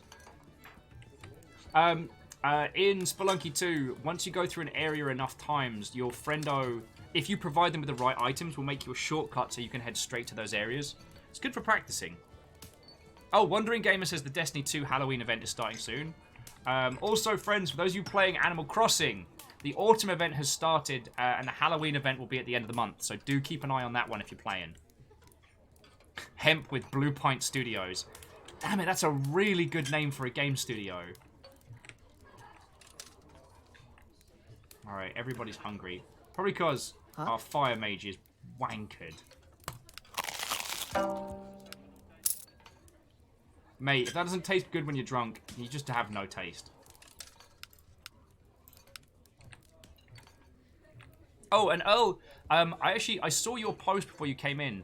I was gonna suggest if a group of people want to get together somewhere on the weekend and have a crack at it. I don't think we should do it as a stream because the amount of people we need for PlanetSide does turn it into audio soup, and it's very hectic for people to watch.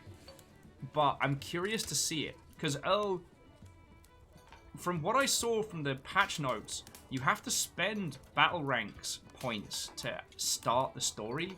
And I don't know if that's per person or per company.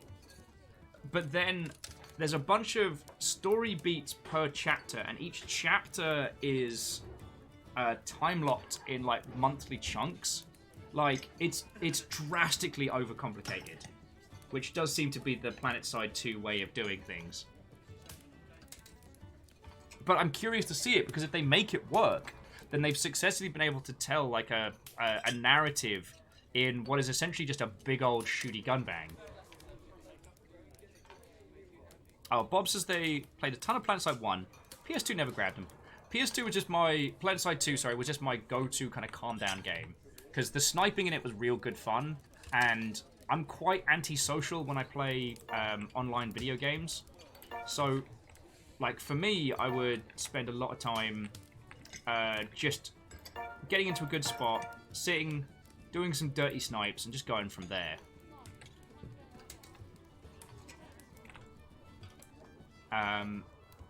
And Fearless, PlanetSide does have like a VoIP integration thing. But, I mean, as I was saying, it does seem all kinds of overcomplicated. Either way, I want to check it out. I want to know how they're doing, like, narrative storytelling in what is essentially the messiest mosh pit in shooters.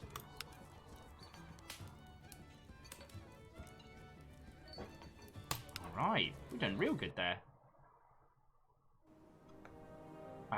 So we can try the Reanimator, the Medical Manor, or the Ravenger. Actually, let's try the Ravenger, because I think we've got a team that can do it. We need Bargrak back. Alright, we're going to go try and steal ourselves a decent pint. Onward!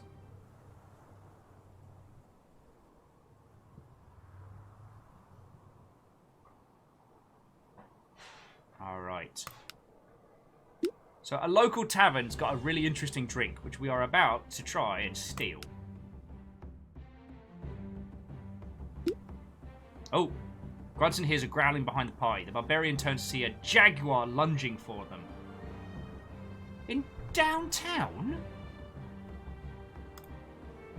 Alright. We just wrecked a jaguar's face. Excuse me, whose jaguar is this? It just happened to attack us.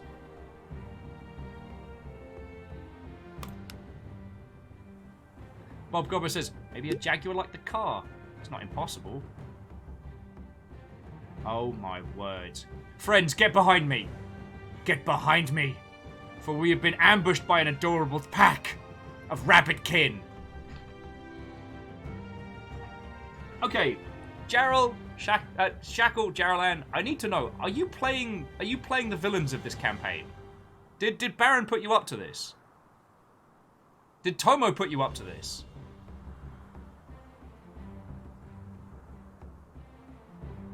No, not Rabbi Kin. Rabbikin. Rabbits.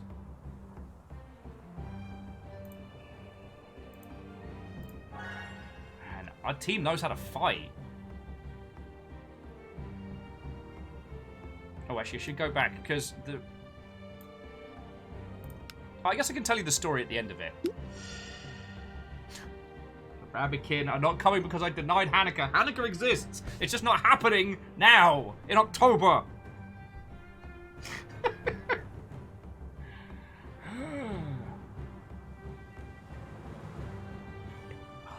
Right. Alright, the adventurers lurk behind the bustling tavern, a hungry huntsman, waiting for an opportunity. A short while later, an apron-wearing barback steps into the alley for a break, mumbling to himself about management stealing his tips. Oh, we can't do this.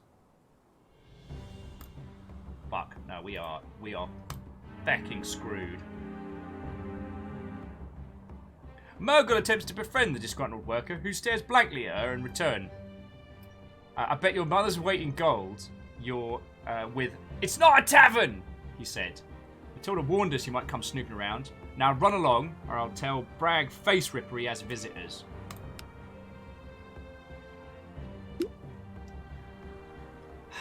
So we managed to succeed in doing a bunch of murders, but when it came to actually doing the thing they were there for... Oh, Lady's saying, speaking of Hanukkah, they're going to get a little photo book of... Oh, wow, the London's coming through heavy today. Blah, blah, blah, blah. They're going to get a little photo book or calendar for their boss of the photos they've taken of all their pets. That is lovely. Kestrel has returned from supper. It's not Arbor Day. Kestrel, don't encourage this. Graphite says, sounds like a D&D group. Good point.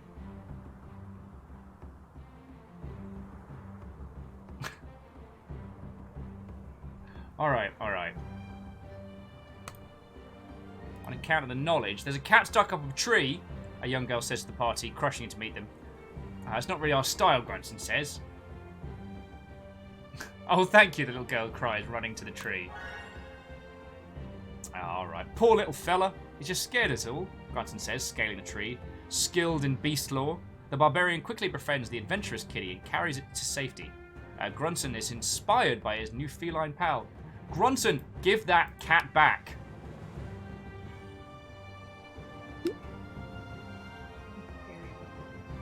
I can't help it, it's the bartending.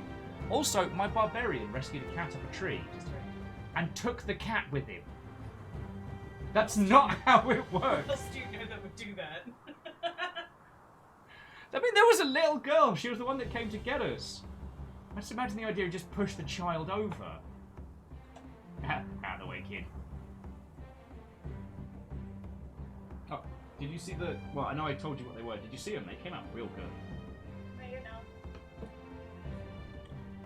Bobo's like, I think Grunson's gonna eat the cat. No, he said befriend. Sorry, not sorry. Kestrel's like, my cat now. But because he's a barbarian, he just makes the voice noise and then just dead-eyes the child like... Baron says they assume that's how you keep getting piggies, Fiona. Did I not just say that?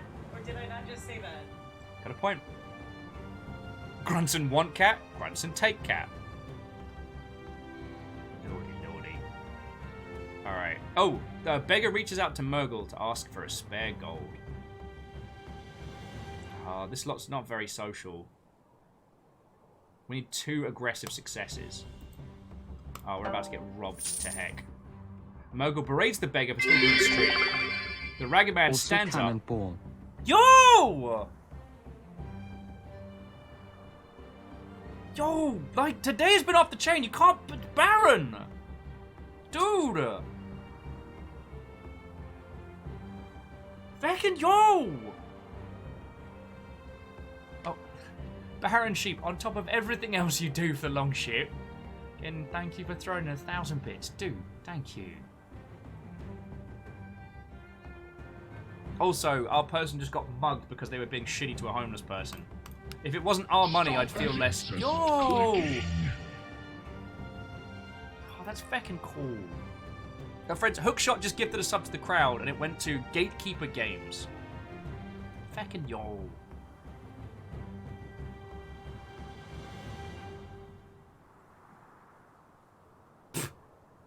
See? That old trip went without anything horrible happening, Grunson says.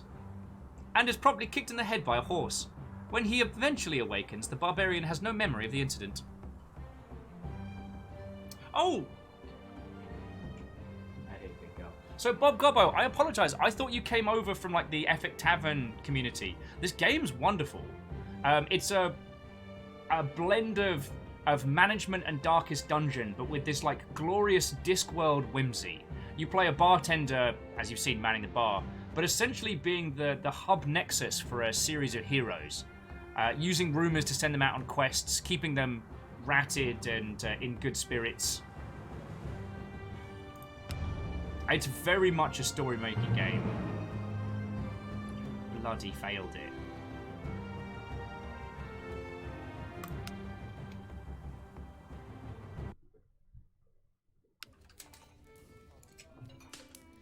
You okay there, big girl? You're not showing your body? No. Alright, how are we doing for stock? Nobody wants the... I mean, I'll get us another keg of mead, but nobody wants the bloody... Oh, Fire Mage, level up. On account of the fire. And I guess I should start leveling up something else. Arcane Sight, Locks and Traps. There we go. She's got 20 fire. Oh, our scout's leveled up and all. Oh, yeah, no. Persuasion and... Well, I mean, she's a scout, so let's do some scouting.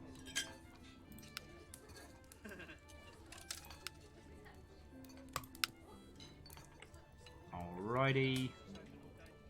Huh? Oh. Telling us a few more things. Although he did get kicked in the head, so he's not doing okay. Buffy! I mean, if you want a bowl of porridge, I'll do you, but... Like, I'm not responsible. Everyone's a critic here. And apparently a very thirsty critic.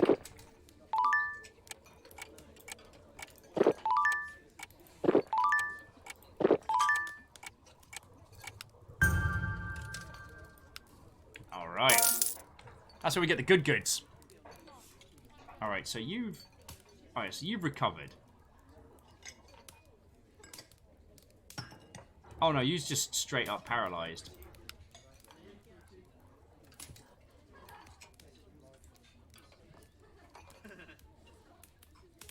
Sir, I'm gonna need you to not be paralyzed. Can I retire him? Alright, Bagrop, it's been a good time. It's been lovely knowing you.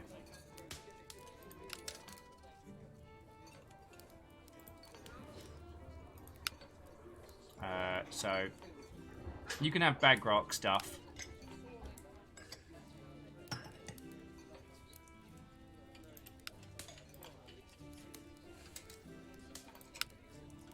Wait, no.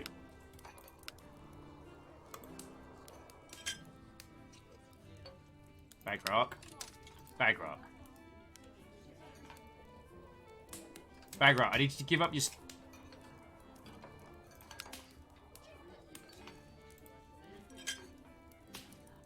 Fine. Bagrok doesn't want to give his stuff up.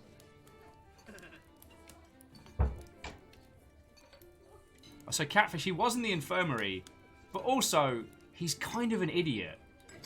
Peace out. It's been good to know you, but not good to smell you.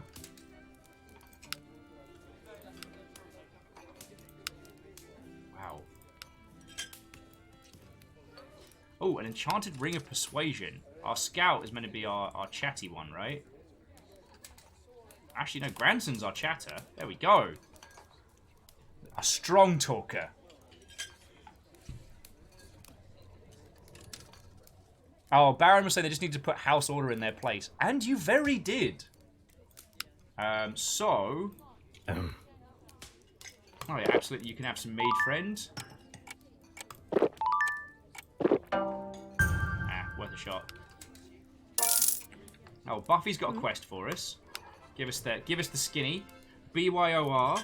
A vendor across the streets scared a rat into his cooking fire and roast the poor thing alive.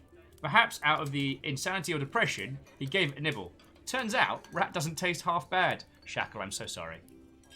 Bring your own rat. Get the first one grilled free. Alright, welcome to the tavern. Huh?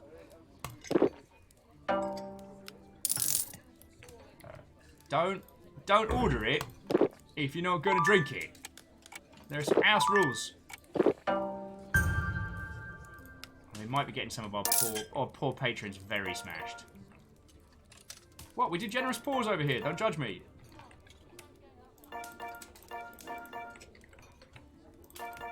They can still quest with a hangover. Look, I hear your judgment. High charisma barbarian? Or as one might say, a bardbarian. Bobo Gobbo, I hope you're very proud of yourself for that one. Shackles said he couldn't equip anything because he was paralyzed and couldn't move. Well, now he's somebody else's problem. Huh? Does that make me the baddie? Melee. Even the old. Befriend. Melee befriend. Actually, you could use more friends, buddy. Groundneck, want some more house wine? What can I say? Appreciate an orc that knows what they want to drink. Also, I should probably have a look at our cooking because I'm very sure porridge isn't meant to crunch like that. I'm just saying. Huh?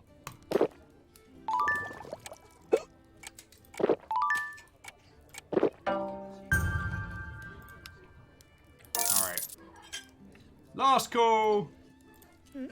Buffy the Bard. Jesus, Buffy the Bard's shite-faced. Oh, Garrick's having a great time, though. Oh, Dude is drunk and wants chicken wings. This is one of the most accurate games I have encountered this season. And we're just gonna stop. Alright. Good work, team. Let's see where our pissheads can get into next. Arrow saying maybe the porridge has an excess of rat bones in it. Shh! Arrow Griffin, do not give away our secret recipe. Why do you think people keep coming back? It's not for the bloody service. Alright, let's see if we can get a doctor in the ass. So I do want to ask Timo or any of the Epic Tavern team that are currently kicking around, like, how much game is there currently? Like, can I do the equivalent of a play start to finish, or is it only so many chapters that are in? How much is in this title at this stage? Oh yeah, we're gonna go sort out the Gorgon Wasp. Onward! Oh, alright, quest objective. 2 medics rush past carrying a guardsman on a stretcher to the infirmary. Damn mountain orcs are getting bolder by the day, says a man in a blood-soaked smock. Alwyn Key at your service. Alright, let's make some friends. Alright, look at those rolls. Our party is getting better at making friends.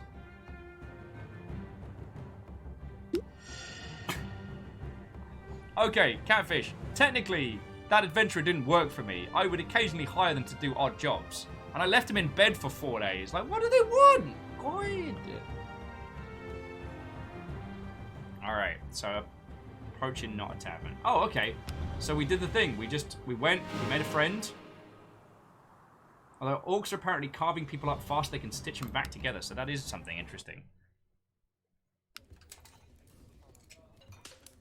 Oh! Level 5 gained a roaster slot, 5% serve chance, Mac combo up to 6.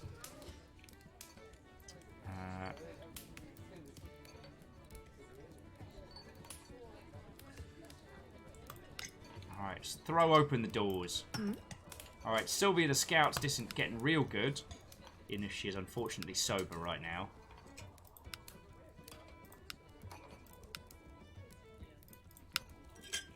Villains beware. Oh, Brayson's got a... Oh, so Brayson's a con artist. Oh, social and mind would be feckin' cracking, because we've already got good fighters. Alright, welcome to the team. Bracing.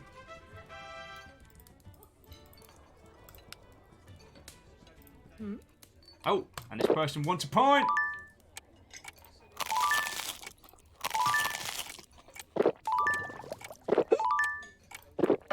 Ah, almost got a 6 streak there.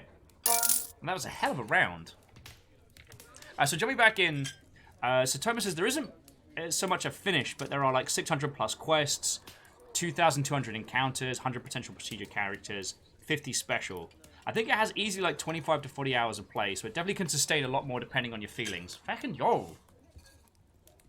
Like, I don't know how good a job I am being as a host of this game, but I'm definitely enjoying playing it. Like, you'll need to stop ordering the porridge, it's not good. Like, I only serve it because legally I have to serve food. And the Wrong House is adding all the more quests at the time. They're currently working on a horror-themed content patch for later this month. Nice! Oh, actually, that was the thing I was going to ask the Wrong House. As you roll out content, do you require users to start new taverns? Like, I wouldn't be against it.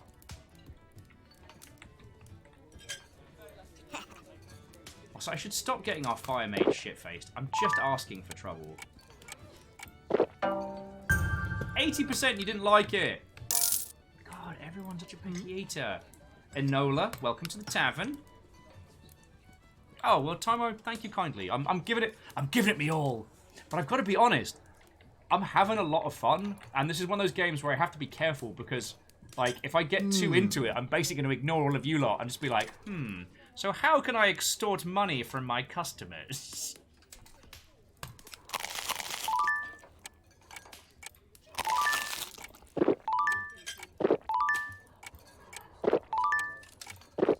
Ah, almost a full 6. Although this little table here is they are out to session drink. Alright, Margot wants to tell us about finding some wolves for their birthday. I'm sure that's an important piece of information you've just told me. Oh, welcome to the tavern, dwarf. Oh, hang on.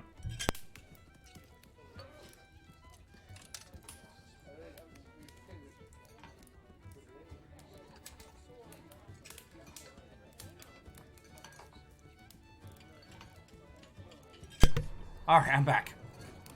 Oh, and Wrong House was adding that they don't believe we're required to restart after the patch, but hope not to have to. Okay. Hail Satan. Hail Satan. How is our dear Satan doing? Oh, do not whinge at me about the bloody chicken limbs.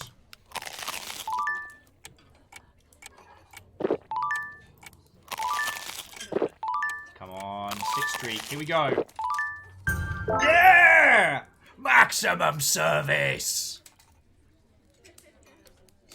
Oh. Alright, let's bust everything away. Stay late. Good haul, good haul. God, you lot just ate up a feast, didn't you? Wait, we can bust the plates as well? I don't have to do that.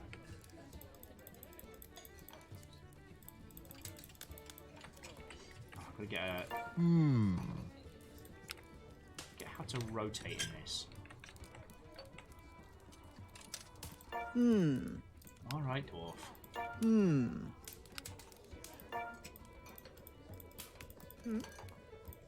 What? There's a lot to bus. Tomo says the objective is to create a chill, long-term experience where you can feel connected to your choices. I do like that. I do like that.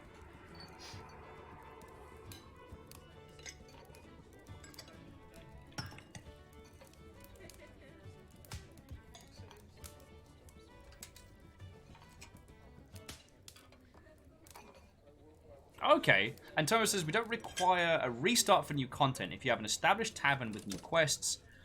Generally, the dynamic difficulty system allowing anyone to play any contents. They tend to unlock straight away if you are past the point that would have otherwise become available. That is nice.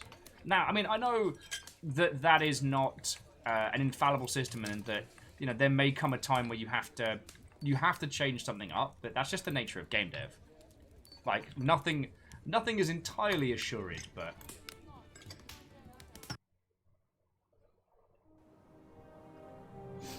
Alright. Does anyone else fancy some fried rats? Not a, you know what? I could...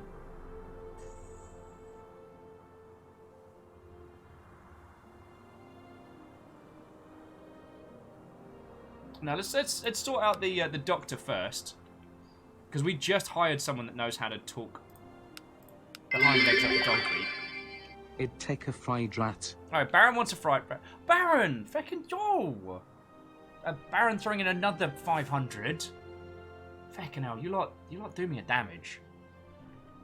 No, but sincerely thank you. Alright. Go forth, ye adventurers! Hey, nothing like a good juicy rat on a good night out.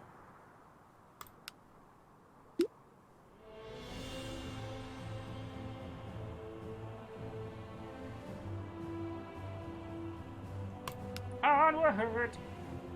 I notice we're getting like more little adventures along the way. Ah, crud vapors. The party spies a puff of smoke in the distance. We're in the middle of a bloody village. Alright, 12. Ah, the scout nails it in one. Doesn't even matter what the rest do. Alright, let's continue. Alright, quest objective. Social negotiation. A servant escorts the heroes to the Guildmaster's office. Guildmaster Targan, I present envoys from the new tavern. It's not a tavern. I'm sorry, did I get that right? It's not a tavern. It's not a tavern.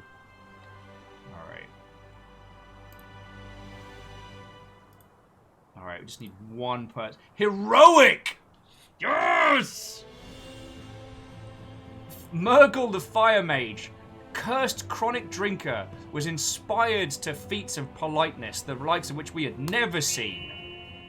Dang! Look at those shiny dice. Oh. Brayson has convinced the Guildmaster Targan that he should donate the materials in exchange for guild discount at the tavern. Feckin' yo! Good work. Reflective just made homemade soup. Let's go. Let's heckin' go.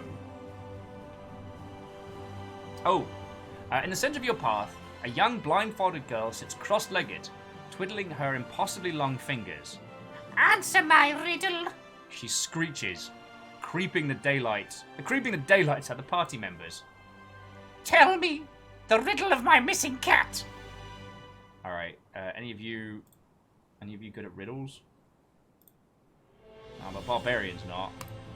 Man, I don't know what our fire mage is just on, but our fire mage has just been handling it.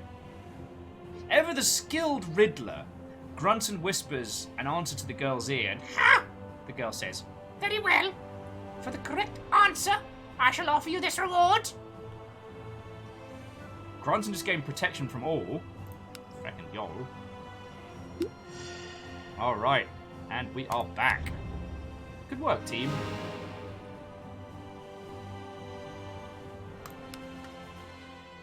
Oh, your creepy long fingers like... Probably shouldn't have stolen a cat though. That probably wasn't cool. I'm just gonna say it. Alright. Who wants a pint? Oh. Oh, so we have the potential to hire a dwarf.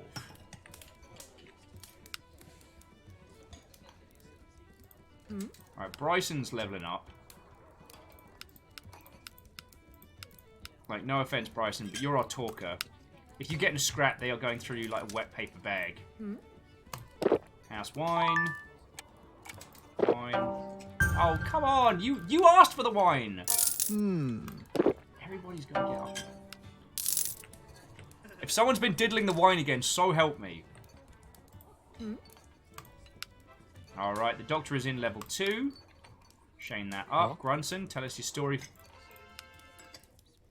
Well, hunting skills come in handy sometimes. Oh, welcome to the tavern. We can still hire Bartholomew the dwarf. That means that Grunson can get rid of that ruddy curse. I'm gonna think about it. House wine for you. Dude, that was 90% chicken. Bernard Matthews can't get you chicken that good. The Colonel dreams about having chicken that good. Oh, my word. Why is everyone being so picky tonight? It's Friday night. Like, calm down.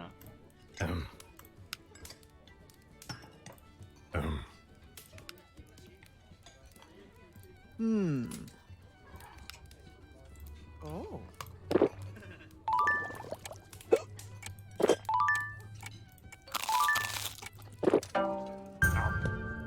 I'm happy customer. I'm doing my best here. God, let me bust the tables.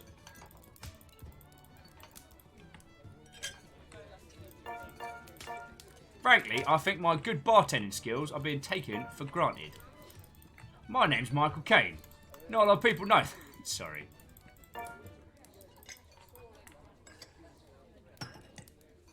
Baron's like, oh, I'm sorry, I did some cooking while you were away. Now they have higher standards. Wow. Wow. I felt that one all the way in the cheap seats. If you'll excuse me, I'm gonna go get meat drunk with a pod. Nobody likes my booze!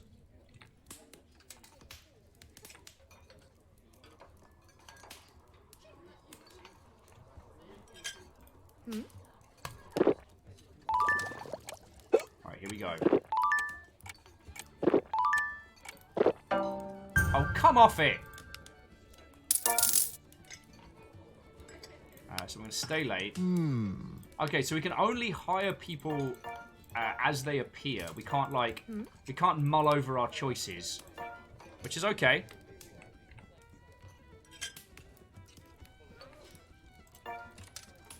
Oh, and to Wrong House, again, nothing against your good selves. We have it as links for subs only just to stop bots. But if you let one of our lovely moderation team know, then we can get that that posted for you. I mean, I'd like to help, but I'm real busy running the bar here. You know, my hands are tied. It's a busy night. It's Friday night. Everyone's ready. You know, it's last calls. All right, so Bug Hunt, Chapter 1. There's some oversized bugs. The Doctor is in. BYO. Let's go get those rats. I don't know about you lot, but yeah. Stop that incessant clicking. Yo! Baron Sheep, you fucking legend, dude! Thank you. Baron's gifting a sub to the Wrong House. Alright, that's fucking cool of you. Oh, also, Baron, I don't know if I cordially invited you to the Longship private PUBG game this Saturday, but we're gonna throw all the Longship into a private game of PUBG because we can.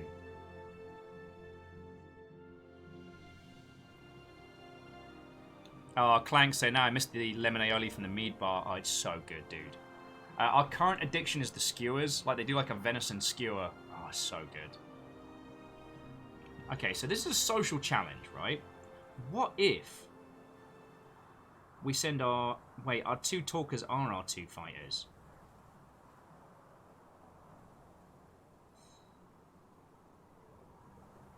Alright, I've got an idea. I'm going to try sending those two on a mission, and then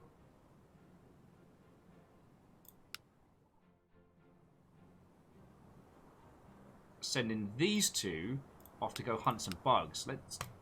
Alright, let's send out two teams. Let's see how this goes. Lecter says, if I'm not squadding, I'll paburpaga if invites are open to other gingers. Abso-heckin-lutely, Lady Lecter, you know.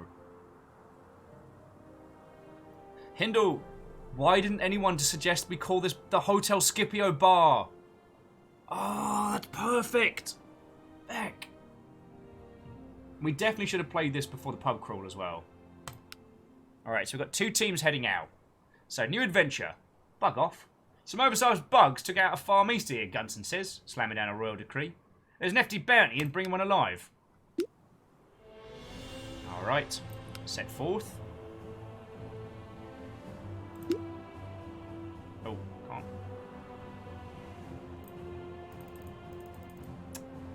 This could prove to be a problem. The quest chapters one is doing a bleed over. As we said earlier, like, friends, this game is still in early access, so little bugs like this will pop up. There's a thing that happens. We failed the negotiation, but now we're arriving at the gate. Guns and peers across the farm, covering the tree line. Creatures resembling overgrown ants scurry around. Oh, time to earn some cash.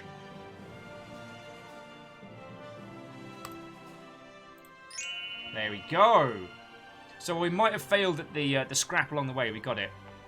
Bobo says, I still stand by the Shipface Tavern.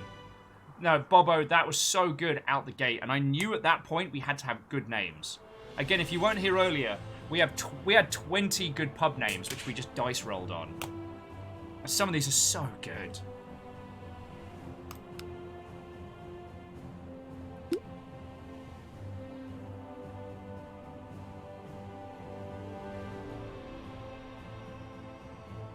Oh, and Baron Sheep would like to remind you all that the Memnal random location list is still live.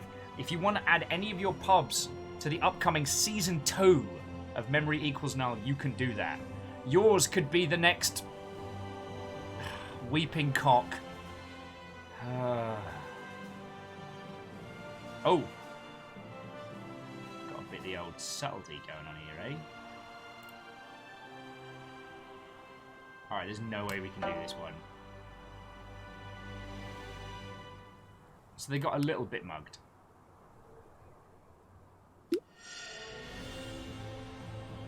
Oh yeah, and Baron, thank you. Another, if any of you would like to add giant robots to the Magnus Bowl. Alright. So we assembled the trap, we looked at the others, after a quick vote, managed to serve as bane, and we lured out one giant bug into the cage trap. We did the thing we were meant to. It's just everything else that went sideways.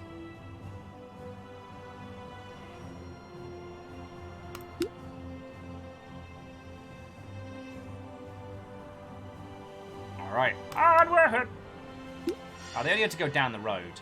Alright, line of hungry folks looks nearby. They try to keep pace. A makeshift sign on the front of the cart reads, Quentin Dooley, the modern taste expert. Now we've already nailed this one. Bleed Nora! We needed 8 to clear, we rolled 55. Yeah, alright. Hopefully they bought back enough, like, fish skewers for the rest of us. Right. Crash rewards, loot, XP. Glorious.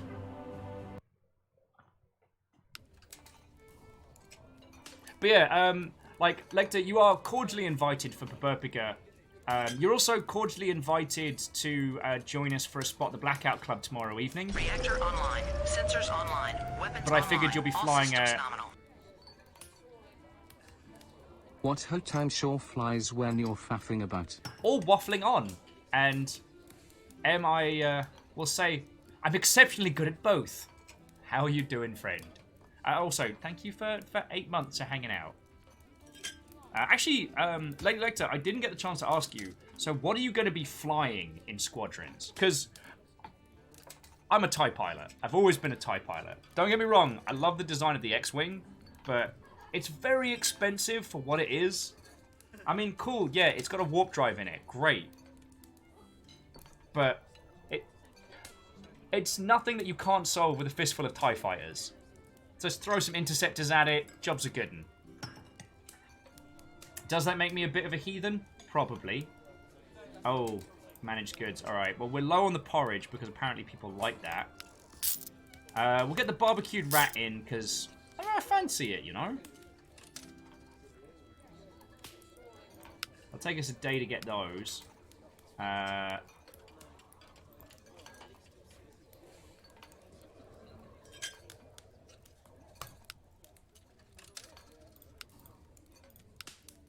Oh, okay, so that's how we take things off the menu.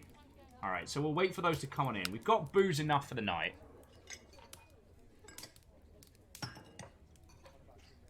Wonder Gamer says, who needs to go fast when you kill everything in your path? Sorry, I don't want to get into the Star Wars nerdery. See, the X-Wings are awesome because they are warp capable as opposed to... Well, what's the... No, jump capable. I always forget the terminologies when all the nerdery in my brain starts to mix. Whereas TIE fighters don't have a honking great engine that lets them blip between systems. But you can put a lot of them in a Star Destroyer, which does. Oh, M says they might have some good personal life news, but standing by and announcing it until they know for sure. Absolutely, don't heckin' jinx it, but we will be digitally crossing our fingers for you. All right, so who we got here? Oh. Chris the Paladin. Ah, feck it, you're in, mate. All right, let's get you all trashed. All right, if you don't like my wine, you get out of me bar.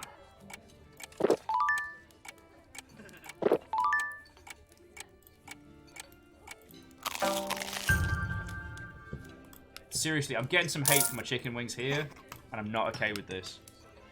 Oh, feckin' hell, help wanted. Oh, we got a path. Your collective heroes could use a leader to anchor your crew. Your talent scouts have identified 4 powerful players on the scene. Who should we choose? All right.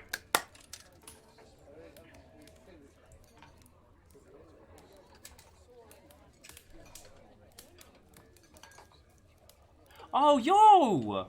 Sorry, wrong house. I apologize, I missed completely over that. But jumping back, so wrong house was saying, so some characters have overlapping backstories and special storylines that only trigger if you have both in your roster. So Grunson, who's one of our mains, for instance, he was raised as a slave of the Marrowsucker clan. And we just unlocked Grursula Marrowsucker on the Barbecue Rat Quest. In the next patch, they'll have a whole storyline that plays out if you send them out together. Feckin' yo! Whoa, and Moose, that was always one of the other things that I really liked about the Star Wars like dogfighting games, was that the X-Wings are perfect for hit and run strikes. Like, they've got torpedoes, they've got big old lasers, they can jump into an area, hit, and then run out. And just get away at hyperspeed. Whereas TIE Fighters can't do that. Whereas TIE Fighters, they come in a buffet bucket of problem-solving, laser shooting. Anyway, we've got to pick a cool person. So we can choose someone who's Titania Tanglewood, who is a graduate of the Mages College. A Wilder Card of Wallace Wilder, who is a knight famous for single combat. The Safecracker, Hawley Halffast is being released from prison and needs a job. And a Hero's Welcome, the famous weapon master, Julian Jaggedheart.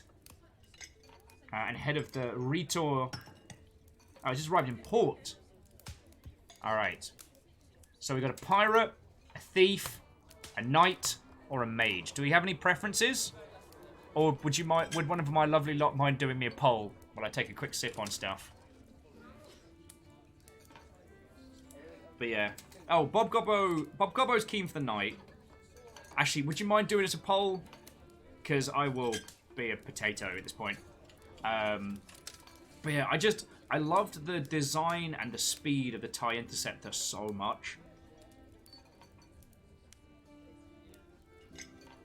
Wondering Gamer says, can we cheat on the poll? You can. You can use mead points to cheat.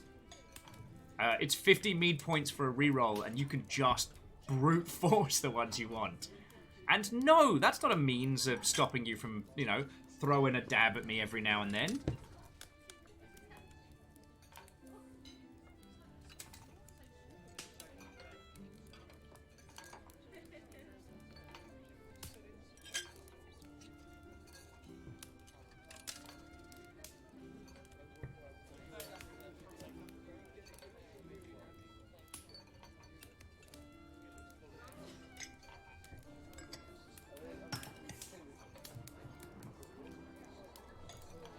Oh, the Wilder card is a talented squire by the name of William Wilder, who's a fighty knight.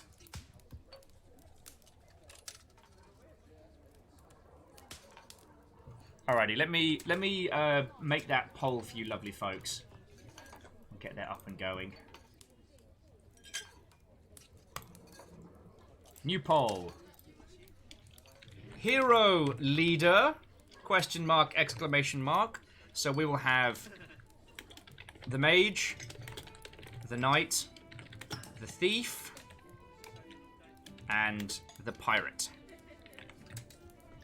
You get 3 minutes to decide, and you can use mead points to force the issue.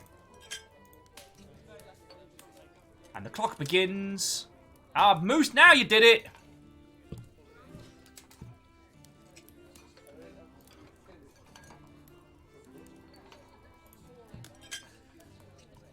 Rhymes and Moose, thank you kindly for popping that poll up. That is a help.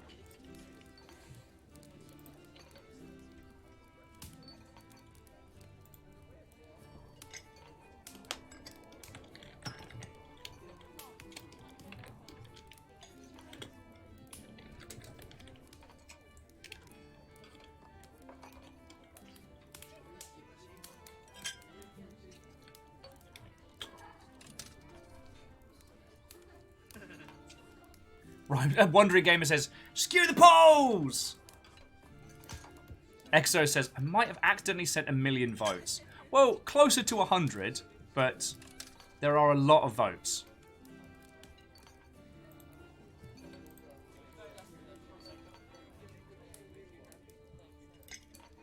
A lot of votes.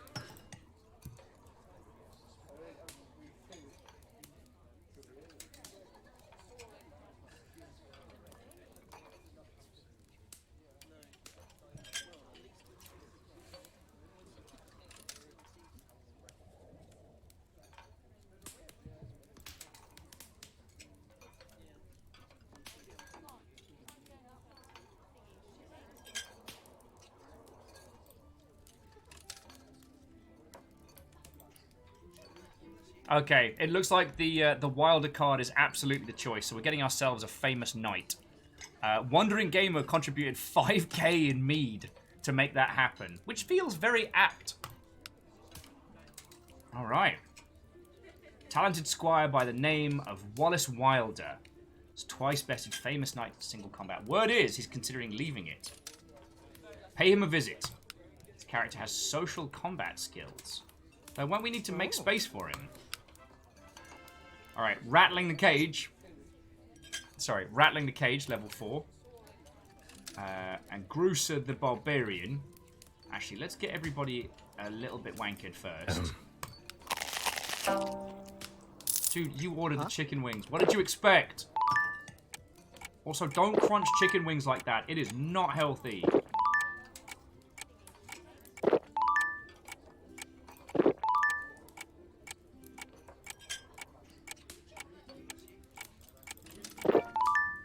Yes! 6-way maximum service!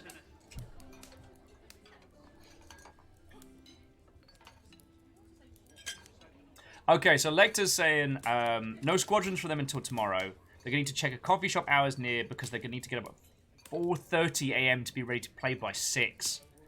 Lordy, lordy. Catfish. He's a little full of himself. I know what you could possibly mean. You're right, big girl. You know you're in here because you kept trying to eat guinea pig poo, right? Actually, so Lecter, if you answered I missed, I apologize. What are you going to be flying tomorrow? That's what I'm curious about. Lecter says they're exhausted and the people they're playing with are in Central and Eastern time zones, so it's a bit late for us all.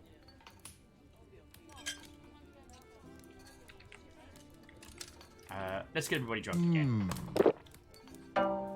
No. Alright. Our barbarian wanted to have a chat with us about troll slayers. Alright.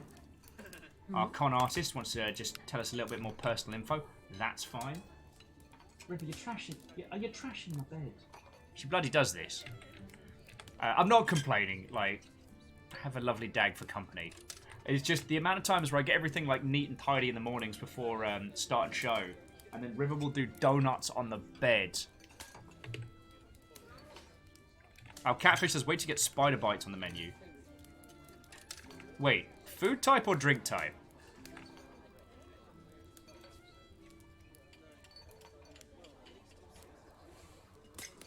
Oh, and friends, sorry, I missed that one because a whole bunch of things. But EXO was asking that they'd quite like our help picking their next JRPG adventure. They currently have to choose between Xenoblade and Dragon's Quest XI. Does anyone have any thoughts or feels between those two titles to recommend to EXO? As EXO saying it's the first time playing either.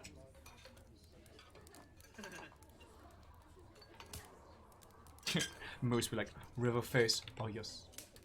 Right. Right.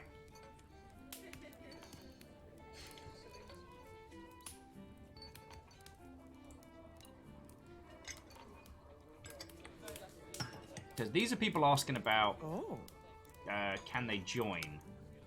Oh, no, these are just welcome to the taverns. All right. Hello, hello. We welcome you in. All right, we've got a chance for one more round. Alright, okay, this person is 105% in for some house wine.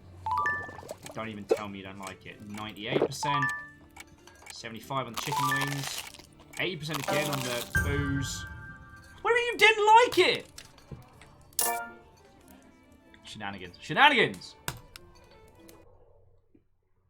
I mean, in fairness, I pay that guy and then he gives me all that money back which he spends in the bar. So, I guess that is kind of fair. Alright, we'll send the Thinkers over to get the doctor.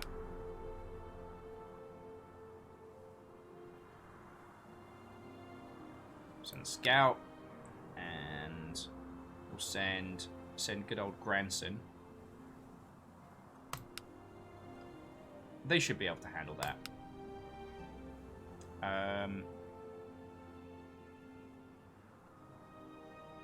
The Wilder card?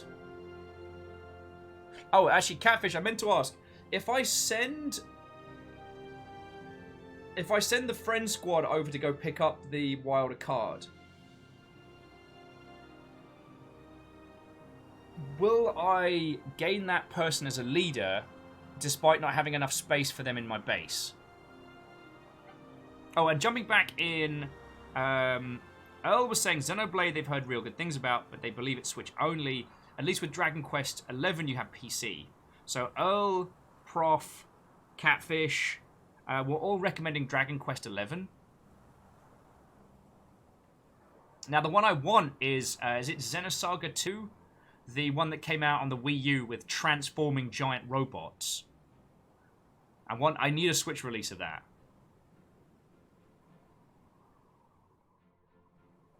Oh, he'll join up later in the tavern. Okay. Right, so in that case, off we go. Onward! Alright. First up, a Wilder card. So let's set forth to go talk to him.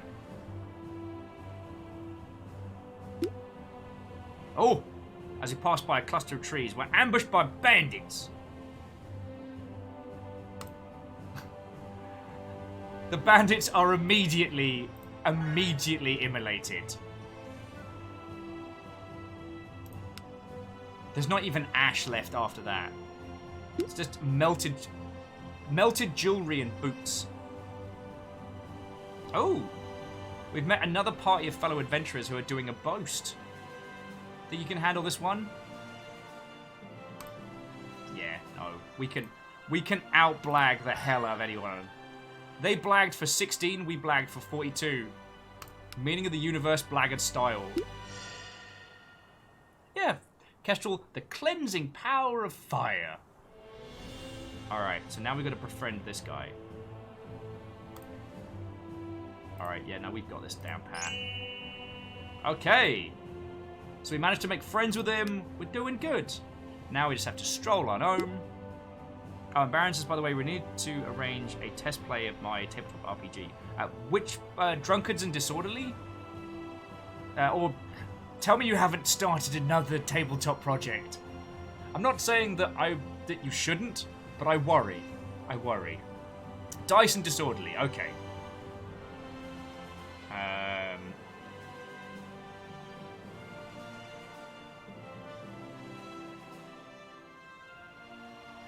Oh, hell. Murgle's getting shrunk. Fuck. Oh! Our paladin pulled it out the back. In a way to conveniently placed potion, the vendor provides a growing potion. Murgle's restored to full size, although she's convinced her feet are now permanently larger. Psychological side effects, anyone? God, the writing on this is so good. Quasimodo, what, oh friend? How are you doing? Oh, it's a survival disaster. None of these people know how to survive. They're all... Oh. Yeah, no, that went bad. The bite wound's not getting any better. Murgle says she winces her arm. Murgle has gained diseased. Alright, Murgle's going for a lie down after this. Alright, Team 1 did their job. So we managed to stroke Wallace's ego about charity work. We came up with a story about an upcoming charity event that we're planning. So the Squire is looking to join us. The Knight will become part of our team. Alright, well, he's a knight in training. You know what I mean. And Baron Sheep says, I'm not planning 5 campaigns. It's fine. I'm planning 4. Also, Tuna is now in the greater Washington area. I need to organise when we're hanging out. So we may be able to do Known Brothers live. I mean, not with Kyle, but you know what I mean.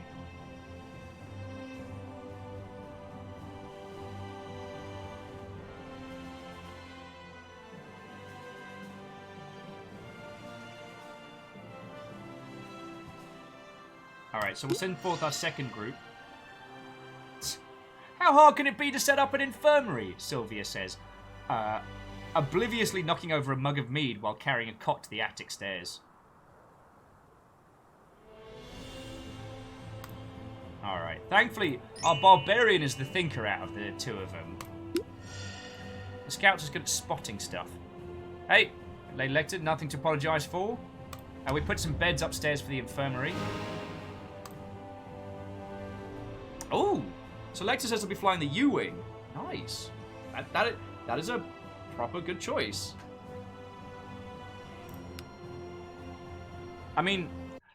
The thing is, I like the TIE Interceptor, but I'm not a fan of the A-Wing. So I'd probably be a traditionalist if I was... Oh yeah, Murgle, we need to check you in. Yeah. I'd probably be a traditionalist if I was Rebel side and fly an X-Wing. But TIE Interceptor all the way. Oh, we got the rat delivered this morning. Oh crap, we're out of house wine. Alright, we'll just have to take wine off the menu for tonight. So it's mead or nothing.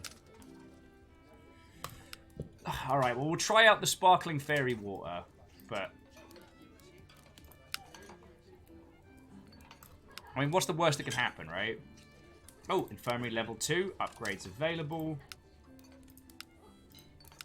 And I do like the narrative elements around the upgrade system as well. I think that's...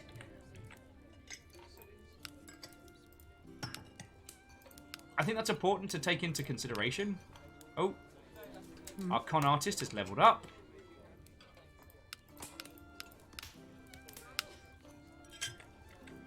And, oh, Bartholomew's offering to be an adventurer.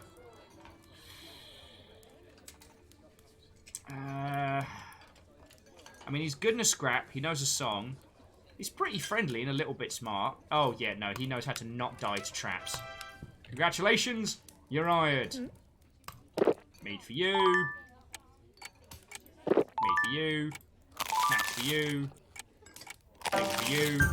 Why is no Captain on the bridge. Will first 1 to 2 years. Shackle Draconis, you feckin' legend. What? Oh! On top of everything that you lot have already busted out today. You are the first person to 2 years. I mean, and I know it's just when the alerts pop up and stuff like that, but that signifies 2 years since victory in the War of Triplicate. 2 years since we fought Captain on the bridge. Oh shit. Second. Yeah! Second through the door. And Baron Sheep as well, like, on top of all the stuff that you do and putting up with me in the real, like, both of you have done 24 months at a tier 3. That's a lot of cash each month that you lot are throwing into keeping this little household going. And myself, Fiona, the Nuggets, like, thank you. How about a round in celebration? Yo! Shazam. Food. Right, maybe a little too much mead. And Earl in there with third. Feckin' yo! Feckin' yo! I mean, Earl, that's at a tier 2 as well. That's just feckin' wee! Feckin' wee! Oh yes. Ye old refresh button. Ahem. I summon the 2-year train. I did not say that, but, like, Caffeine... Caffeine, you were officially the first Longship subscriber. And I know that Stooge was livid about that one because you were right next to me when it turned on. Reactor online. Sensors online. Weapons online. All systems nominal. Oh, heck, it is going down for real. Me too, I guess. Feckin' yo! 2 years since we went toe-to-toe with the American government and won. Feckin' yo. Although that fight did take 10 months. No big deal. And Clank in there as well. Like... oh, feckin' yo. Shackle, Baron Sheep, Earl, Caffeine, Hindle, Clank, all of you. Feckin' yes. Glorious Mother Hubbards, thank you. And Caffeine... Caffeine refilling the pint glass for a little bit of house order.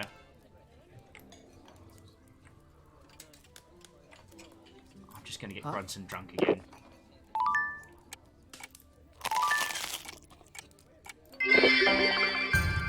Two-year hype. Prof Farnsworth 2-year hype. I mean, we had our full 2 years of doing the Longship, which has been grand. Oh.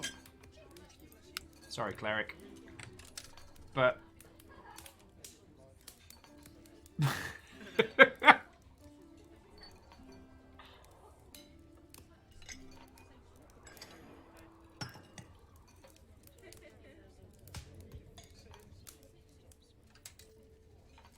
Fucking yo. Your fam. And for whatever reason I'm the father of the group. So consider this your allowance. Fucking yo. Also, we need to take into consideration the sheer size of the amount that Varbles donated earlier today. And Varbles Yaldom has already come to a close. Like, can we take a moment to appreciate how redonkulous that is? Huh?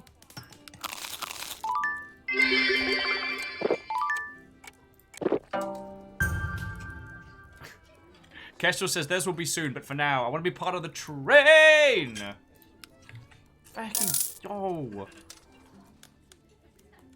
I'm so sorry, House Order. You all were doing so well this week. And the train has done naught but undo your damages. And Dan see a fucking yo!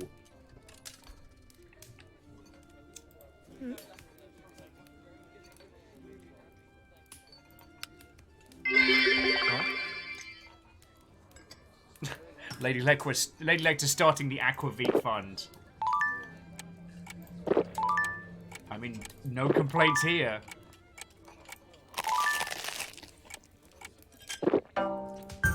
Yo! On top of that, Dancy just gave out 5 subs! Hang on the heckin' heck! Yeah, Varbles, I'm sorry you were slain. And also, holy shite! Okay, there is a lot happening all at once right now. We cleared level 4. It's continuing to leap forward. Dancia's 5 subs went to the crowd. And they went to the Lovebirds, Bob Gobbo, Jenny Nexus, Sadur, and Kakadu. That's fucking cool of you. Thank you. Yeah, choo-choo indeed, Kestrel.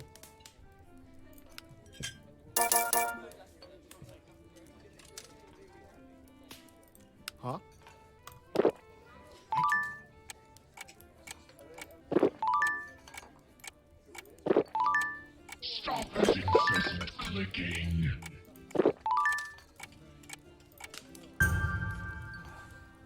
And Shackled are constantly refilling the pint glass.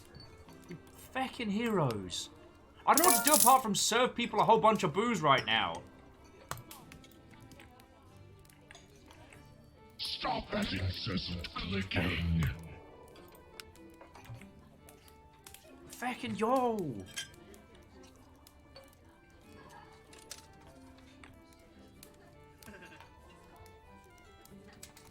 Huh? Feckin' yo. Stop that incessant clicking. Ah, worth a shot. Got a couple more rounds in before last calls.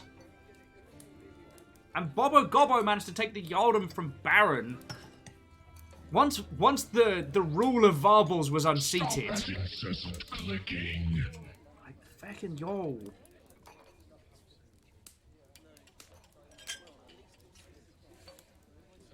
And Sia's like, we're having a CM chat without you, slacker! I'm busy! I'm serving drinks! I'm doing my thing! Stop that incessant clicking. Feckin' yo.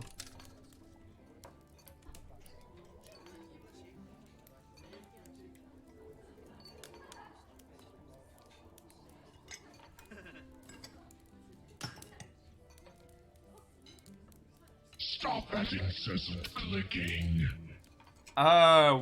What? Yo! That was 20 subs! What the fuck? Holy shit! Stop that incessant clicking.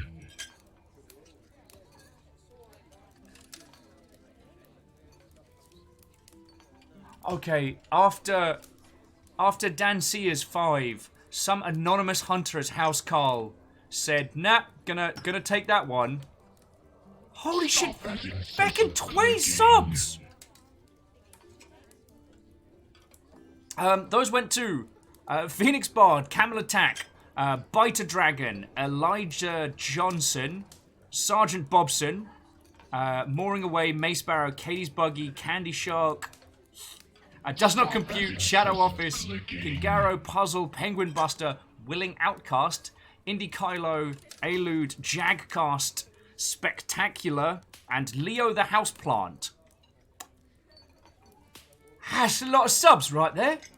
The hype train is at over 200%. Stop that incessant clicking. So that's happening. Okay.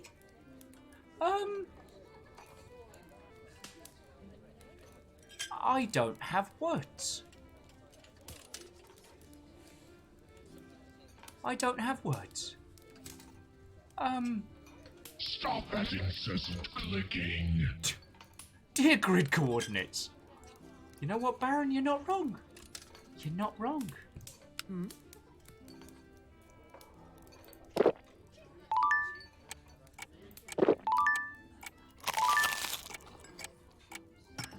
Stop that incessant clicking. I just... Feckin' yo! Yeah, Bayonet, whoa! Like...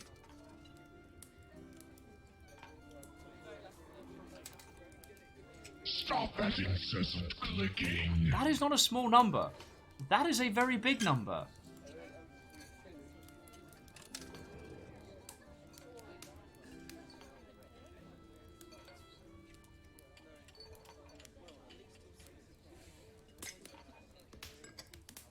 Stop that incessant clicking. Oh, and Kestrel, I see your 24 months, you fecking hero. It may take us a little while to get there. By the 9! Stop that incessant clicking. Shackle, is that a strong bad quote?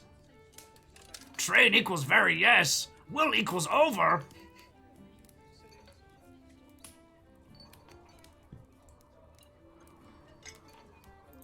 Huh? Stop that incessant clicking.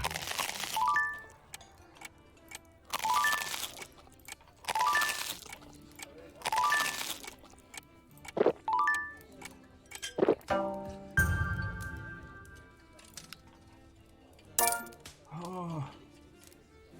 Stop that incessant clicking.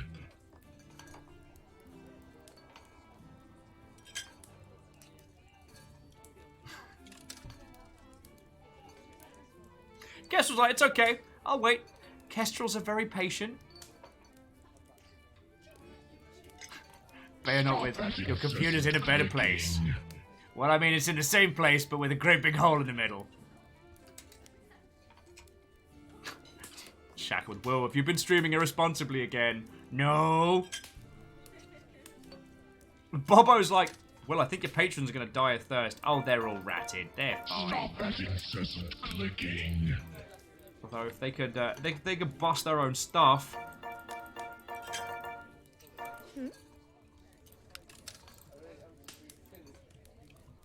Fucking yo. Tomo says it's so epic watching this playthrough on and off.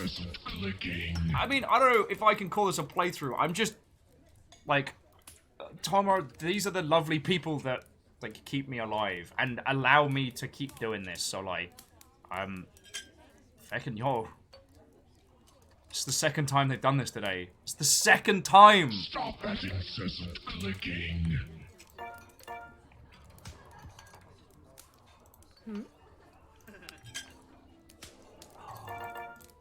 Like, I want you to know, I'm gonna keep playing this. Oh. Definitely. And those of you that did manage to pick up a copy of it from the giveaway earlier, like, you are gonna have a cracking time with this. It's so good. I'm bossing everybody's...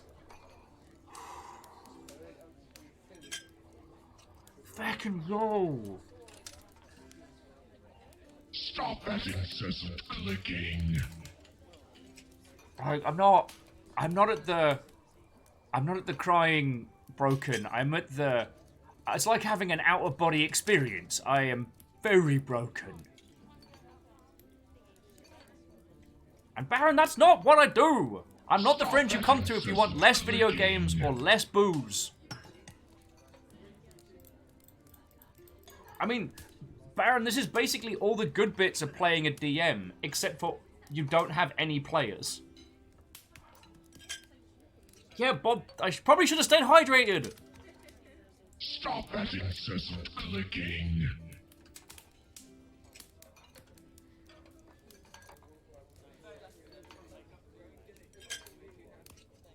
Kisa's like, more juice! Friends, Kisa has been very on the sugar today. No one give Kisa more juice. They'll be bouncing off the ceiling for the rest of the... And we got to Kestrel. Okay. Oh, boy. Yay. And also boop. And also boop.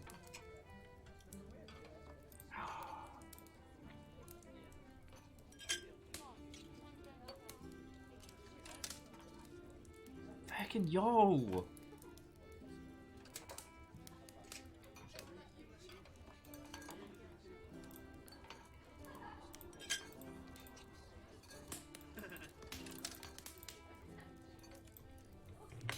Oh, and Alnus, I just saw your message. So thank you on that one. Bear with me all just a second. Exo's like, what am I gonna drink now? Something soothing. I think like a tea or something would be ideal for you. Sorry, not to think about it, not to overthink about it too heavily. I'm just fucking yo.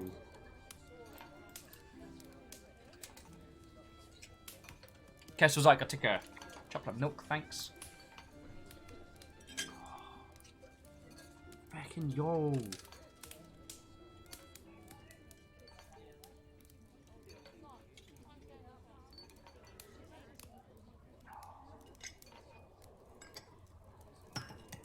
Oh, Hookshot, thank you for a games dev question. Thank you, because I'm quite broken. Hookshot was saying they're currently studying Jotun and Hollow Knight for sound effects during boss fights. So hard to get right. Also, the Salt and Sanctuary, the boss fight sounds are great on that one. Moose, what did I just say about getting keys to the... Oh. I'll be awake all night now.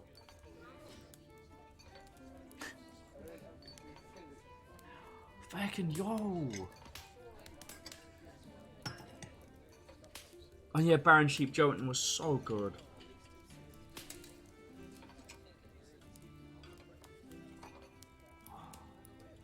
Fucking yo. I tell you what, dear friends, will you indulge me a little break? I need to, I don't know, I've got to put my head under the tap or something. Like, it's not, I'm not, the breakage is real. The breakage is real.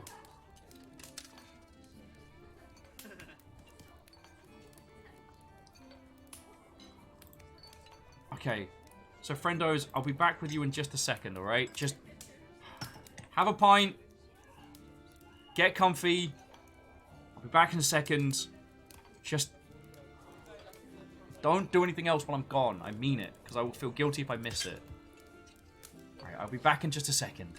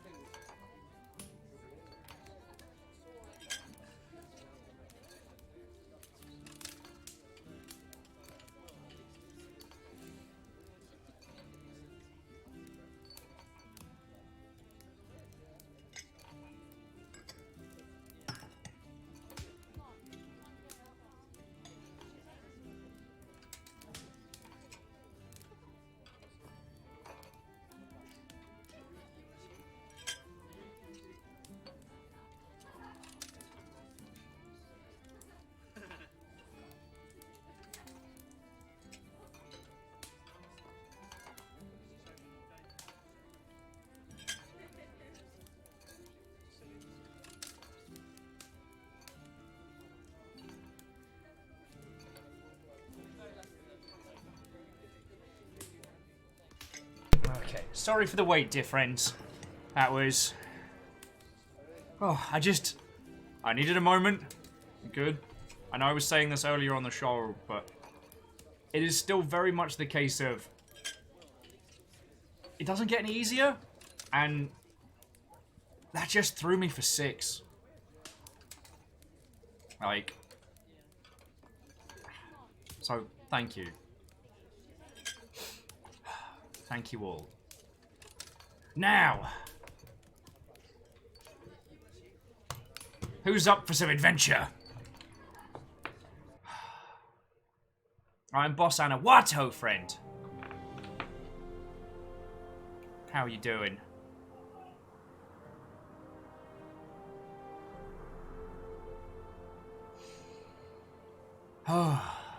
Also, I'm treating myself to a bag of skips. So I'm getting my English snack on. Because Kimball very kindly sent me a packet of... a little box crate of English snacky snacks. And it's nice to have a little, like, taste of home, you know? These aren't, like, the greatest snacks in existence. But they're familiar. And I like that.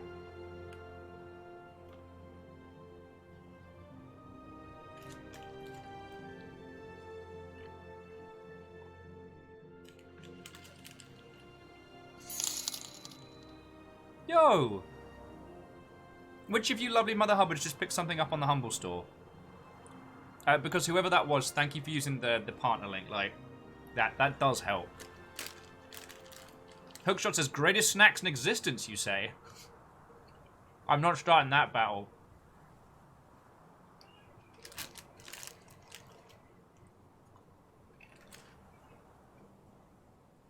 Oh. Baron saying that I made homemade tortilla chips, fried bacon fat. Oh, glorious. Right, like, friends, if you're not following Baron on social media, then you are missing a whole bunch of cracking food pictures. Oh, Boss Anna, skips are like a prawn cocktail snack. They're like a teeny tiny version of prawn crackers that you get from Chinese takeaways. Very melting.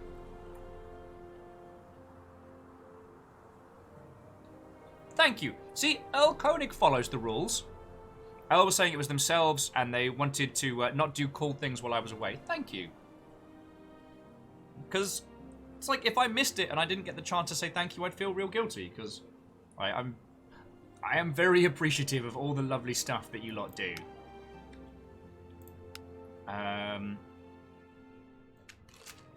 Alright.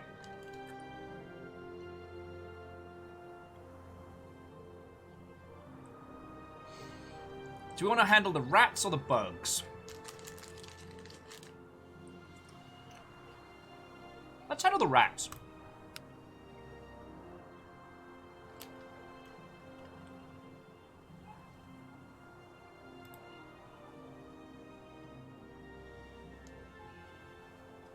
Okay. So this is social skills, alright.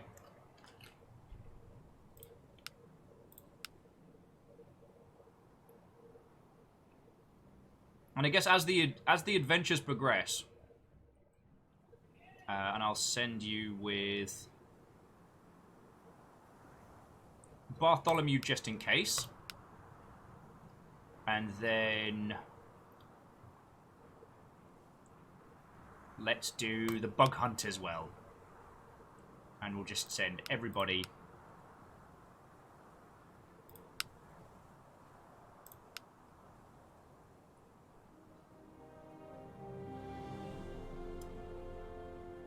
We might need to send Myrtle. Alright, Mogul, congratulations. You've had enough lying down.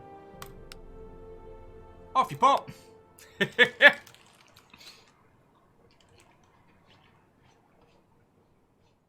Oh. So, Earl, as I was asking Lecter earlier, what do you reckon you're going to be flying for squadrons? You saw nothing. Alright. First things first. Rattling the cage.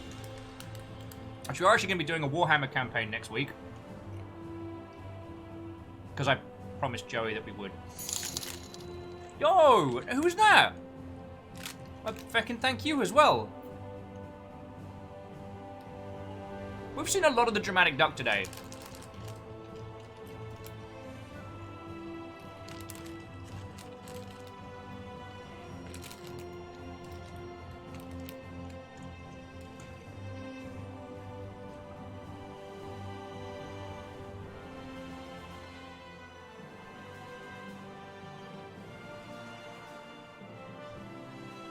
Oh, EXO was saying that they had a weird thing that happened today where Steam gave them a 50% off coupon.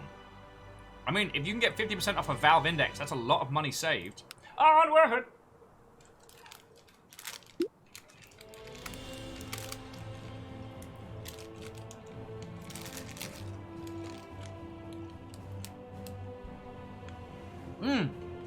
And Baron Sheep, I had mentioned this earlier, but thank you for the reminder. That, friends, if you haven't read the comic series, The Wicked and the Divine, and you need something really good to get your teeth into, I can't recommend that enough. The entirety of it is currently on the Humble Store, on Humble Bundle for $20, which is more than I paid for some of the volumes. Catfish says, you know, the Fire Mages Union doesn't look too kindly on sending wounded members on quest. Murgle's fine! They're just a bit diseased. God. See? Look, Murgle's out there doing fine. Catfish, I don't even know what you're worried about. Man, this team kicks ass. Mainly because Murgle explodes people a whole bunch. Well, so Boss Anna, this is kind of like D&D, but if you were only playing as the Dungeon Master and the Tavern Keeper simultaneously. We've got some members of the dev team chilling and illing in the stream here who might be able to sum up their intent with the game more, but it feels something good. So Boss Anna, the game's Epic Tavern, and half of the game, well, maybe not even half, we spend in our little tavern, which we inherited from our parents, trying to sling drinks, build up our customer base, etc. But the rest of the game is sending our customers out on little adventures that we hear about through rumors.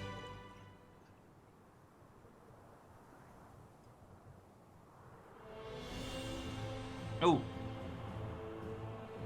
Did those things seriously track us down for 2 days to try and rescue one of their own? Looks like it. Interesting. Uh-oh. This is going to end poorly. This team is not...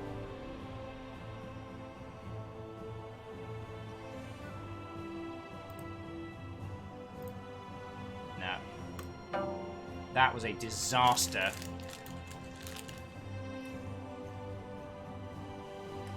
We might have accidentally kicked over some kind of bug nest. Just gonna not talk about that.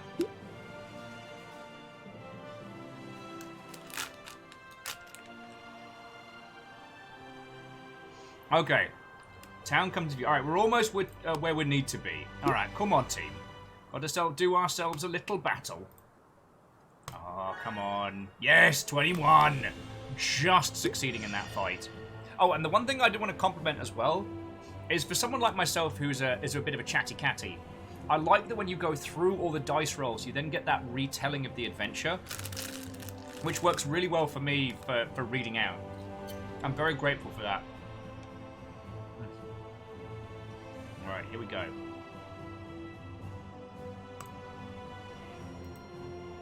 Alright! And nailed that with a heroic maneuver.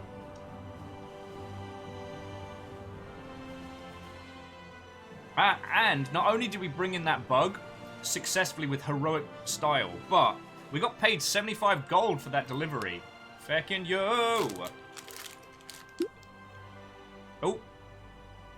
Feckin' Margle's accused of stealing stuff again.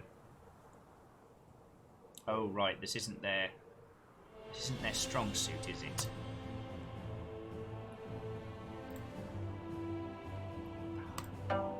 Yeah, even with full successes, still failed. Margle got beats, but we didn't lose any cash. It's right, we'll send Margle back to the infirmary. They'll be fine. But they might have insulted a witch.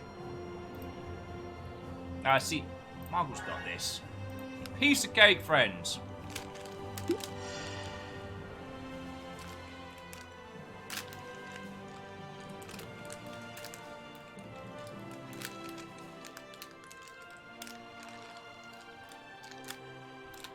Exo says someone just put Mr.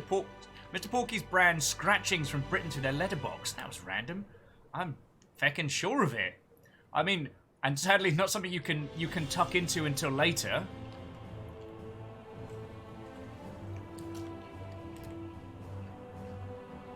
Just so good.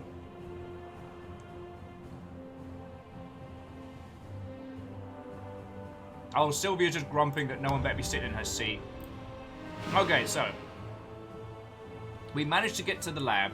The mutant insect started thrashing wildly in its cage, and we managed to deliver it to as required. It seems like its friends tried to come and rescue it throughout. It's interesting.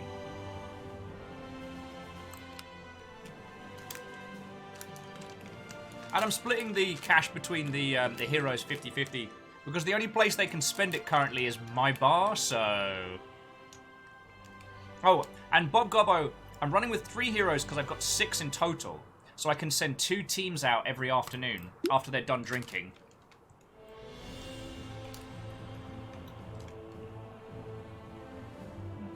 Wait, no, I think I send the adventurers out in the morning the day after? I forget. Oh, yeah, Exo.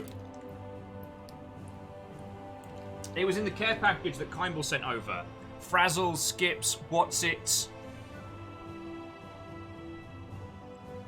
Alright, departing from... It's not a tavern! Okay. Time to negotiate our way out of this. Ah, crap sticks.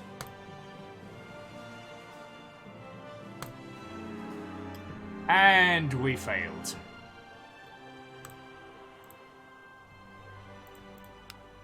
Oh, good work, team! You done goofed!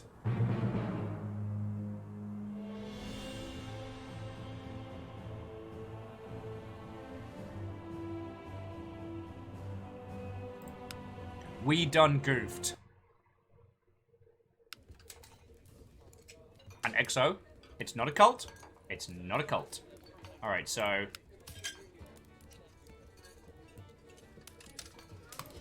Murgle's going back into the infirmary. Everybody else is fine. How are we out of mead? How are we out of mead? We've got 1 day until the other stuff has arrived. Set menu. I guess we'll take... It's just house wine tonight. Everyone's gonna be grumping at me. It is not a cult. And the longship hoodies are not robes. They're hoodies. Stop making it. You're making me look weird in front of the cool kids. Oh, alright. What are you? You are a fighter and a survivor.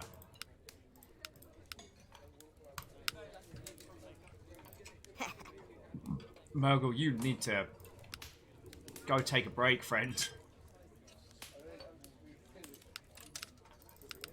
But also keep blowing some faces off. Casual's like, are there cool kids here? There might be.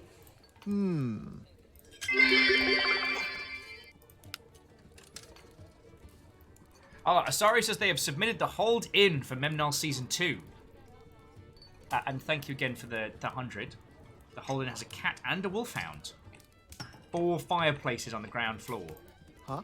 That's a lot of fire, that is.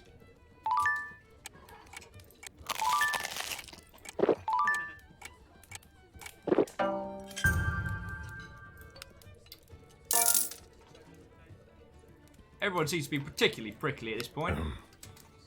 Oh, he wants mead. Huh? But it's not my fault we ran out. Oh, we get our winery looking a little bit fancier and all. Oh.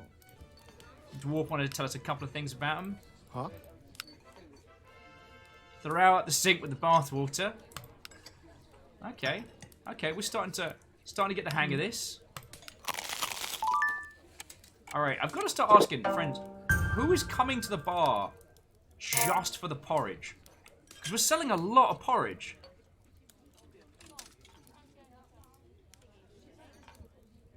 Ooh.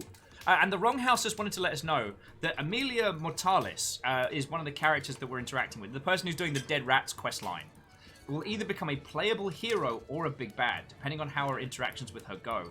That's feckin' cool. Sorry, so Wrong House, Baron Sheep, who's been lurking here, has been doing a really interesting production for us, which is the thing we were talking about earlier, which was memory equals null, or memnull for short.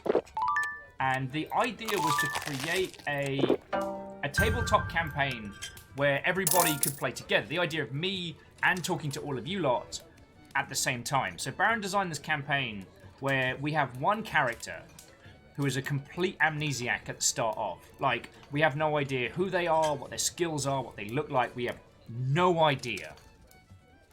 And we as a group move them through the adventure. It has...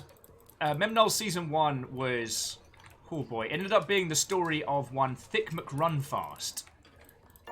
An amnesiac mech pilot with a penchant for being a complete stupid. Oh, menus in stock. Yeah, I know I'm out!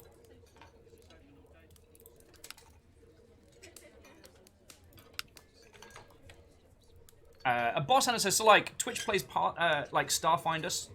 Sort of. Oh, the system we used was Stars Without Number, which I hadn't heard of until Baron introduced me, and it worked real well. I believe we confirmed the adventures we got going on for the next one, right?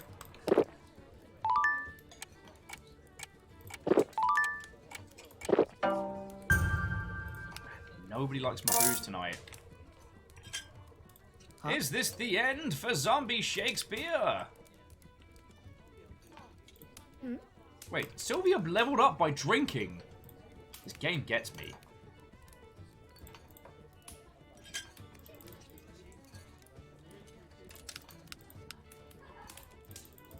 Alright, the perception doesn't go any higher.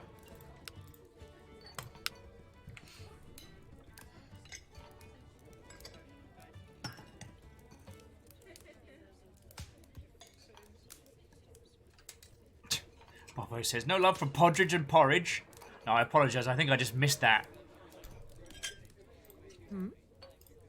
Like, dear friends, I may have to pass your lovely selves over to Fiona in a little bit, because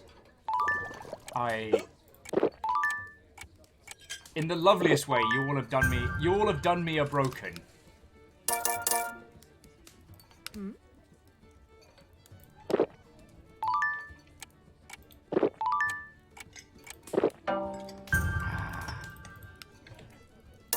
I managed to get some great combos in that last one. Yeah, and Hookshot, I feel exhausted. Like, everything that happened this morning, and then that huge train, and whichever of you anonymous people was just like a rattling gun of subscriptions to people. I know I've said this before, I'll probably end up saying it until I pass out blue in the face, but it's so different when you're doing it for yourself versus doing it for a company, and it hits like a dump truck. Hindle, go get some sleep, friend. Exo, I am not reading that out, and you can't make me. Let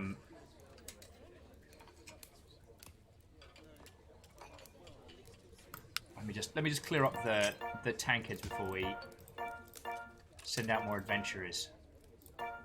I also want to make sure, like, I'm doing this game a justice, because, like, while we did find out about this game because of the IGDA showcase, like, the reason we're doing it today is because it looked like a lot of fun. I was very curious, and I was not disappointed.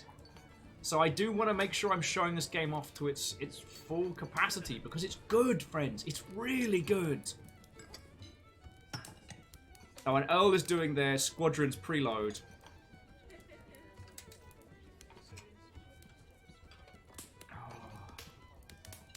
Fucking yo.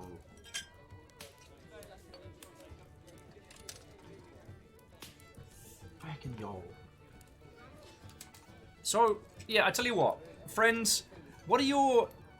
Have you got any thoughts, feels, feedback, anything that we can provide the devs to help?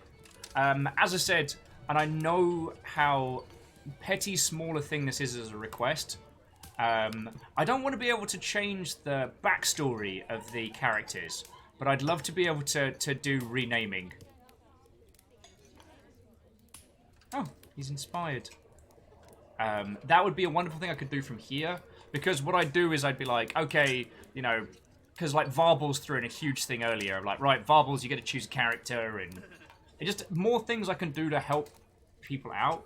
Oh shit, also you can read their story here. Oh, that's feckin' cool. I didn't notice that. So friends, you've seen the narrative we've been unlocking for each character. These are all here. Now, Hookshot, if it could pull all the names from Twitch chat, that would be perfect. But I also understand that's not a zero-sum request. Because, like, Demeanor has a bot that does it. And, Dead Cells, you have to enter your your Twitch information to allow it to read. Oh, sorry. Baron, I missed your saying of it. Hookshot, thank you for credit where credit's due.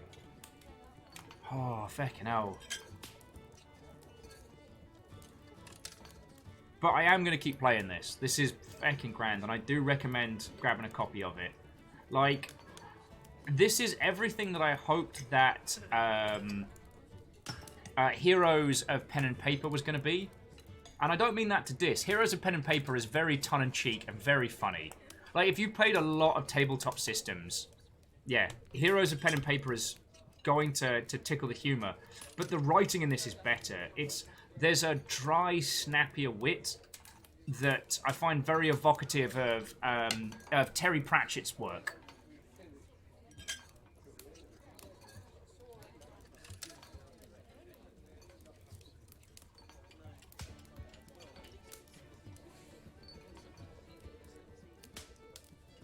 Oh, Baron was saying passive conversation why they didn't like X would be helpful.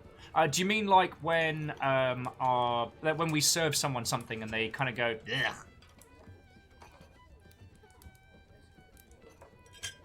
ugh? Moose says, I'll have to assume they'd need to have some characters flagged as non-renamable because in some cases the name matters. Well, what if we got to pull first name? So we've got like Bartholomew Demon Chummer here. What if that was like Baron Demon Chummer? And so if there's any of the inter-family stuff could still carry through. Again, what we're doing here is suggesting a shite load of work for the dev team behind this. And it's very easy for us to do that because we don't have to implement any of it.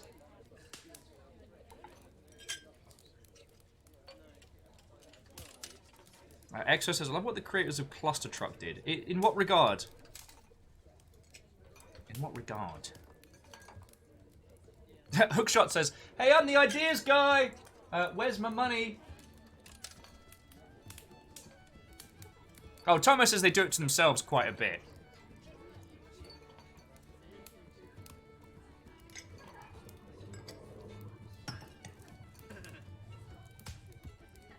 Oh, Exo, Cluster Trucks is alright. Currently, the best in terms of like developers interacting with a Twitch game is still the Blackout Club. No one's beaten that yet. But that's another story. I don't want to detract from... Because this isn't an action game. This isn't a game where it would be beneficial... I mean, Tomo, I don't mean to tell you your business. If I were advising, I would say this isn't the kind of title where the devs actively changing the game while you're playing it would give enough of experience to warrant the amount of development time for that interaction.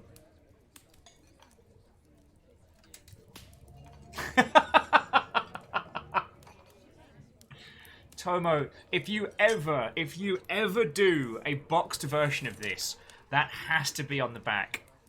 Tomo saying, the idea was, we're all veteran developers. We won't make the same mistakes. It turns out, you will make the same mistakes. They will just be bigger versions of the same mistakes. Oh, Baron does make a good point. Add Dag, let us pet it. Oh yeah, Moose, the friendo has been in pup time for a while. I mean, look at this little face. Look at this little face. This face deserves to be in pup time. But then I have actual pup time in the background, so... River.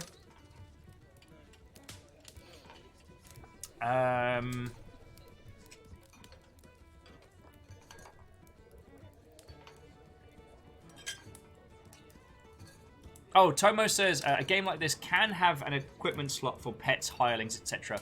That's very cool. But aside from that, like, I don't find myself...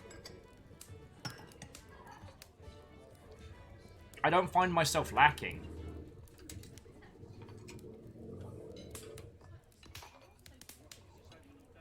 So the Wrong House is saying that hiring staff from the tavern is something we often discuss.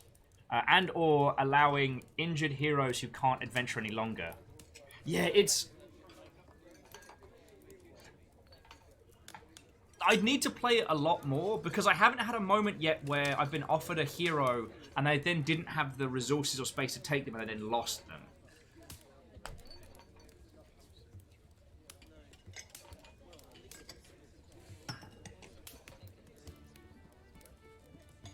So, I wouldn't have anything to add in terms of feedback to that. I think that's something that needs, like, just more play.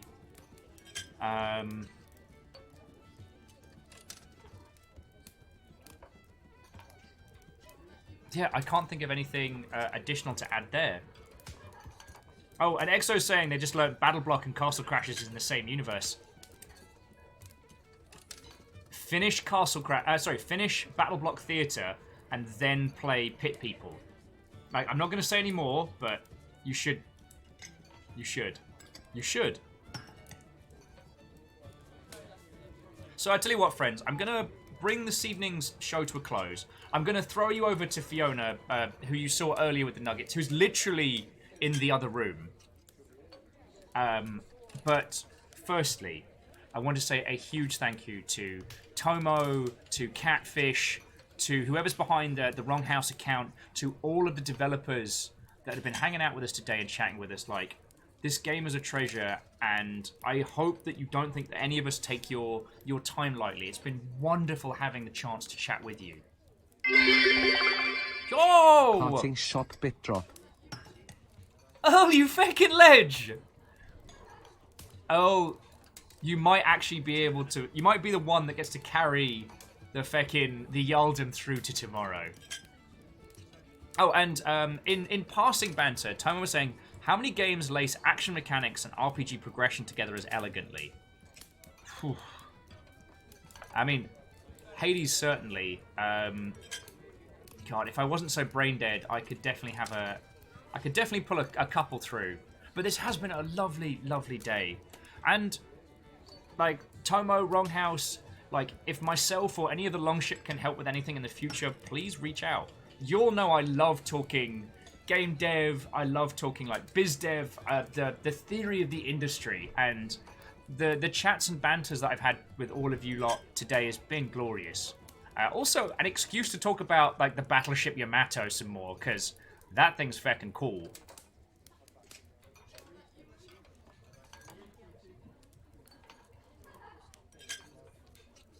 Oh, and Tomo, I can't agree more. Hades and Castle Crashers are outrageously high-quality expressions of game design. Feckin' yes. Especially Castle Crashers beyond what is, what appears to be its... Yeah. So yeah, to all of our lovely dev friends today, I do hope we get to hang out and chat again, because these conversations have been excellent. To the Longship as a whole, you lot have been above and beyond today. Like... You'll had me in tears by the first half hour. And I was not ready for that. Like, I'm gonna roll credits and say proper thank yous, but again. Yo! Happy 2-4 anniversary, you bloody bugger. Lizzie, thank you kindly. 2 years at a tier 2. No big hecking deal. Thank you. And thank you for all the other stuff you do. Like, you know, I know how lucky I am to have an excellent moderation team, and I don't take that for granted, friends. So, thank you. Oh. Okay. Let's get some fun jams on. Let me bring these adventures today to a close. What have we got? Oh, some Pokemon jams. And then we're going to raid over to Fiona, so please do hang about, because then I can run into the background and be like, "Rrr!" Although I won't charge over there with an axe, because I'm pretty sure the baby gate will obliterate me if I attempt to do that. And, yeah, I don't want you all to see me stack it live on Twitch. But no, seriously, this has been a great day. Oh, and I meant to say again, to Tomo, thank you for the extra 2 keys we got to give away today. Like, 2 more people are going to get to play this, and I'm very sure they're going to have a wonderful time. So, ladies, gentlemen, and individuals of all persuasions. Oh. Might as well have the bar in the background while we're doing the credits. Thank you all for hanging out, for spending time, yoking bits and donating and keeping my dumb ass alive, so thank you. Varbal's blowing the doors up today, so thank you sincerely, but also Lizzie T. Power and Not on Fire. Like, the donations pretty much go straight to food money, so I'm very grateful. To Dashkall, to Kimball, to Baron Sheep, Earl Koenig, Dancia, Professor Farnsworth, Favor 6, Jaralan, It's DX Man, Asari Green Fire, J Post, Lady Lecter, Fearless Sun, Kestrel North, Gilmar Greyjoy, the League of Spooky Ghost Anonymous Cheerers, the Stammering Gamer, Exo, Vanderbeast, Caffeine, Shackle Draconis, Diviteria, Firestrager, Neo Shadow, and the Great Blue Huron. Oh, Big Sandy! Alright, Big Sandy, you better come hang out, because I have missed you. I hope you're doing well. And Tarlicus, thank you all for donating bits, because those keep my dumb ass alive. Like, bits help so much. To Caffeine, Rhymes Moose, Tarlicus, and Lizzie T. Bow, you fecking legendary mods, you do so much. Now, those that subbed, resubbed, and the recipients of House Carl's Hunts, I'd like to thank Malu Soldier, XD Johnny XP, Deus, Rishinobi, Lavender Sharky Joda, One Punch Mickey, Old Man Marsh, Invisiguy, Diviteria, Pup Time, System 404, can he find him? Very Lord Smudge, Painfully Dyslexic, Anbu, Tomo, Very Doubtful Guest, It's DX Man, Grazcore, Kisa Saitama, Favor 6, Gatekeeper Games, The Wrong House, M. Hart, Shackleton Connors, Baron Sheep, Earl Koenig, Caffeine, Hindle, Clank Crusher, The Lovebirds, Bob Gobbo, Sadur, Jenny Nexus, Kakadu, Phoenix Bard, Bailey Dragon, Elijah, Roston, Sergeant Bobston, Mooring Away, Camel Attack, May Sparrow, Does Not Compute, King Rororo, the Penguin Buster, Willing Outcast, Aeland Jagcast, Sandy Shark, Shadow Office, Spectacular. I'm butchering now. Katie's Buggy, Puzzle, Indie Kyo, Leo the Houseplant, Kestrel North, Lizzie T. Pow. Thank you all so much. I know there was a bunch of huge anonymous ghost gifting legendary sub sprees, and there are also some people celebrating 2 years of hanging out here, like, feckin' yo. Yeah, and Big Sandy and myself were Twitter friendos back when Twitter was lovely, and then we actually got to hang out at my first and only trip to Austin.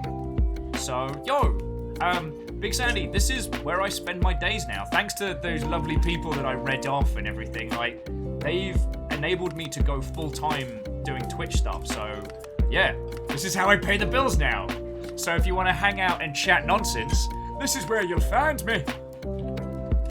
We're gonna head over to Fiona now. Hey, it's Fiona.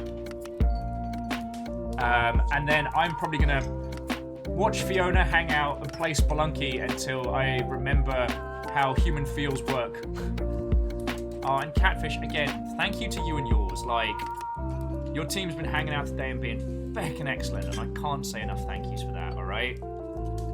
Yeah, Lizzie, been hunting subs for over 2 years. Oh, Big Sandy, thank you. That means a lot. Like, I did the game dev dance for a few years, 10 years. I ended up working in New Zealand as a communications director for a games company. Like, I was doing the big fancy. And then, well, if you could make a slow, plain nose-diving sound followed by an explosion, that was what happened over the next few years. But it ended up with me being here and doing this, so, like, legit, I'm doing good. Sorry, here's me vomiting everything at you at the end of the show. I hope you're doing grand as well. And I hope you and your wonderful other half are doing grand. Okay, yeah, no, I'm a broken potato. Alright, I love you all. I'll see you tomorrow later in the day for Blackout Club with Kyle. But maybe for a coffee morning if I'm functioning. Have an exceptional rest of your night, friends. And I'll see you tomorrow.